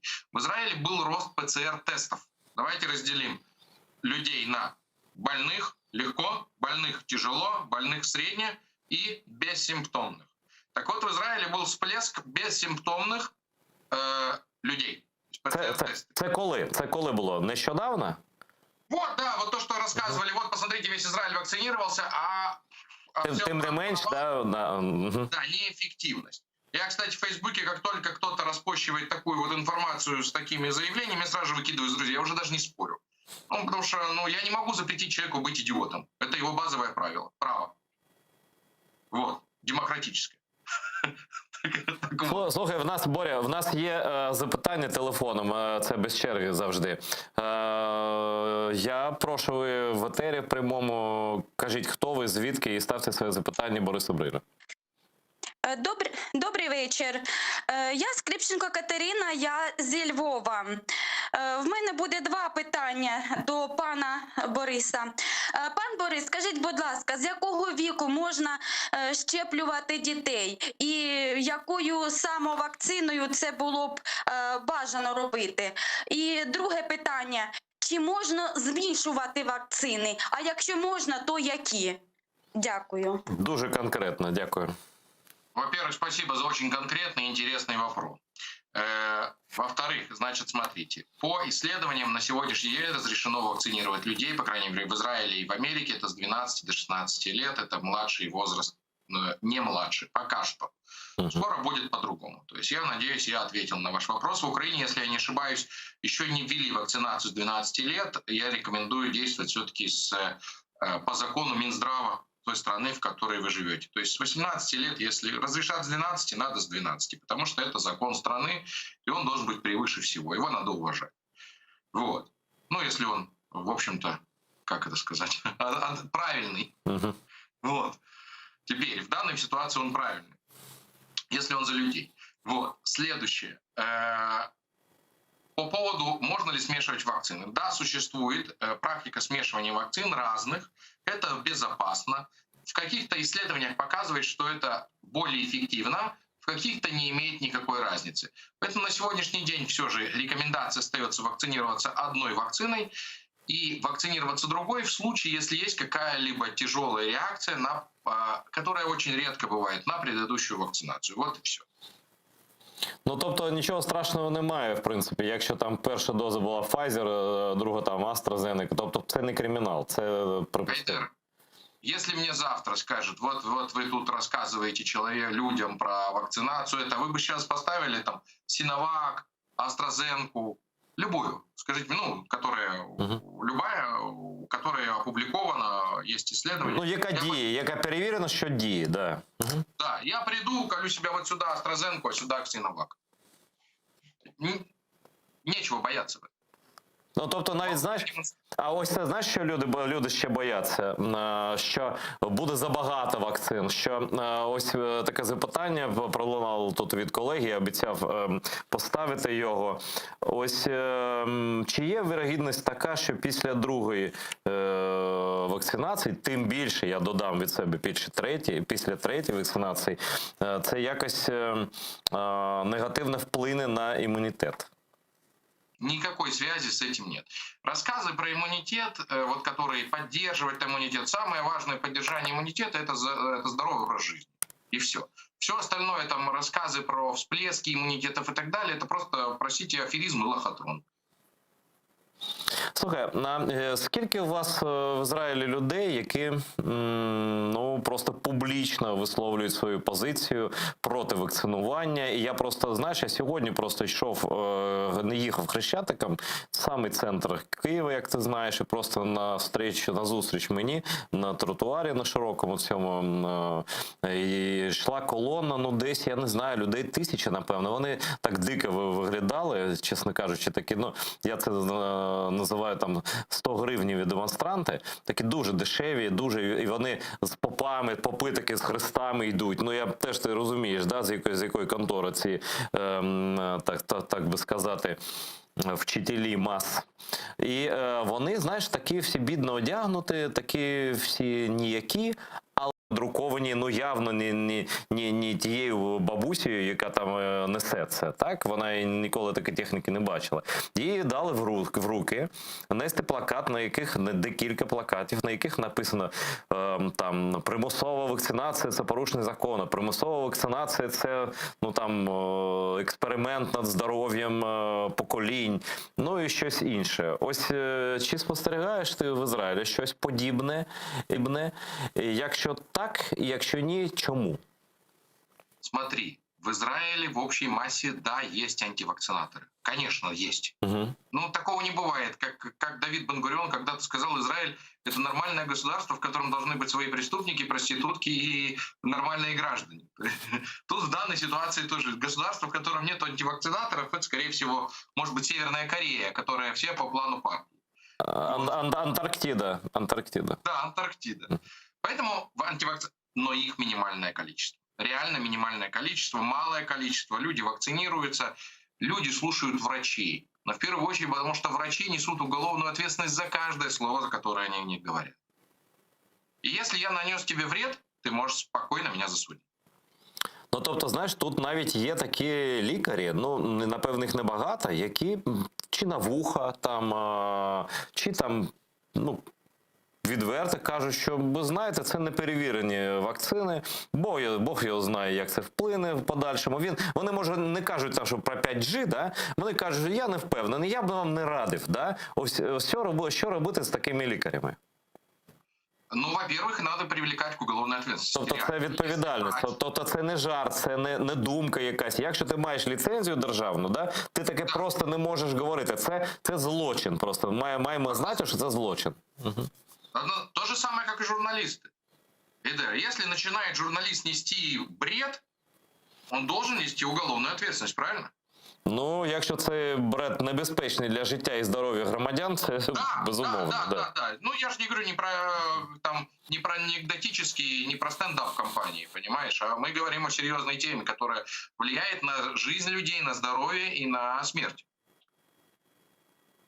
Так же, как и у врачей, лицензия на убийство. Ти знаєш, і ще тобто ми тепер знаємо, що в Ізраїлі є теж антиваксери, але їх, ну, там десь, може, декілька відсотків. Я правильно зрозумів? Да там мало, совсем мало. Ну, слушай, ну если основная масса людей, скажем, ну так, 10% населения, вот так, давай внесем так, 10% населения. Ну, зрозуміло. Ну, це вже, ну, скажімо так, якщо інші вакциновані, а у вас вакцинація вже 80%, здається, да? У нас 70% и 3 дозами 56. 70% населения. И в районе почти 90% взрослого населения. А це важливо. Це люди похилого віку, які в групі ризику знаходяться, так? Нет, у нас все просто по старше 18 третью дозу могут получить. Слухай, в нас 4-ту вже можна отримати, може і 5-ту, а може 6-ту, бо ця вакцина то просто з кранів лється, просто відкриваєш, вона всюди, в магазині, вона на вулиці, вона, я не знаю, де в синагозі, там, я не знаю, ну всюди просто. Тут є де вакцинуватися, питання бажання. Але може бути, я знаю, що ми часто звинувачуємо людей в тому, що вони не бажають, там, не свідомі, там, може там не освічені, тощо. Але я хочу порівняти політику пропаганди вакцинації ізраїльською і українською. Ну, напевно, ти не бачив, що тут, як тут просували необхідність вакцинування. А як в Ізраїлі це було? Це ж не примусово. Тобто є примус, звісно, да, там. Тобто, як виглядає примус в Ізраїлі? Тобто, якщо ти не вакцинуєшся, да, то яких прав ти позбавляєшся? Чи такого взагалі немає? Як це відбувалося? Відбувається зараз? Ты должен сдавать постоянно ПЦР-тесты за свой счет, и, в общем-то, все. Тобто, або безкоштовне вакцинування, або тести за свій рахунок. Угу. Да. Но я тебе хочу сказать, что много людей, которые попадают в Израиль, готовы за деньги вакцинироваться в Израиле. А у вас це можливо? Не, у нас это все делается, если у человека страховка, никто ему не откажет в вакцинации. Просто никто, этого не будет. Страна же, ну, как бы честно, Я, в общем-то, горжусь тоже Израилем, потому что, страна в общей массе для людей. Есть здесь очень много минусов, как в нормальной стране, но страна для людей. И вот этого вот античеловечного подхода здесь нет. Может быть, наверное, в войне постоянно как-то живет. Знаєш, я тобі скажу так, що в Україні так само. Я коли вакцинувався, я просто був дуже вражений. Знаєш, це як просто в кіно голлівудському якомусь. Да? Ти приходиш, до тебе підходить волонтерка чи волонтер, це студентка, там, може, там, медичного коледжу чи там університету, наче початкових курсів. Да? Вона бере тебе майже за руку, вона веде тебе до лікаря, який питає, що ти, хто ти. Нікому не відмовляли. Навіть там, я пам'ятаю, китайці прийшли, в яких там половини документів не було, їх вакцинували. Тобто добра воля держави вакцинувати є. Я ось питаю, як держава Ізраїль мотивувала своїх громадян? Тільки ось так, да? Або кожен третій день тест за свій рахунок, або ти сидиш вдома. Або вакцинуешь без... Да у нас вот в том-то и дело, что нету вот этой вот, как тебе сказать, каких-то карательных мер или не карательных мер. У нас люди реально понимают важность, потому что люди слушают в первую очередь врача, они будут слушать там соседа, который электрика, который или таксиста, со всем уважением к данной специальности. То есть, на такси таксисты у нас возят людей, электрики у нас чинят электричество, а врачи у нас лечат людей. По этой причине слушают люди обычно врачей, да, то есть... Гарний жарт, але насправді не дуже до жартів, бо смертність велика. А зараз ми продовжимо, потім я питати буду далі Бориса, але зараз поза чергою дзвінок у студію. Вітаю вас, ви у прямому етері. Кажіть, хто ви, звідки, і ставте своє запитання доктору Борису Брилю. Да, здравствуйте, Айдер, здравствуйте, Борис, Михаил Юдин. Рад приветствовать, спасибо за ваш труд, Айдер. Борис, а вам отдельное спасибо. Еще 2 года назад, я помню, я задался вопросом, а вот сколько живет этот вирус там, потому что в Китае, не только в Китае, до сих пор продолжается это сумасшествие, когда там он живет на карточках по 90 дней, на горноручках. И только вы тогда рассказали, по крайней мере, я это очень внятно услышал, что вирус там 10 минут, потом он как бы есть, но он уже не животворящий, да? Вот откуда это такое мракобесие, при этом оно передается и многими врачами, вы простите уже, может быть, я ошибаюсь, но именно ваша информация меня спасла от некоторых психических таких травм. Борис, огромное еще раз спасибо за ваш труд. Айдер, вам спасибо, до встречи, благодарю вас, спасибо. Питання не було. Дякую нашому глядачу Михайлу. Як довго живе вірус, напевно? Просто... Я спросила, откуда мракобесие от врачей.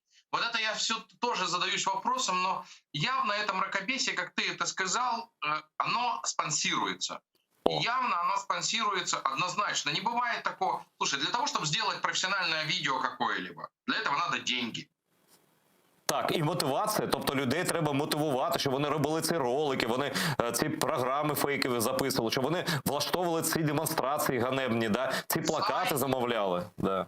Давай возьмем такой сайт, например, сайт, где написано, что они готовы заплатить $1 миллион для того, что кто выделит вирус. Вирус выделен вот так вот и безостановочно в куче лабораторий. Если ты напишешь в этот сайт, тебе, естественно, никогда никто не ответит, не предложит варианты, и никто тебе, естественно, $1 миллион не даст. Но сайт надо держать, дизайн сайта надо сделать, хост надо держать, оплачивать то. А кто это оплачивает? Скажите мне просто. Угу. А кто оплачивает плакаты? Ты говоришь, бабушка, у нее сколько гривен зарплата? Зіро. Це пенсіонери переважно були. Да, а откуда у нее плакат стоимостью в ее 25 пенсій? Російські попи дали. Я відповідав вже на це питання спочатку. Я хочу, знаєш, ще така з'явилася просто, знаєте, я не хочу тупо, знаєш, казати глядачам, йдіть там, вакцинуйтесь. Я можу це сказати людям, яких я особисто знаю, чи хто там до мене прийшов на YouTube-канал, до мене особисто. Це таке загальне телебачення, яке дивляться різні люди, в них різні думки можуть бути. Я просто наведу вам приклад. Ось, і тобі теж, Боря. Буквально вчора я написав пост про те, що треба вакцинуватися, що я втратив через це тата свого, там, вуйка свого, причому здорові люди були, і повні сил, бажання жити, але не склалося через те, що вони просто фізично не могли вакцинуватися. І ось під цей пост почали приходити люди, дуже дивні. Одна з таких людей була ніби жінка з українською державною символікою. Ну, знаєш, там, да, жовто-блакитний флаг, там, да, прапор, так часто буває, да? Вона вся увішана просто там тризубами, там все таке. Але фотографій немає, світлин немає, нічого немає. І вона що пише? Ось дивись, я ще згадав якісь листи щастя, коли такі писали.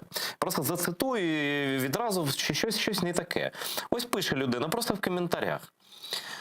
Тобто вона ніби не погоджується, я зачитаю мову оригіналу, це російська мова.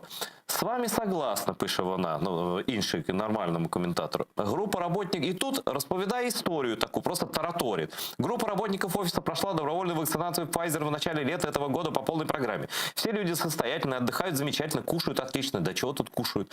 Живут в отличных условиях. Сейчас началось массовое заболевание всех сотрудников одновременно, с высокой температурой, которая не сбивается традиционными средствами, утратой нюха и вкуса, слабостью, головной болью, страшной ломкой суставов. Все они имеют персональных частных врачей, тоже фразеология явно троллевская, это не говорят так люди, да?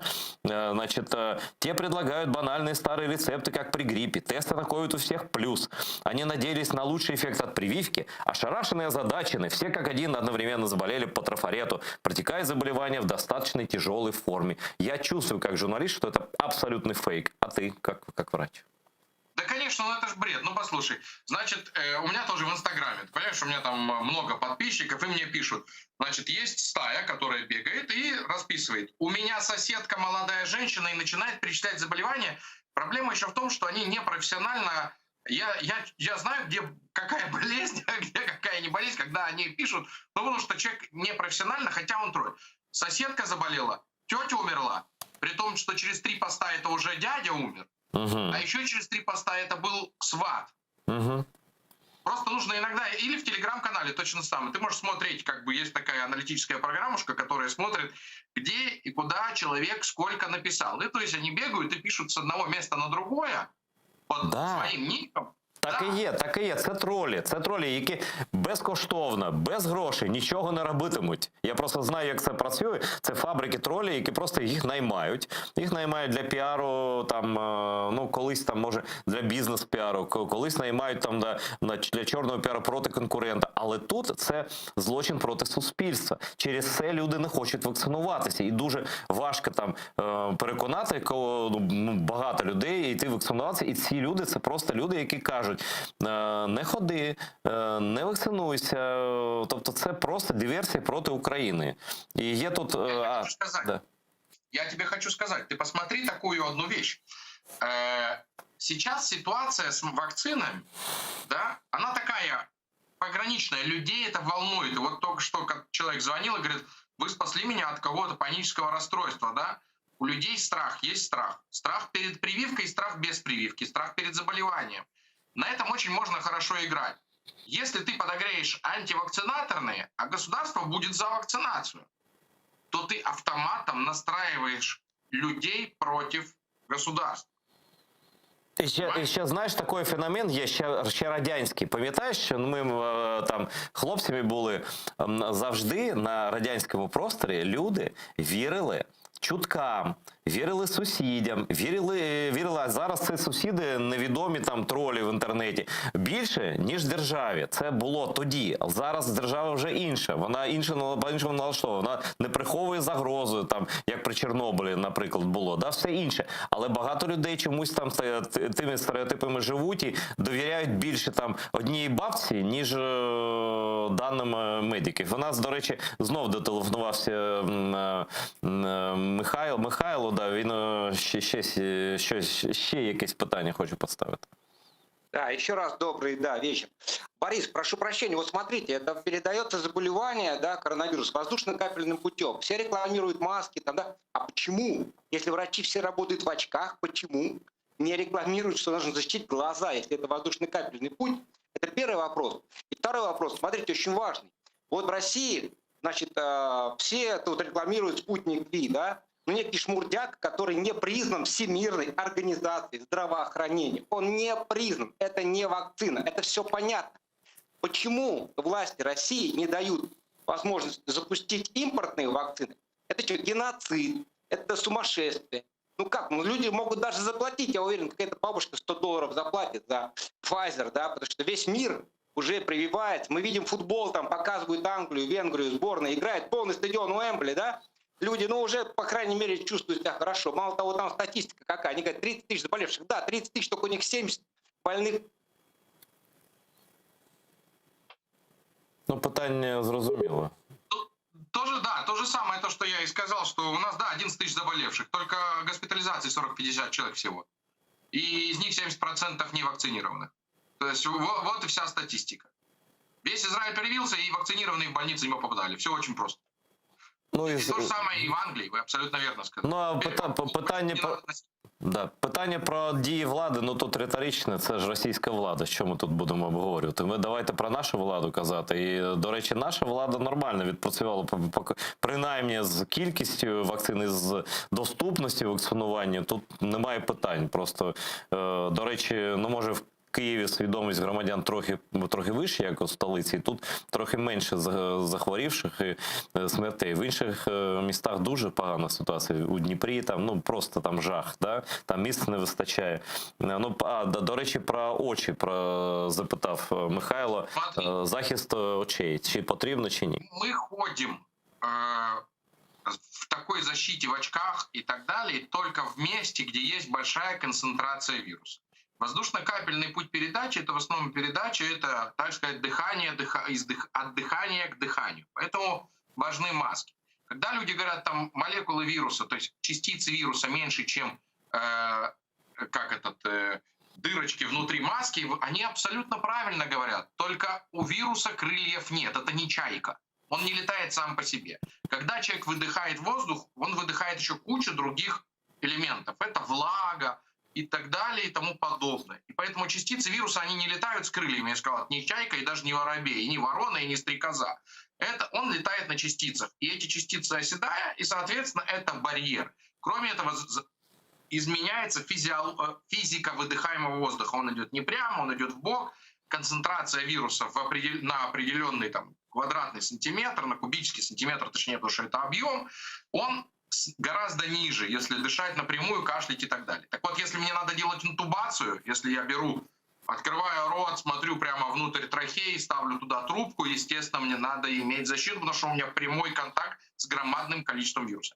Это не важно, носить очки или нет, когда мы говорим о обычной, обстановке. Ну і з цього наступне запитання, чисто практичне. Ось, чи можна захворіти вдруге? І якщо можна, після другої вакцинації, чи може навіть після третьої, да? Якщо можна, то чому? І як ця хвороба важче, легше після щеплення? Заболеть можно и после первой, и после второй, и после третьей. Риски после третьей, конечно, меньше. Но, как я сказал, на примере миллионов, а в мире же вакцинировано в районе 3 миллиардов людей уже 2 дозами, понимаете? И мы это видим. И на примере Израиля, что заболевание протекает гораздо легче, в основном бессимптомно или с легкой симптоматикой. И тут опять ответственность врачей, которые говорят, а вот вакцинированные приехали в больницу. Нет такого «приехали в больницу». Больница – это не кинотеатр, туда билет не покупается. Туда надо госпитализировать только строго, по определенным параметрам. Что это означает? Вот есть параметр, есть шкала Ньюс-2, это тяжести заболевания коронавируса. Если у человека вакцинировано или не вакцинировано, сатурация не снижается, там, ниже 94, количество дыхательных движений, если мы говорим о человеке моложе 65 лет, меньше 30, это не считается тяжелое заболевание. КТ не имеет к этому никакого отношения. Ни КТ, ни температуры, ни С-реактивный белок, ни сои, ни ферритин, ничего другого не имеет к этому отношения. Ни дни заболеваний, бред, который вас тоже несут вообще все, кто не попает. Это легкая форма заболевания. И по этой причине статистика. Приехал человек, 99% сатурация, температура 38,5, 4 дня. Его кладут в больницу. Для чего? Непонятно для чего. Для чего его госпитализируют? Его не должны госпитализировать. И тут в больнице начинается. Он получает стероиды, которые не должен получать. Почему? Потому что он в этот момент он уже свой иммунитет стероидами подавляет. Вместо того, чтобы у него в легкой форме еще 4-5 дней прошло заболевание. Как погрипповал чуть-чуть. Как погрипповал. А его загоняют, давят его иммунитет. И происходит, и мы получаем эту статистику. Понимаете? Да, стероиды нужны, там, дексаметазон и так далее, но только именно в тех стадиях, когда идет именно цитокиновый шторм, когда тяжесть заболевания, которым мы сказали шкала Ньюс-2. А во всех остальных случаях этого нету смысла, это преступно и неправильно. Ну, слухай, тобто, якщо давай так, просто різні люди, різні наші глядачі знаходяться в різних стадіях щеплення, ну, я про тих, хто вирішив вакцинуватися. Ось я чи колега там моя отримала першу дозу вакцини, ну, наприклад, Pfizer. Наскільки підвищився її захист і які шанси захворіти, в якій формі? Если мы говорим о базовой форме, после первой дозы у нее риск снижается на 60% по сравнению с невакцинированным. Ризик чого? Захворіти чи важко захворіти? Вообще все. Вот и захворите, и тяжело захворите. По сравнению с невакцинированным. Угу. Ее, вот она до вакцинации, она после вакцинации первой дозы. 60%. Следующее. 2 дозами, это мы говорим о альфа-штамме, там, уханьском. Вторая доза и неделя плюс, у нас есть эффективность, составляет 93%. Мы говорим о базовом. Если мы говорим о дельта-штамме, который показал исследование, он варьирует, разные исследования показывают разные. Это после 2 вакцин при дельта-штамме, который более заразный, более молодой, для молодых имеется в виду, поражает, более тяжелый, составляет в районе 73%. Проценты мы будем, видите, меняться. По сравнению с невакцинированным. Это громадное количество. Ну, звісно. І слухай, і третя доза – це якраз для того, щоб запобігти саме дельту цю, да? Угу. Так, 93,5%. Ну, тобто, дивись, якщо, я думаю, що більшість все ж таки, за деякий час більшість отримує 2 дози, і ось як поводиться з 2 дозами. Тобто, якщо я контактую з людиною хворою, я вже перехворів, от давай на моєму прикладі, я отримав 2 вакцини, правда, коронавак, я думаю, що це невелика різниця. Да. Ну, я просто зробив це, коли тільки це стало можливо. Да. Те, що було, я зробив, так? Ось, я не пам'ятаю, скільки антитіл в мене, але ось я контактую з людиною, яка, як я вперше захворів, контактую з людиною, яка хворіє. Що зі мною буде? Чи взагалі нічого не буде? Чи буде там, що? У тебя очень большие шансы, что с тобой ничего не будет. Взагалі нічого, тобто просто не зачепиться за мене. Там на 95-97%, что будет с тобой все хорошо, потому что ты и переболевший, и вакцинирован. Угу. А ось твоя кількість антитіл, коли там 60 тисяч, це взагалі жодного шансу захворіти? Вообще, было исследование последнее, что высокие шансы не заболеть. В то же время есть люди, которые болеют. Ну что такое? Пропал обоняние и вкус на 3 дня, и потом все, ни насморка, ничего, это разве заболел? Да палець, коли ударив, сильніше боліє. Слухай, але у цей період людина заразна? Когда она вакцинирована и заболела? Так. Да, она заразна, но гораздо меньшей степени. Потому что уже есть антитела, которые борются. Слухай, а як це працює? Ну, наприклад, ось сидить напроти мене людина, яка там дихає на мене, я це вдихаю, і організм якийсь сигнал отримує, коли певна кількість вірусів, ну, принаймні, там, дельта, там, наприклад, в нього потрапляє. Сначала попадает вирус на слизистую оболочку, и на слизистой оболочке существует иммуноглобулины А. И есть много разных иммуноглобулинов, потом ты когда вдыхаешь, то вирус попадает в легкие, глубина дыхания, и там, если там нет антител, то организм пытается, смотря какой, бороться, вырабатывая антитела.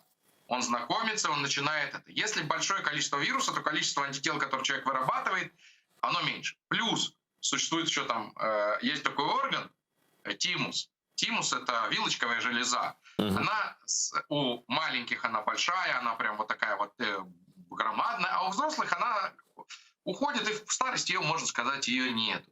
И она тоже очень сильно отвечает за иммунитет. И чем пожалее, тем хуже с выработкой там, антител. Один из причин этого. Да? И, соответственно, когда попадает, как мы сказали, на слизистую или дальше выпадает там, кровь, на рецепторы, в клетки, идет выработка антител. Если уже антитела есть, то организм вырабатывает по их принципу, уже есть модель, по их принципу вырабатывает все больше и больше в зависимости от того, какое количество вируса присутствует. Ну, тобто...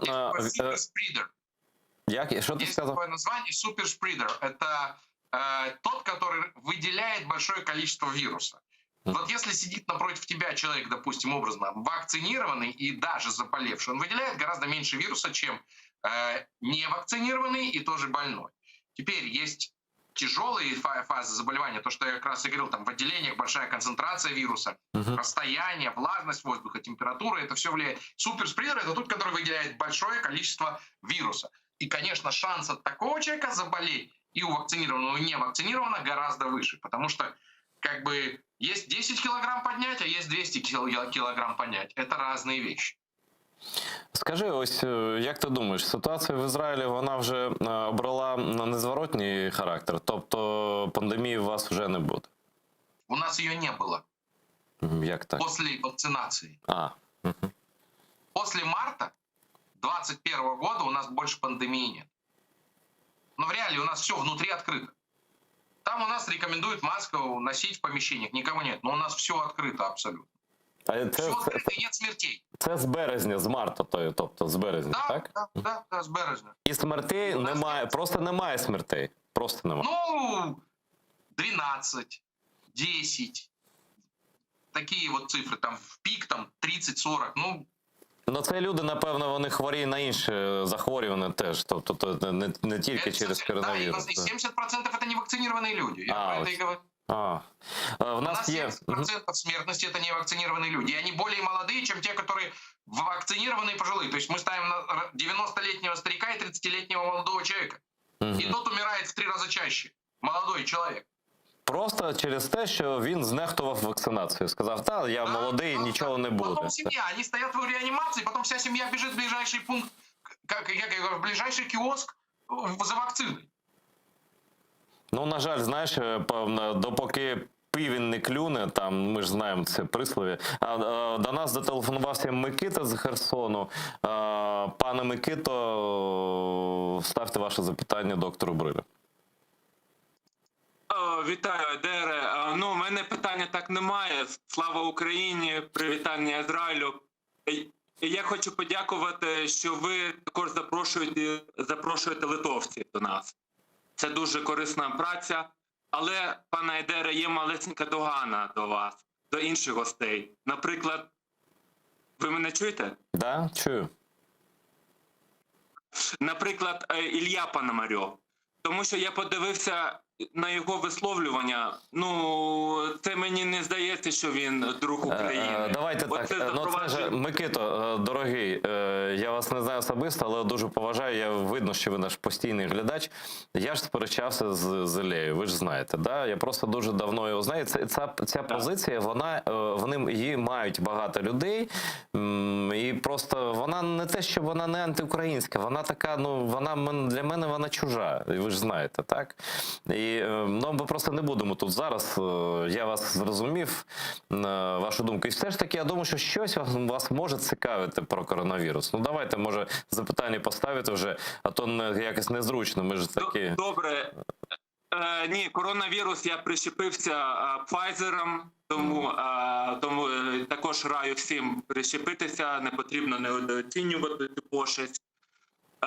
Так, питань у мене немає. Але також тільки останнє зауваження, мабуть.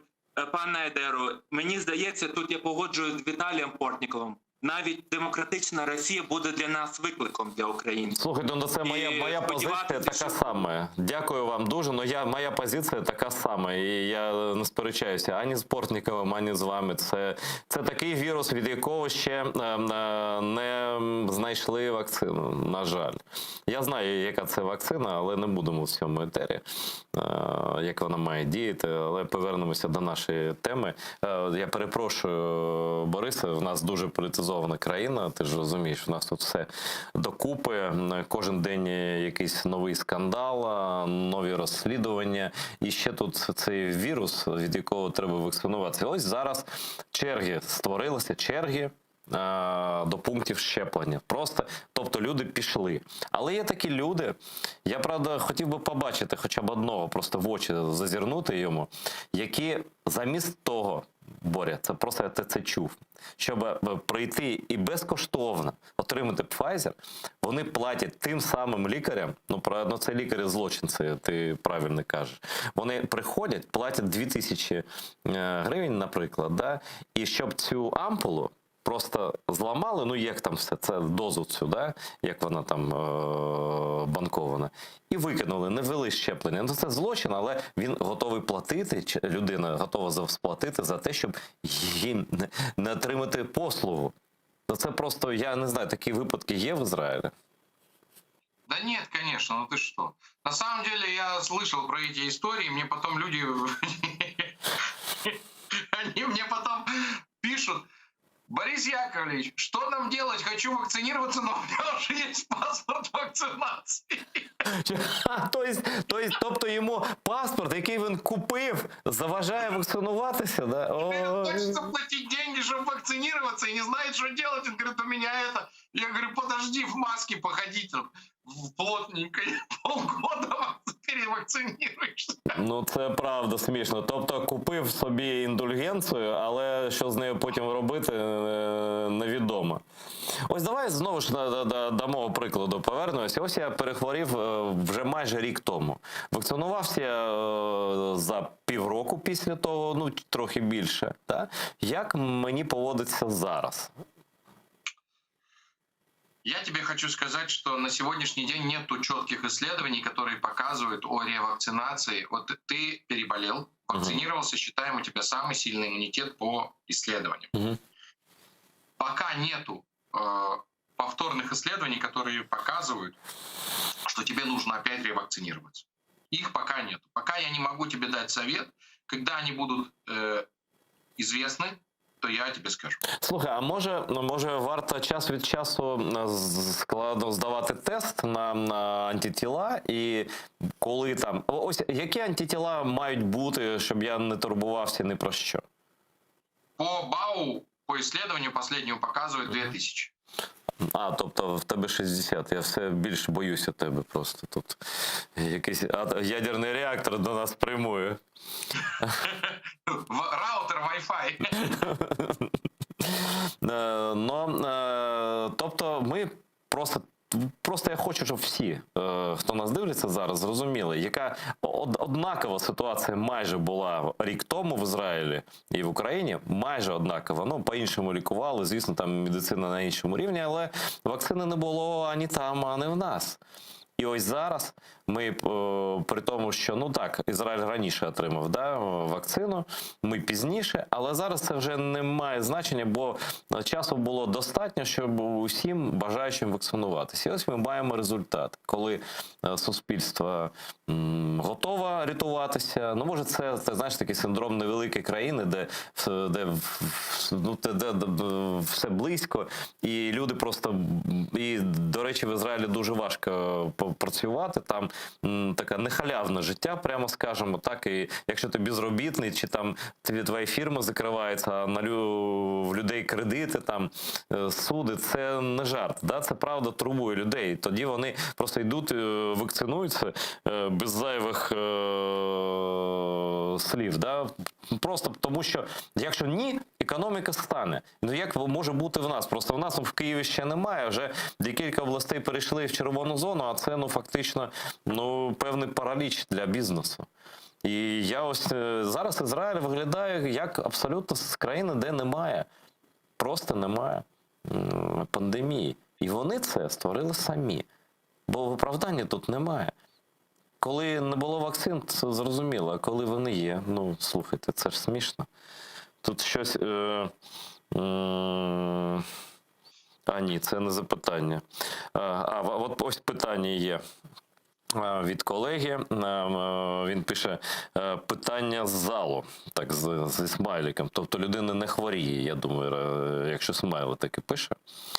Проводили, він російською мовою пише, я процитую просто. Проводили ли исследования по переболевшим коронавирусом и онкологическими заболеваниями? Есть ли статистика по количеству переболевших коронавирусом, после чего они обращались с онкологическими заболеваниями? Вот как связано онкологические заболевания? Повышает ли риск онкологических заболеваний коронавирус? Таких исследований проводятся, но пока связи не найдено. Нет, тут даже ситуация трохи інша. Болели ли переболевшие, онкологически больные, болеют ли коронавирусом? Да, они болеют, у них выше гораздо смертность. Ні, тут от вже людина перехворіла коронавірусом і одночасно, чи приблизно одночасно онкологічними захворюваннями. Чи є статистика по кількості перехворівших коронавірусом? Тобто це ніяк не пов'язано, да, в принципі? Так, не пов'язано, не пов'язано. А з іншими хворобами? Бо, знаєш, тут теж так питають іноді. Повышается после перенесенного коронавируса бесплодие, в основном у мужчин. Есть повышенные тромбозы, есть повышенное количество инфарктов. Есть еще очень много разных заболеваний, которые коронавирус приводит к коронавирусу, к сожалению. А ось безпліддя жіноче можливо? Меньше, чем мужское. А після вакцинації, чи це питання від жінок? После вакцинации нет, конечно. Нет связи между антителами и иммуноглобулином IgG или спайк-протеину и яйцеклетками, и яичниками, и гормонами у женщин. Просто нет. Вот все. Просто zero, да? Ну и взагалі. Скажи мне, пожалуйста, проводилось ли исследование, в общем, в группе женщин невакцинированных и в группе женщин вакцинированных одинаковое количество оплодотворений на миллионы? Если мне скажут а проводилось ли исследование, что после коронавируса не вырастает пятое ухо? Нет, не проводилось, потому что придумывают постоянно какой-нибудь бред, его не лезь даже исследовать, что не будешь ты исследовать, что у тебя второй нос не вырос. Зачем? Он не вырос, зачем исследование по этому поводу проводить? Слухай, а ось просто, давай так, простий лікбез. Люди, я про Pfizer можу сказати, мій товариш, він дисциплінована людина, він зробив щеплення і десь добу його ковбасило, скажімо так, да? Температура висока була, 38, да? Це цілком нормально. Правильно? А ось коли... Да, вибач. Тоже меня тоже так же. Тобто ти теж ковбасило трохи, да, після щеплення. Ось пишуть тут теж питання, як написали, так я читаю російською мовою. 20 днів температура після Pfizer. Стоїть ли бити в тривогу? Написала наша глядачка Viber. А сколько температура? Ось, на жаль, не уточнено. Може, редактори перепитають. Может 37,2, а может 38,5. И, может быть, это уже не после Pfizer через сколько? Очень мало данных, чтобы я дал какой-то ответ. Таке взагалі можливо, щоб так довго трималася температура від щеплення, саме від щеплення? Ні. Може, знаєш, може бути тривогою і треба, але через те, що якісь там... Надо перевірити, звісно. Перевірити, може там процес, який йде, неприйнятний, так, а людина не знає. Так, давай взагалі про побічні ефекти. Який максимальний ризик від щеплення? Ось що найгірше може статися? От просто після цього. Редкие анафилактические реакции, очень редкие, гораздо реже, чем на морепродукты. Температуры, миокардиты у молодых детей редко очень. Очень редко, прям реже гораздо, чем при коронавирусе. Что еще может быть? Это все. Паралич лицевого нерва, который проходит у людей, имеющих аутоиммунное заболевание, он чуть-чуть повышен на 1%. Тоже нет никаких проблем. Это, еще раз говорю, это всего лишь вакцина. Я так і кажу, що це просто вакцини, і ви просто діти всі. Ви не пам'ятаєте, як вас вакцинували в дитинстві? Там скільки вакцин радянська людина отримувала там? 4? 4 есть. Есть детям ставят там в 1,4 сразу же. Угу. Ну, тобто, і такі захворювання, взагалі, корь, там такі, ну, просто серйозні. Да. Детей, да, там. І знаєш, що я хочу? Я попрошу тебе завершити нашу програму таким коротким, ну скільки захочеш, зверненням до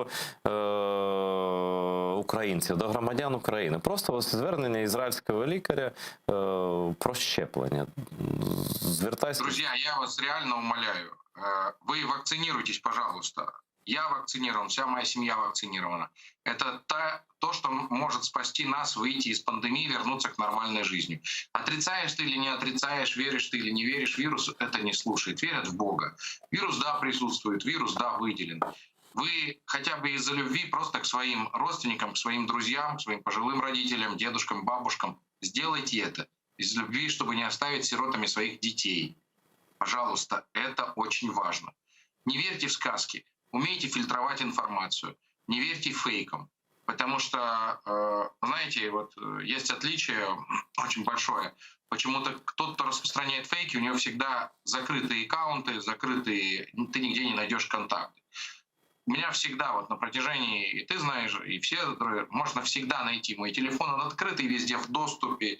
Открыта вся информация, даже адрес, где я проживаю. Мне нечего бояться, потому что я знаю, что я говорю правду.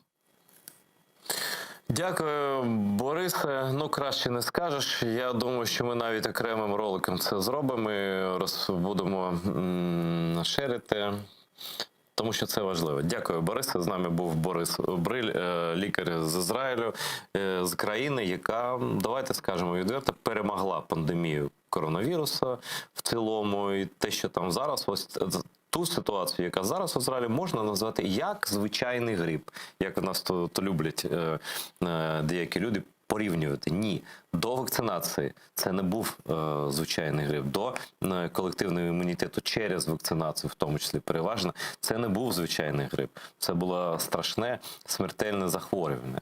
Давайте не маніпулювати і не вірити тим, хто нами намагається маніпулювати.